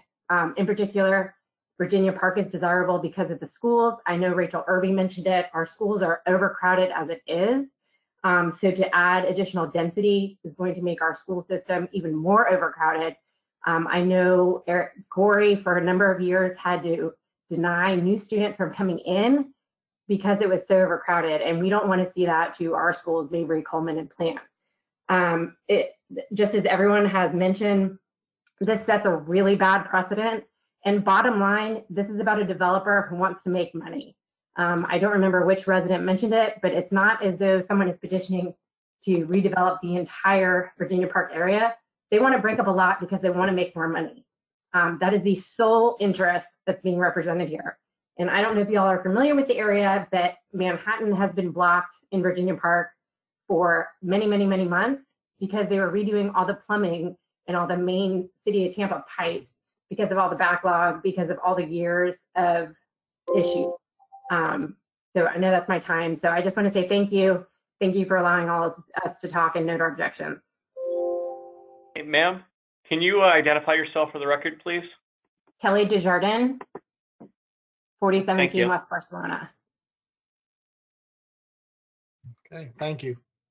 Okay, I believe the last person on the list who has not spoken before is Emily Reed, and I believe well, it looks like we just got one added. Two. This is Emily Reed. And I just want to confirm before we go forward that people are only allowed to speak once, correct? Yes, yes. Okay, so if you've already spoken, please lower your hand. Thank you. This is Emily Reed. Can you hear me? Yes. Okay. I reside at 4123 West Barcelona Street, and I would echo the comments of the residents that have spoken previously. I think one of the strong points that was addressed was around the developers that are currently building in the Virginia Park neighborhood. They consistently have abided by the R6 policy. They've come up with floor plans that many people have mentioned are very desirable. There's not a lot of time between when those builders secure the lots that are 100 by 100 lots or larger and when those are going under contract. And that's because there's a very large desire in South Tampa for 100 by 100 or larger lots. And so there's no need for a builder to come and split the lot when there's a need for the larger lots. If they want to build split lot properties, they can go to different neighborhoods, as other people have mentioned. And I know it was noted that it's a Brandon-based builder. And so I just don't think they have the context of why the city is objecting and why the Virginia Park neighborhood is objecting. And that's because they're not based in South Tampa. If you look at all the other developers that are building in Virginia Park, a lot of them have built many homes in South Tampa, and they follow the 100 by 100 or larger R6 residential zoning. I know a lot of people have mentioned the overcrowding and the traffic, and I think all of those points are valid, as well as even in some of the 100 by 100 lots, there's challenges of parking when people have to use their driveway for storage, or they have a boat, or they have multiple vehicles. And so if we already have parking issues with 100 by 100 lots, that is just further exacerbated with smaller lots. And it does concern me that there's issues with fire or garbage being able to pass the streets in the morning, or if there's an emergency already. I don't think it needs to be expanded to this lot. And a lot of other people have mentioned this, but it sets a precedent. Even if this is a specific property and specific other types of zoning are around it, it's still within the Virginia Park neighborhood and it's residential. And I don't think that it makes sense to split the lot. The only other piece I would just mention again is that if the builder wants to build within this neighborhood, there's a very large desire for people to purchase homes of this size on this size lots, so they don't have to walk away from the property not thinking that anyone would purchase a home on that size of a lot. And that's part of the reason why people move to Virginia Park. You heard from the resident that will live next door to this property that was part of their decision making. I know it's part of our decision making and purchasing. And I just would ask the county to please take the objections of the residents and the city planners and the city form. The South Tampa Planning District is very unique as opposed to the rest of the county. Thank you. Next, we have Carol Ann Bennett. Hello? Hello? Yes. Please state your name and address. Carol Ann Bennett, 4116 West Santiago Street. I have lived in Virginia Park for 30 years. If you look at the yellow in the zoning atlas, you'll see how abnormal and unreasonable this request is. This is a blatant case of spot zoning. The classic definition of spot zoning is, quote, the process of singling out a small parcel of land for a use classification different from that of the surrounding area for the benefit of the owner of such property and to the detriment of other owners. This neighborhood is defined by its larger lots. The character of the neighborhood is so important, it has been repeatedly codified by the city of Tampa. This neighborhood has been zoned to require a minimum 100-foot frontage since 1956, a 62-year requirement. The owner had no reasonable expectation of cutting that requirement in half. The city code requires examining a 1/4 mile radius without crossing major streets like Dale Mabry and Beta Bay to determine the character. 90% of the homes within this radius are larger than 50 feet. That is the character of the neighborhood. The Tampa City staff states this is out of character. It is not in the best interest of this neighborhood and the city, and it will negatively impact Virginia Park. The city staff is correct about all of those things. In addition, the second house will be 3803 and a half, which is a safety hazard. Police, the fire department, the postal service, they hate half addresses. They are disastrous. The alternative is to change the address of every person on that side of the block. Is that fair to them? Land use policy 9.3.8 says it is the intent of the city that new residential development projects shall be minimally disruptive to adjacent areas. How can this possibly be minimally disruptive to those people? The county staff says changing the land use for this property from R6 to R10 would provide a transition between existing R10 on one side of the property and R6 on the other side of the property. How is that a transition? A transition would be something in between R6 and R10. The subject property is currently designated the same as the house on one side of it. How does changing it to be the same as the house on the other side of it make it a transition? And how many more transitions do we need? Where does it end? When the lot to the east was split over neighborhood objection, they were assured it would not be precedent setting. Yet here we are citing that lot split to justify this lot split. The people who bought homes in this neighborhood had a reasonable expectation that the character they loved would be protected by the land use and zoning. It is their property rights that are being impacted. Zoning helps people decide where to live, and they choose their neighborhoods taking the density and the lot sizes into consideration. They expect the zoning to protect them. They have no idea the city and county might come along and spot zone the house next door to be different than theirs. Erratic mishmash exceptions and variances take their choices away. There is a big picture land use and zoning for this neighborhood, which is the appropriate way to plan a neighborhood. This spot zoning is governing by exception, which is the poorest way to govern. Please deny. Please deny. Thank you. Okay, I believe our last speaker is Laura Salzer. Might be a record. Hi, my name is Laura Salzer. I live at 4110 West Barcelona Street. So I'm a neighbor. The first thing I want to point out is thanking you all for hearing us tonight. And also, I'd like to point out when Mr. Bentley reviewed the report that was submitted by the city, I don't want to discount that what he said was meaningful, but I think that we need to respect a well-qualified city urban planner with years of experience. We really don't have any reason to question that opinion, and the majority of the things that Mr. Bentley pointed out were typos. So to begin with that. The other thing is I wanted to share with you an experience that I have. I drive a very large SUV. There are many days where I personally, I'm not a trash truck and I'm not a fire, I don't work for the fire department, but I can't get down the street. I have to literally back my car up, turn around and go a different route because there are cars parked on either side. The other thing I'd like to point out is that Plant High School is located on Dale Mabry, very close to where we're talking about. These streets are all being used now as thoroughfares for east-west traffic. So anybody that does not want to be on Beta Bay uses our streets, and the traffic and the speed to which cars are coming down our roads is already dangerous. So the fact that we're just adding more density to the east-west traffic burden is something that I think is important for you guys to understand. And just know that my husband and I are opposed to the application. Thank you. Okay, thank you. Okay. I think that's all the public comment. Okay. Would the applicant like to respond?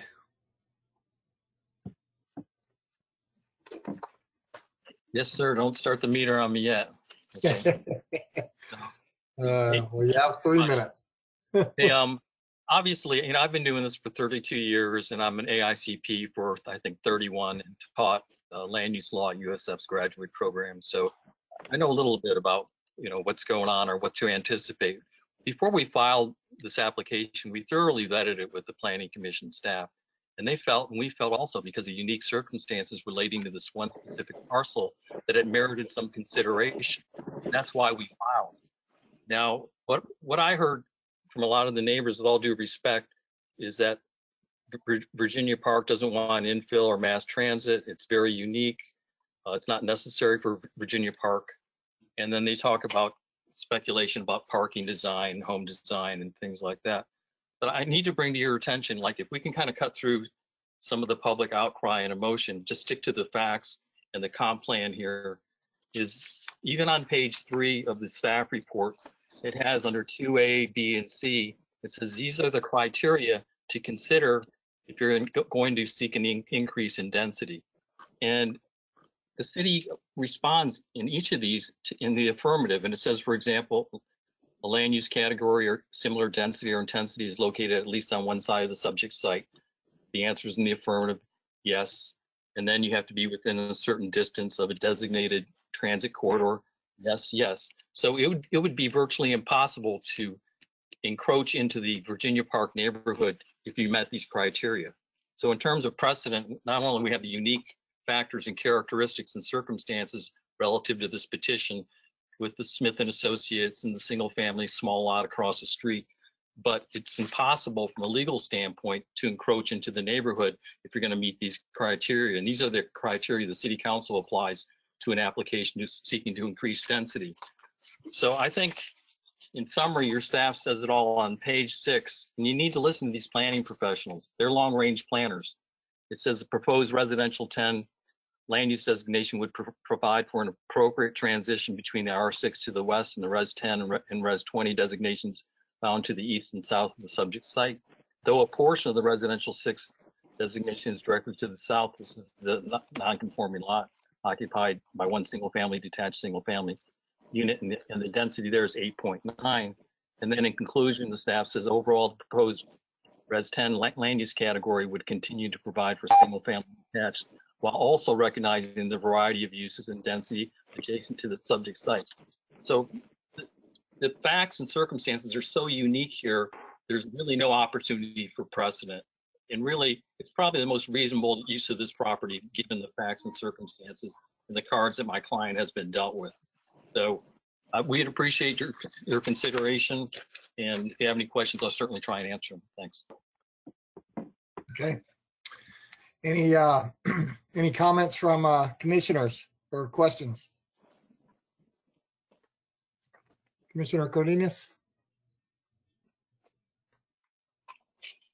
Your microphone's not on. Your microphone. Oh, still not.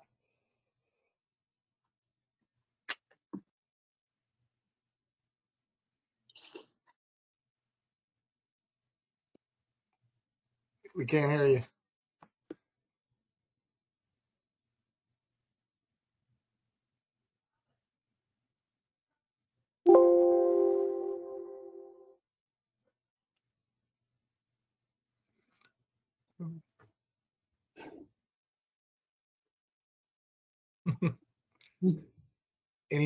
Nope.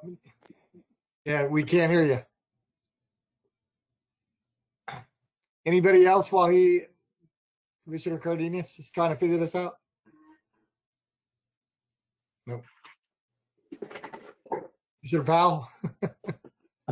Thank you, Mr. Chair. I have several questions and just trying to take notes from everybody. And so I'm not going to catch everything probably that I heard, but the one thing that stuck out to me, and Mr. Bentley, maybe you can touch on this, was one of the neighbors, I'm not sure if it was the adjoining neighbor, but I didn't get her name down, but she mentioned that there was an issue about noticing, that I don't recall if she said she didn't get the notice or the noticing didn't go out.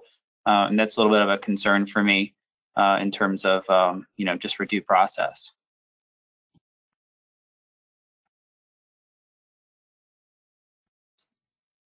Mr. Powell, can you hear me now? Yeah, I can hear you now.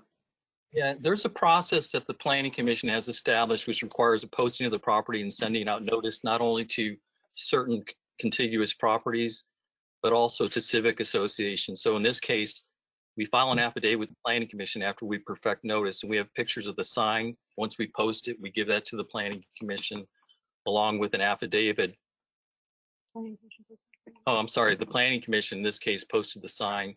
We send out the notices, we file an affidavit the day we sign them with the Planning Commission, that notice has been sent to all the property owners and the civic associations of interest. And that was done in this case, and we filed it with Melissa's agency. Do we have, Melissa or David, do we have that on record as being accurate? Not saying that Mark is incorrect. I'm just, since that was raised, I know that, that's an issue for people.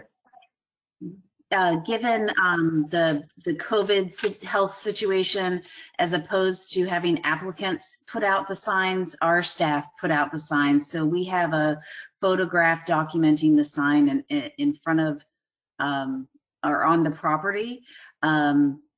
Unfortunately, we can't guarantee with all the rain and everything that we've been getting that it is still there, but it was posted.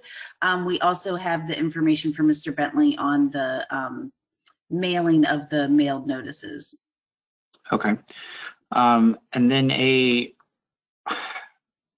another issue that I heard and had for myself was looking at the area, and obviously we don't know what the applicant is going to do. I'm going to have to assume they're going to try to split the lots and and build two different structures there. And I've gone through a lot of the data just because I'm also a broker, and so I've been looking for just to see what the trend has been to make sure that I haven't overlooked something. And Giovanni can probably touch on this as well, but I don't really see a lot of just even new construction product in that Virginia Park area that are being built, new construction that have like the 50-foot lots. It really seems like to me that it's out of the character of that area. So I mean, that would be a concern for me. And then also I heard a lot of the residents, and I've experienced this myself being caught in traffic down there, is the parking issues. If there are going to be two structures that are going to be there, I don't think it's an issue, but does that neighborhood, David, maybe you can answer, do you need a parking passes or anything like that for street parking over there? And if so, are those even going to be available if there's a lot split there? It is my understanding there are sections of the city where you need a permit. My understanding is you do not need an on-street parking permit in that neighborhood. Okay. Because if you've got a lot of additional cars that are having to be parked on the street, a concern obviously just traffic flow, but what happens during those really rush hour times, and let's say there's a fire or something in county or city services, fire rescue, and they need to get down the road and they literally can't. So how do we address that? May I respond? Sure. Okay. First of all, we're kind of getting into the permitting design issues here. Whether you develop on a 100-foot lot or two 50-foot lots, the difference probably you're looking at is maybe 2 cars, okay, an increase. Under the city code, you're supposed to have the ability to park a two-car garage and 2 vehicles in your driveway. And that would be the same for these 2 individual houses as well. So it would really have absolutely no impact. There's all this speculation that if you're on a smaller lot, that you're going to park in the street. But really, there's no data to substantiate that. There's just merely speculation. And Commissioner Powell, with all due respect, something like this, potential parking in the street, is really not within the purview of this application. And I'll just leave it at that. Well, thank you, Mr. Brantley, but it's definitely something that I think that we have to, think about, in terms of looking at the long range and thinking about what's actually going to happen, in that, area. So, while I respect your opinion, I disagree, but thank you. Any other comments, Commissioner Cardenas? We still can't hear you. Nope. Any other commissioners? No. It's Commissioner Joseph. Oh, we just heard. Oh, okay. Oh. Oh, no. I thought we could. Hello? Yeah, Commissioner Joseph, go ahead. Thank you, sir. I just wanted to say that I would agree with Mr. Bentley that I believe some of the design issues and the speculation I hear going on tonight is a little down in the weeds and beyond our purview. I totally get the sentiment that I'm hearing from the neighborhood, and I understand where they're coming from. I believe the city should have some strictures or some methods in place to control things as this goes forward. But to me, if I think long range and look at the comp plan, which is what we're supposed to be looking for to find consistency with, I would have to agree with our staff that from the policies put forth, this thing seems consistent, and I'm not sort of getting any real policies from the city specifically showing me how it's inconsistent. I'm getting a lot of subjective stuff and a lot of, opinion and speculation, but what I really need are comp plan policies to be able to say that this thing, is a no-go, and I'm just not getting that, And I just wanted to kind of make that point.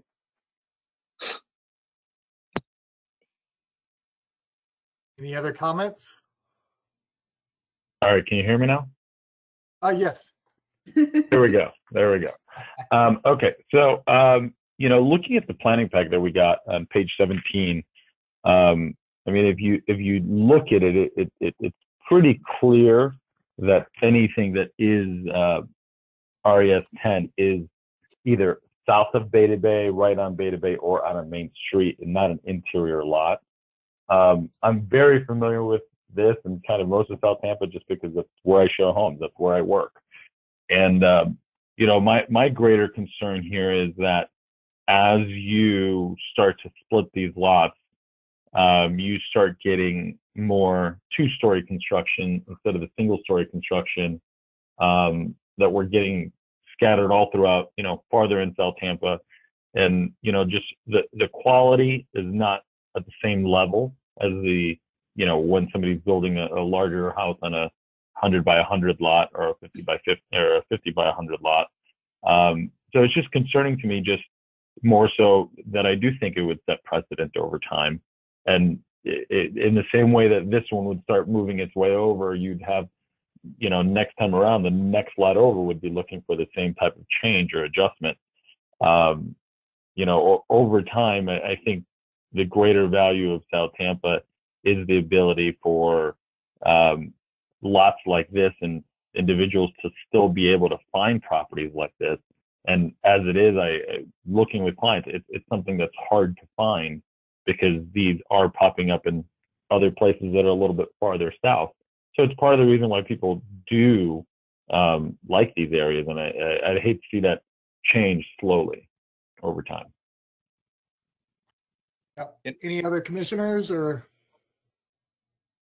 Can I address that or? Actually, hold on 1 minute. I tend to agree with Commissioner Cardenas. In looking at land use policy 9.38, it says, one of the things, it looks at the physical development pattern and the character of the surrounding area. I think to Commissioner Cardenas's point, north of, and I can't recall the road, it's pretty much all R6 except for the couple lots, I believe, that are right on Dale Mabry. Then looking at land use 9.53, let me go back to 953. It specifically says provide for the different intensities of single family areas to reflect differences in the existing allow development that is generally consistent with the levels of infrastructure development and environmental conditions in each area, include opportunities. So I mean, and desired character, the first sentence, provide for the different intensities of single family areas to reflect differences in the existing and desired character of single family areas across the city, allow development that is generally consistent with the levels of infrastructure development and environmental conditions in each area. I mean, I think when you look north of that, I apologize, I can't recall the name of the street. It's pretty much all R6 except for those couple lots on Dale Mabry. So my concern would be, I think similar to Commissioner Cardenas, you start, you do this one R10, then the next one R10, and then the next person comes in is going to go, next thing you know, the whole block's R10, and it's going to keep creeping. So I would argue that it's inconsistent based on land use policy 9.38 and land use policy 9.53.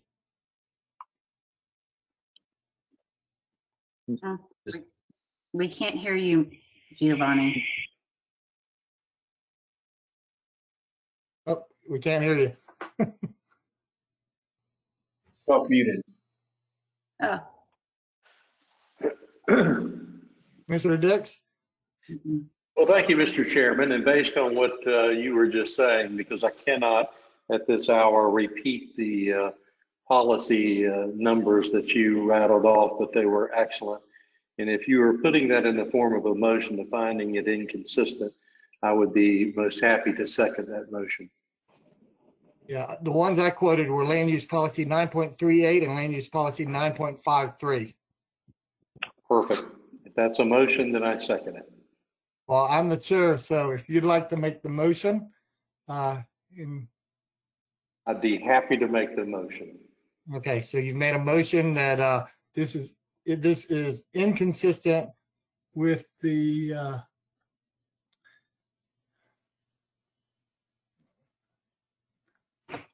City of Tampa future land use comprehensive plan. All right. Yeah. Yeah, this is that City of Tampa Comprehensive Plan Amendment 20.01 is inconsistent with the City of Tampa Comprehensive Plan and citing land use policy 9.38 and 9.53. I'll second that motion. Okay, so we've got a motion by Commissioner Dix. Who seconded it? Commissioner Cardenas? Okay. That works. Yes. Is there any further discussion?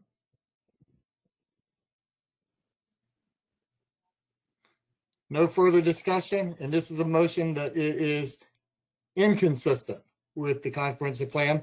Roll call vote. Thrower? Yes. Bernstein? Yes. Cardenas? Yeah. Dix? Yes. Green? He had to leave. Okay. Joseph?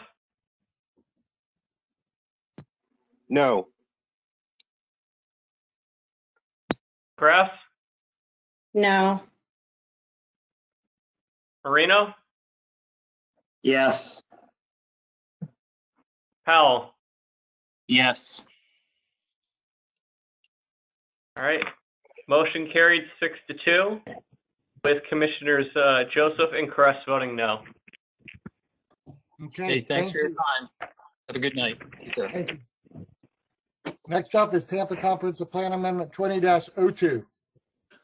Chairman Thrower, I'm Yes. sorry, before we move on, I made a mistake earlier when calling the roll.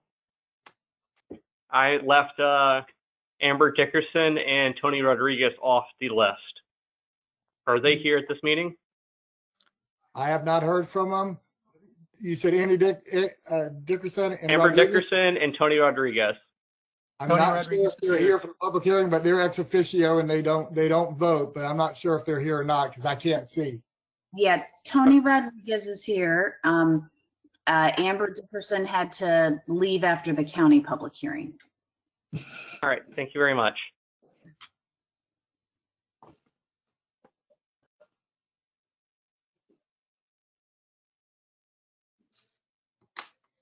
Okay, next up is Tampa Comprehensive Plan Amendment 20-02. Good evening, Commissioners. David Hay again with your Planning Commission staff. The next item for your review is Text Amendment 2002 in the City of Tampa.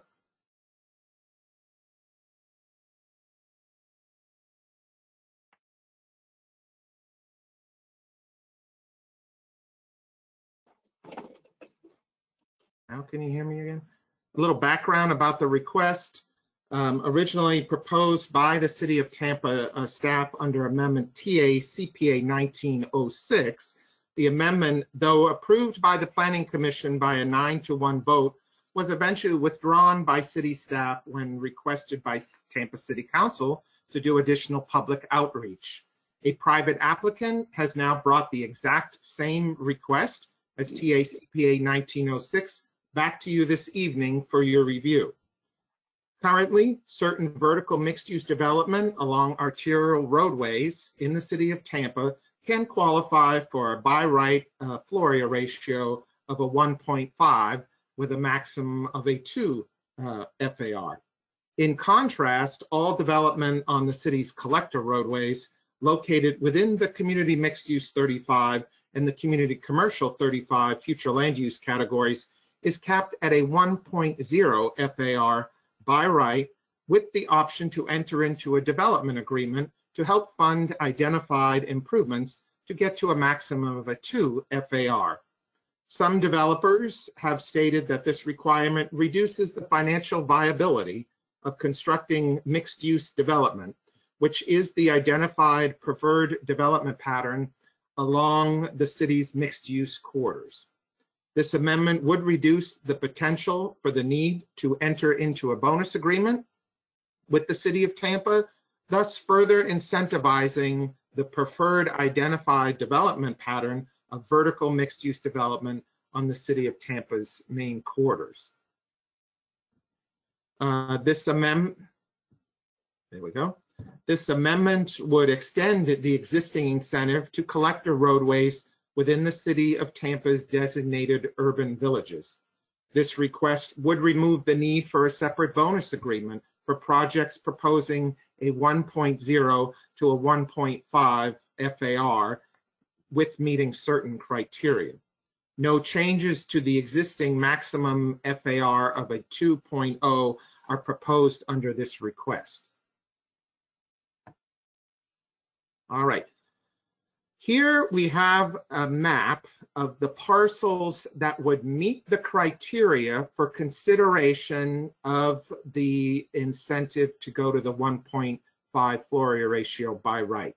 On the left, I have the entire view of the urban villages within the City of Tampa. Then the parcels outlined in red along the collector roadways are the ones that could be considered for this. And then on the right, I've zoomed into downtown Hyde Park, West Tampa. You could see in greater detail the parcels that could be considered for this incentive if this plan amendment ends up being approved.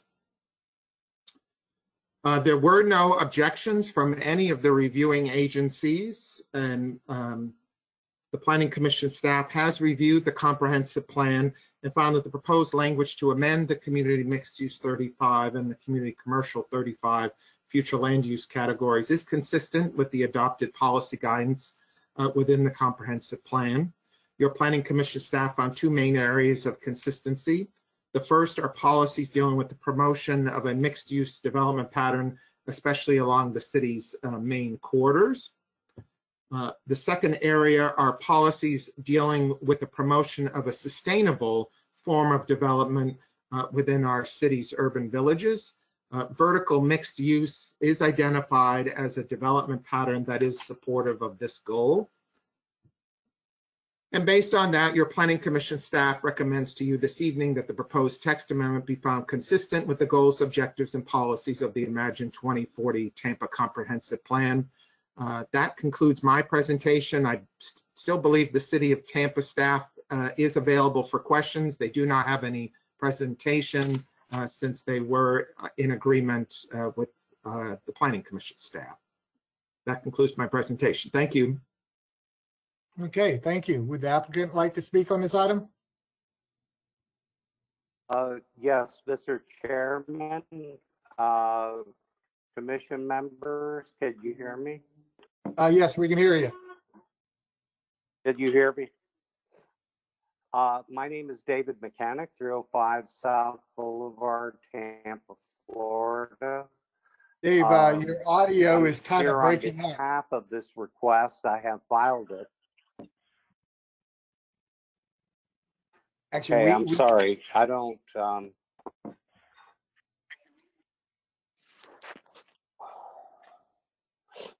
Should I? I'll just go ahead and speak right and now. See if that. I mean, we lost you, Dave. You can't hear it all. Actually, it was kind of breaking up. Can you hear now? Yes, yes. Okay. My name is David Mechanic, 305 South Boulevard, Tampa, Florida. I'm here on behalf of C&C Group, which owns several properties in West Tampa. We have filed this plan amendment, and David Hay, as usual, has done a very thorough job in his report. I don't want to belabor this hearing any more than it already has been. It's been a long night. The proposal would allow for a 0.5 FAR increase in density only in urban village areas along collector roads with the community commercial or community mixed use land use classification. So it's a narrow scope of properties that would be affected by this request. But the purpose of the request is to allow and incentivize an increase in density only in those areas that you have previously identified for increased density. And under the system that is created under the city code, you can achieve a 2.0 FAR under these categories, but you have to do that through a bonus system. But this amendment would allow for you to, if you are proposing a mixed use project, would allow you to increase your FAR by 0.5 without having to use the bonus system, which is a financial incentive to promote development in those areas where you want to see increased density. So we believe that this is a very valuable tool to allow for development and increased density in the areas that you have already determined would be appropriate for those uses. So with that, I'm happy to answer any questions, but I think David did a thorough job of explaining the rationale for this request. Thank you. Okay, thank you. I'm going to see if there's any public comment on this item. Any public comment? No questions showing. Okay, that's good. No public comment. Melissa? No, I apologize. No, Okay. no. Yep. No Okay, so no public comment. Any questions or comments from commissioners? Would someone like to make a motion?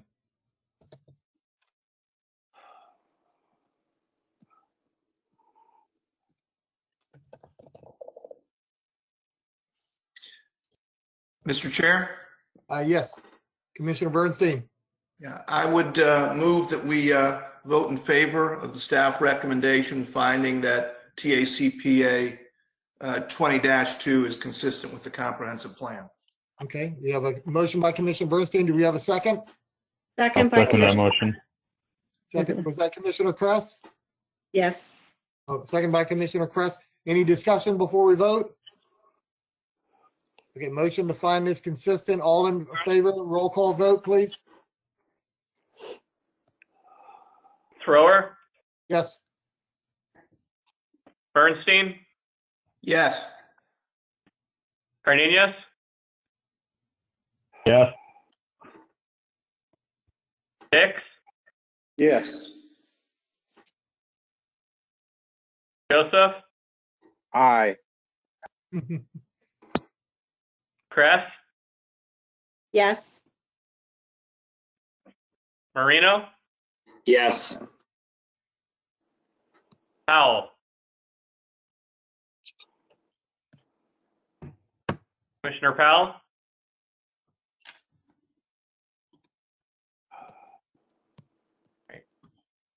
Motion carried 7-0. Okay, thank you. Thank you, commissioners. I want to move on to agenda item number 4, Tampa Comprehensive Plan Amendment 20-03.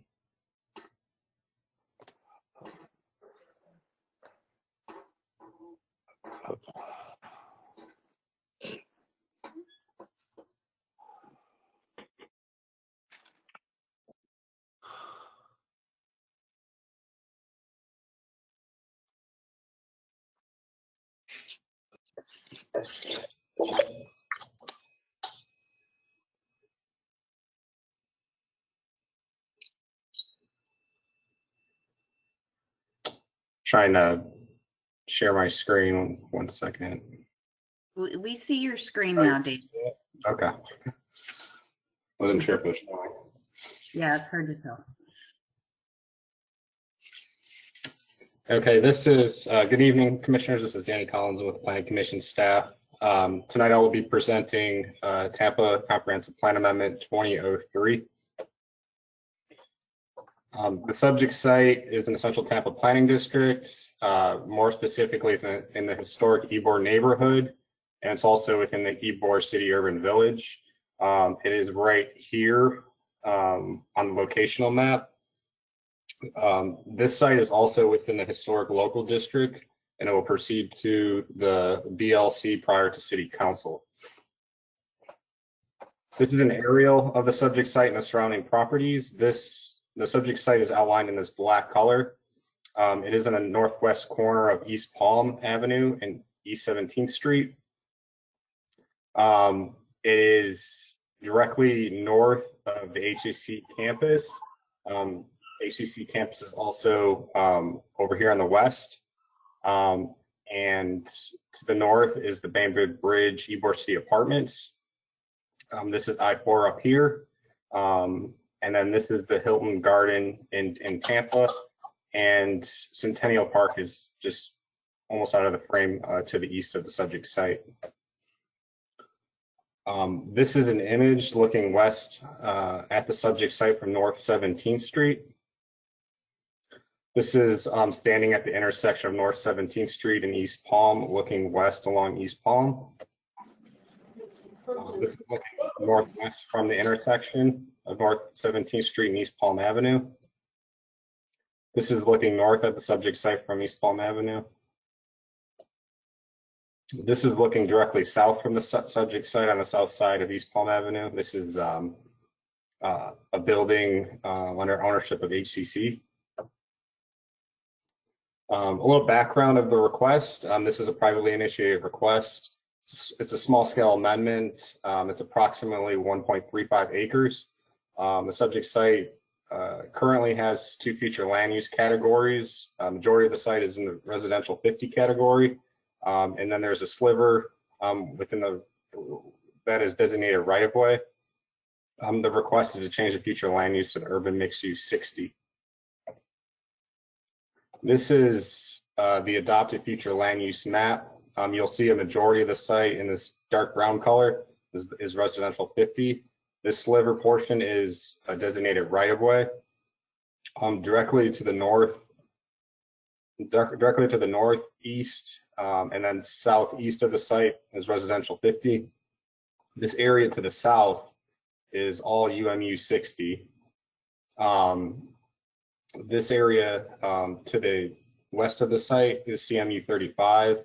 And then once you get north past Interstate 4, you'll start seeing some residential 20. And then down here in the red is CC 35.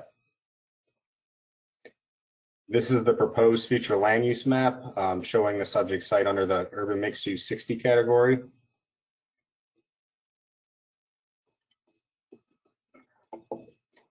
The proposed amendment would allow for an increase in development potential. It would allow higher residential density and greater commercial intensity.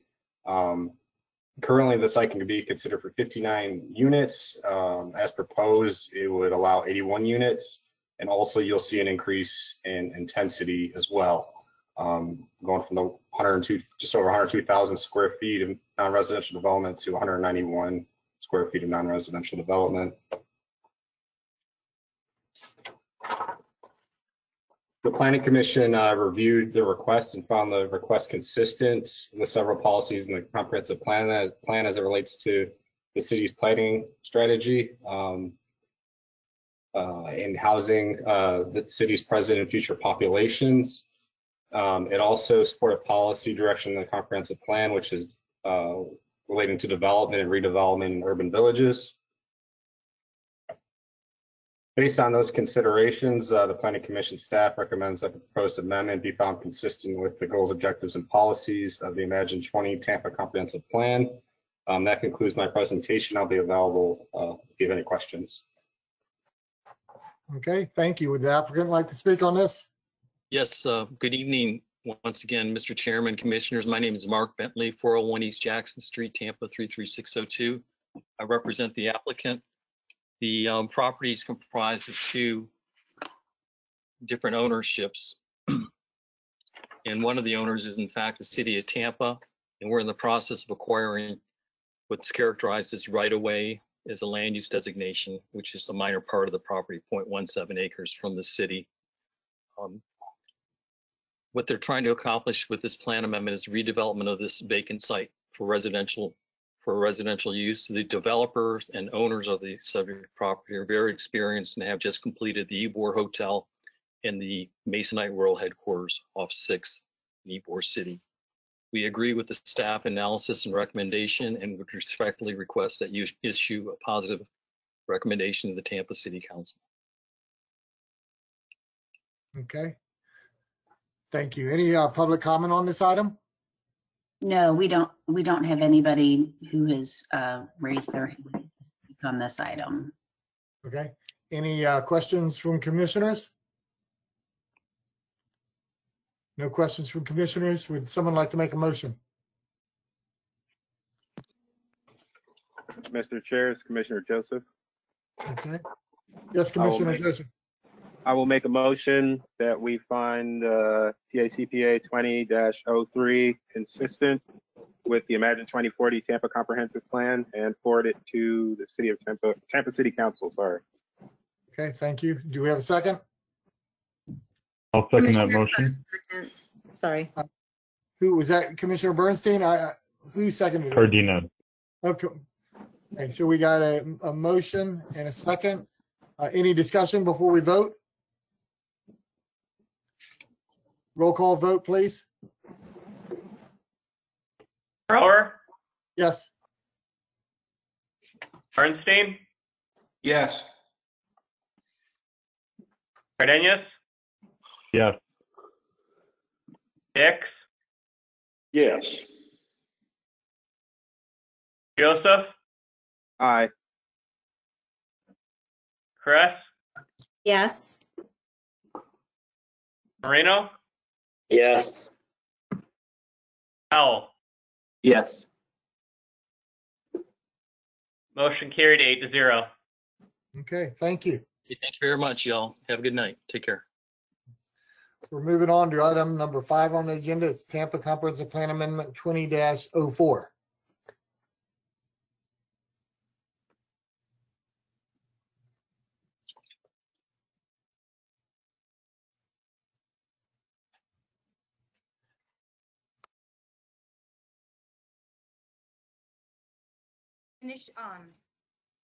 This is a publicly initiated plan amendment by Planning Commission staff with the cooperation of the city of,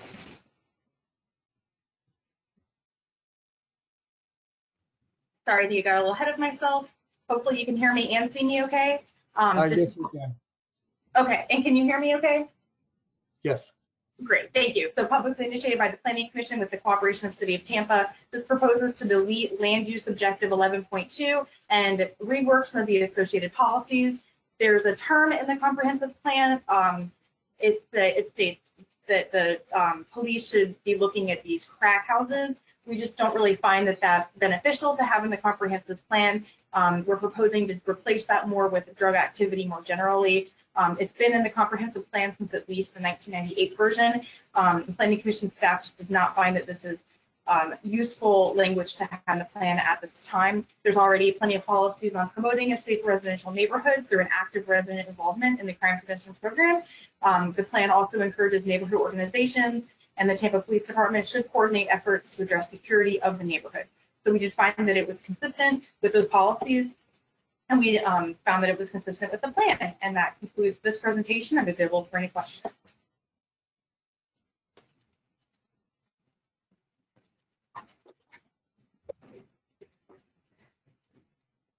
And there's no applicant on this one, and we're the applicant. Yeah. Okay. And Okay. And I don't see any public comment. Okay. Any questions from commissioners then? Sorry, I stepped away for a second. That's okay. It's understandable. Any questions from commissioners? Okay, no questions from commissioners. Would someone like to make a motion? Commissioner Powell? Thank you, Mr. Chair. I'd like to make a motion that staff recommends that the Planning Commission find the proposed text changed for City of Tampa CPA 20-4 consistent with the Imagine 2040 Tampa Comprehensive Plan for this recommendation to Tampa City Council. Okay, we got a motion by Commissioner Powell. Do we have a second? Second. Commissioner Bernstein seconded it. Any further discussion before we vote? Roll call vote, please. Thrower? Yes. Bernstein? Yes. Cardenas? Yes. Hicks? Yes. Green? Joseph? Aye. Press? Yes. Marino? Yes. Powell? Yes. Motion carried 8-0. Okay, thank you. We're going to move on to item number 6, the Tampa Comprehensive Plan 20-05.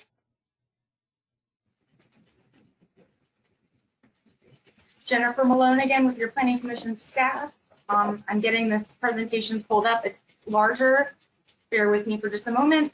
The entire presentation is for Plan Amendments 5 through 10. These are the parts. Oh gosh, sorry, technical difficulties. Bear with me. There we go. As you know, you've seen these before. We've been bringing these forward for about a year now, publicly initiated by Tampa City Council to recognize the existing parks. All of the sites are going to go to recreational open space. We're starting with 2005 Freedom Park. It's located in the Central Tampa Planning District, Riverside Heights neighborhood. This is where it is located. I have some slight pictures. It's a very beautiful park. It's residential 10, and then the request would go to recreational open space. And again, there's no density or intensity with that land use designation. It's to recognize this as a park, and it is consistent with the following policies. So we did find this consistent with the comprehensive plan, and there is no applicant publicly initiated as well. Okay. Any questions from commissioners on this item? I don't see any public comment. Oh, I'm sorry. That's okay. I think you're eager to run. I apologize. Yeah, any public comment on this item? I guess not. So you don't see any, Melissa? I do not. Okay. Any questions from commissioners? I think I'm getting tired. I think long meeting today. Yeah, any comments or any questions from commissioners? Would someone like to make a motion?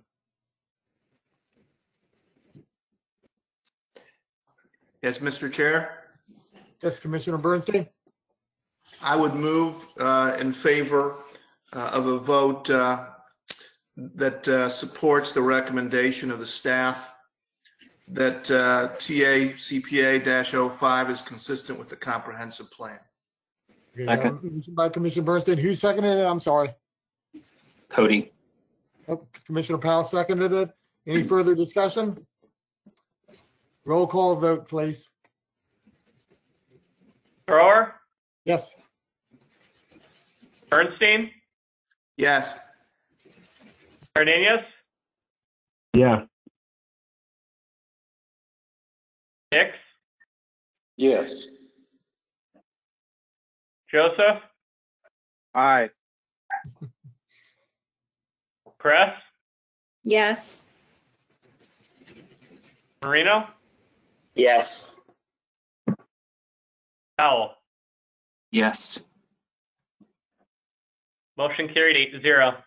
Okay, thank you.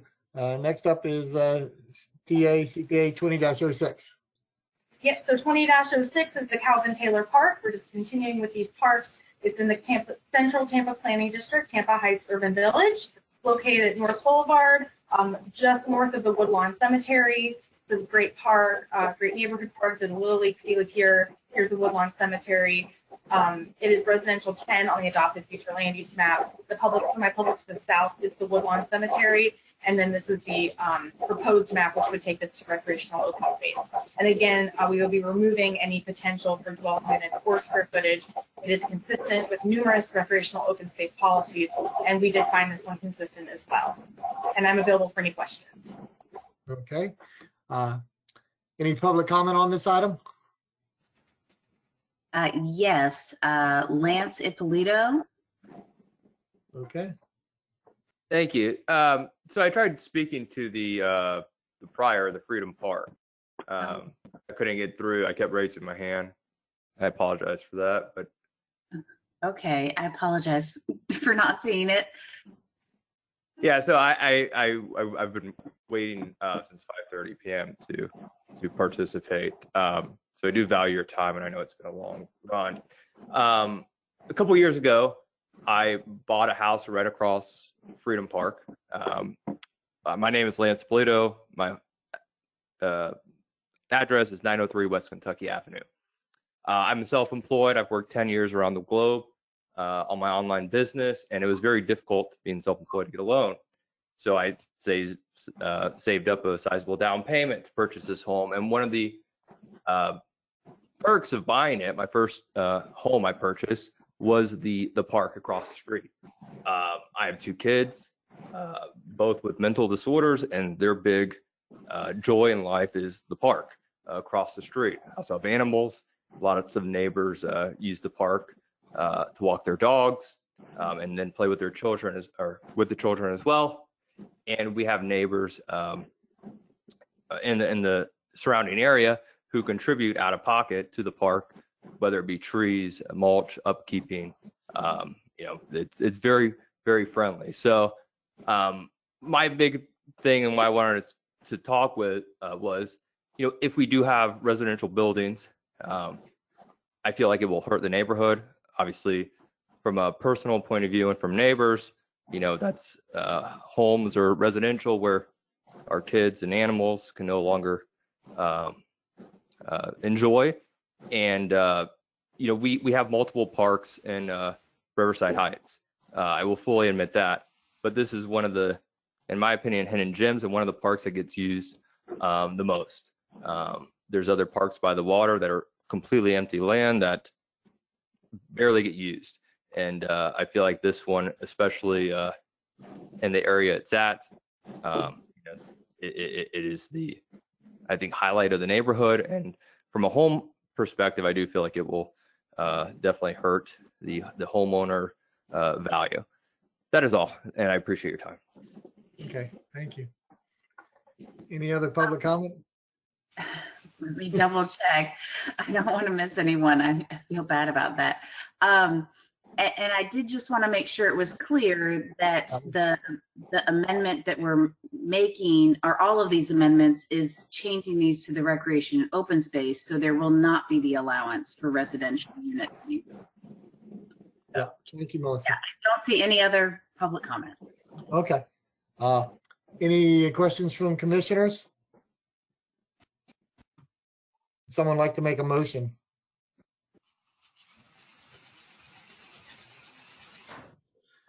This is Commissioner Bernstein. Oh, Commissioner Bernstein? Yeah, I move that we vote in favor of the staff's recommendation finding that TA CPA-06 is consistent with the comprehensive plan. Okay, thank you. We got a motion by Commissioner Bernstein. Do we have a second? Second. Who was that? Joseph? Everyone. Commissioner Joseph? Okay. Joseph, any further discussion? Roll call vote, please. Thrower? Yes. Bernstein? Yes. Menendez? Yes. Hicks? Yes. Joseph? Aye. Kress? Yes. Marino? Yes. Powell? Yes. Motion carried 8-0. Okay, thank you. Next up is TA CPA 20-07. 2007, Jennifer Malone again with the Planning Commission. We're in Giddens Park now, Central Tampa Planning District, Seminole Heights Urban Village. This is where it's located, just east of the interstate, south of East Hillsborough Avenue. It is a gorgeous park. All of these parks are great. It's been a great project to see the parks around the city. The adopted future land use is residential 10. Again, this is proposed to go to recreational open space, which would remove any potential to have residential or commercial on the property. It will remain a park. This is protecting the park. And just want to make sure that that is the statement. It's consistent with these policies, and then we did find it consistent with the plan. Okay. Thank you. Any public comment on this item? No, I do not see any public comment on this item. Okay, any questions from commissioners? Someone like to make a motion? Commissioner Joseph. I'll make a motion. Okay, Commissioner Joseph? I will move that we find TACPA 20-7, are we on, consistent and forward it on to Tampa City Council. Okay, motion by Commissioner Joseph. Do we have a second? Second. Who is that? I apologize. I can't tell who's speaking. That was me, Cody. Oh, Commissioner Powell. Okay, so Commissioner Joseph made the motion. Commissioner Powell seconded. Any discussion? Roll call vote, please. Thrower? Yes. Bernstein? Yes. Menendez? Yes. Hicks? Yes. Joseph? Aye. Kress? Yes. Marino? Yes. Powell? Yes. Motion carried 8-0. Okay, thank you. Next up is 20-08. 2008, Jennifer Malone again with your Planning Commission staff. This is in the Central Tampa Planning District, as well as the East Tampa Urban Village, located just north of, on East Lake Avenue, south of Dr. Martin Luther King Jr. Boulevard. It's the Reagan Park, has a lovely community center and a walking path and lake behind it. It is residential 10, and this amendment is proposing to take this property to recreational open space to recognize that park. And again, it would be removing any potential for dwelling units or commercial square footage on the property. It is consistent with our comprehensive plan policies, and we did find it consistent. Okay, thank you. Any public comment on this item? No public comment? Any questions from commissioners? Would someone like to make a motion? I'll make a motion that we find TACPA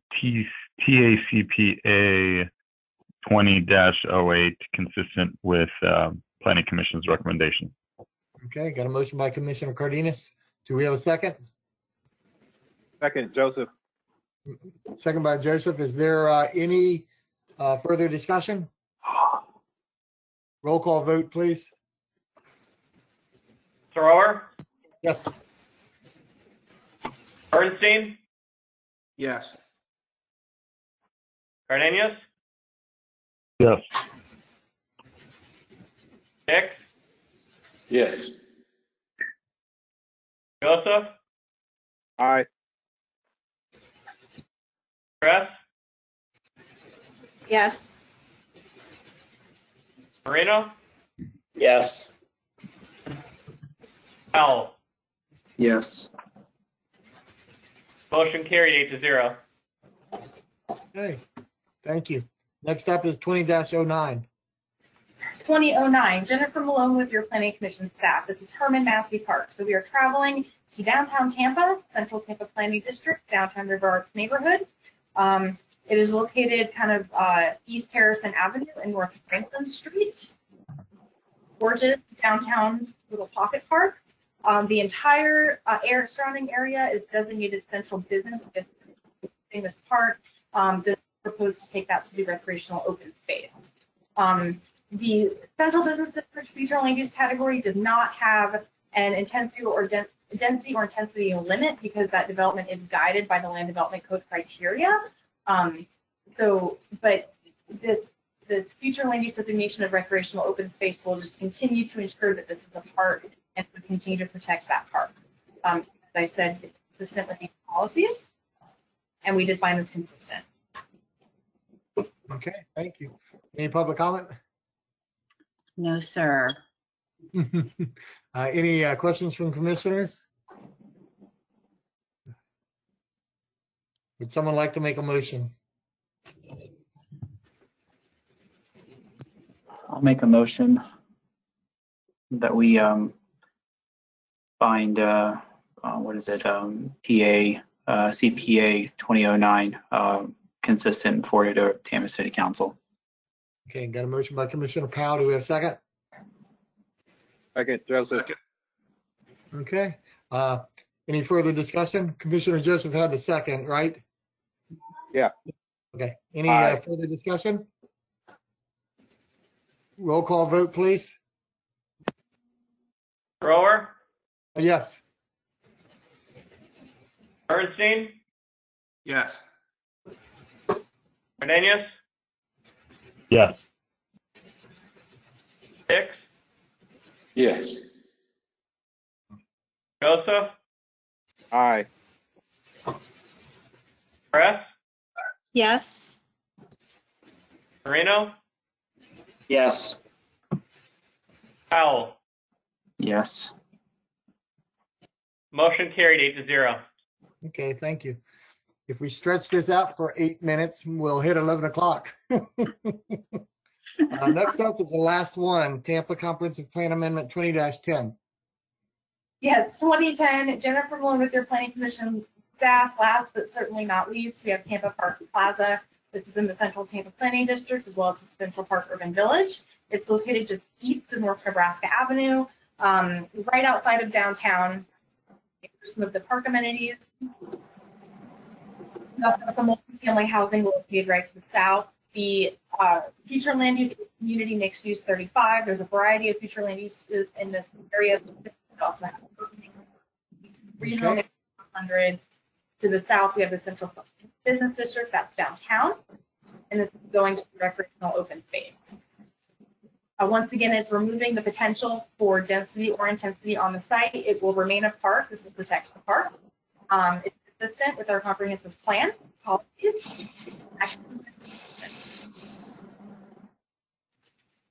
Okay, thank you. Any public comment on this item? No, I do not see any. Any questions or comments from commissioners? Would someone like to make a motion? Mr. Chair, I'll go ahead and move. This is Commissioner Bernstein. I move that we vote in favor of the staff's recommendation finding TACPA 20-10 consistent with the comprehensive plan and pass it along to the city. Okay, we got a motion by Commissioner Bernstein. Do we have a second? Joseph, second. Commissioner Joseph seconded it. Any further discussion? Roll call vote, please. Thrower, Yes. Bernstein, Yes. Cardenas, Yes.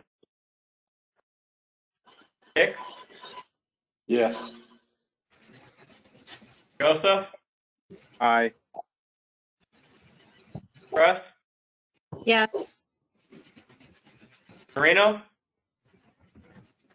Yes. Powell. Yes. Motion carried 8-0. Okay, thank you. Let's say anything else? I think Oh, that's no. it.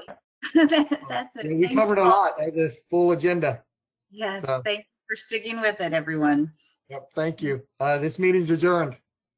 Have a good night, everyone. All right. Good work, Great Mitch. Great job, Bye. Mitch. See y'all later.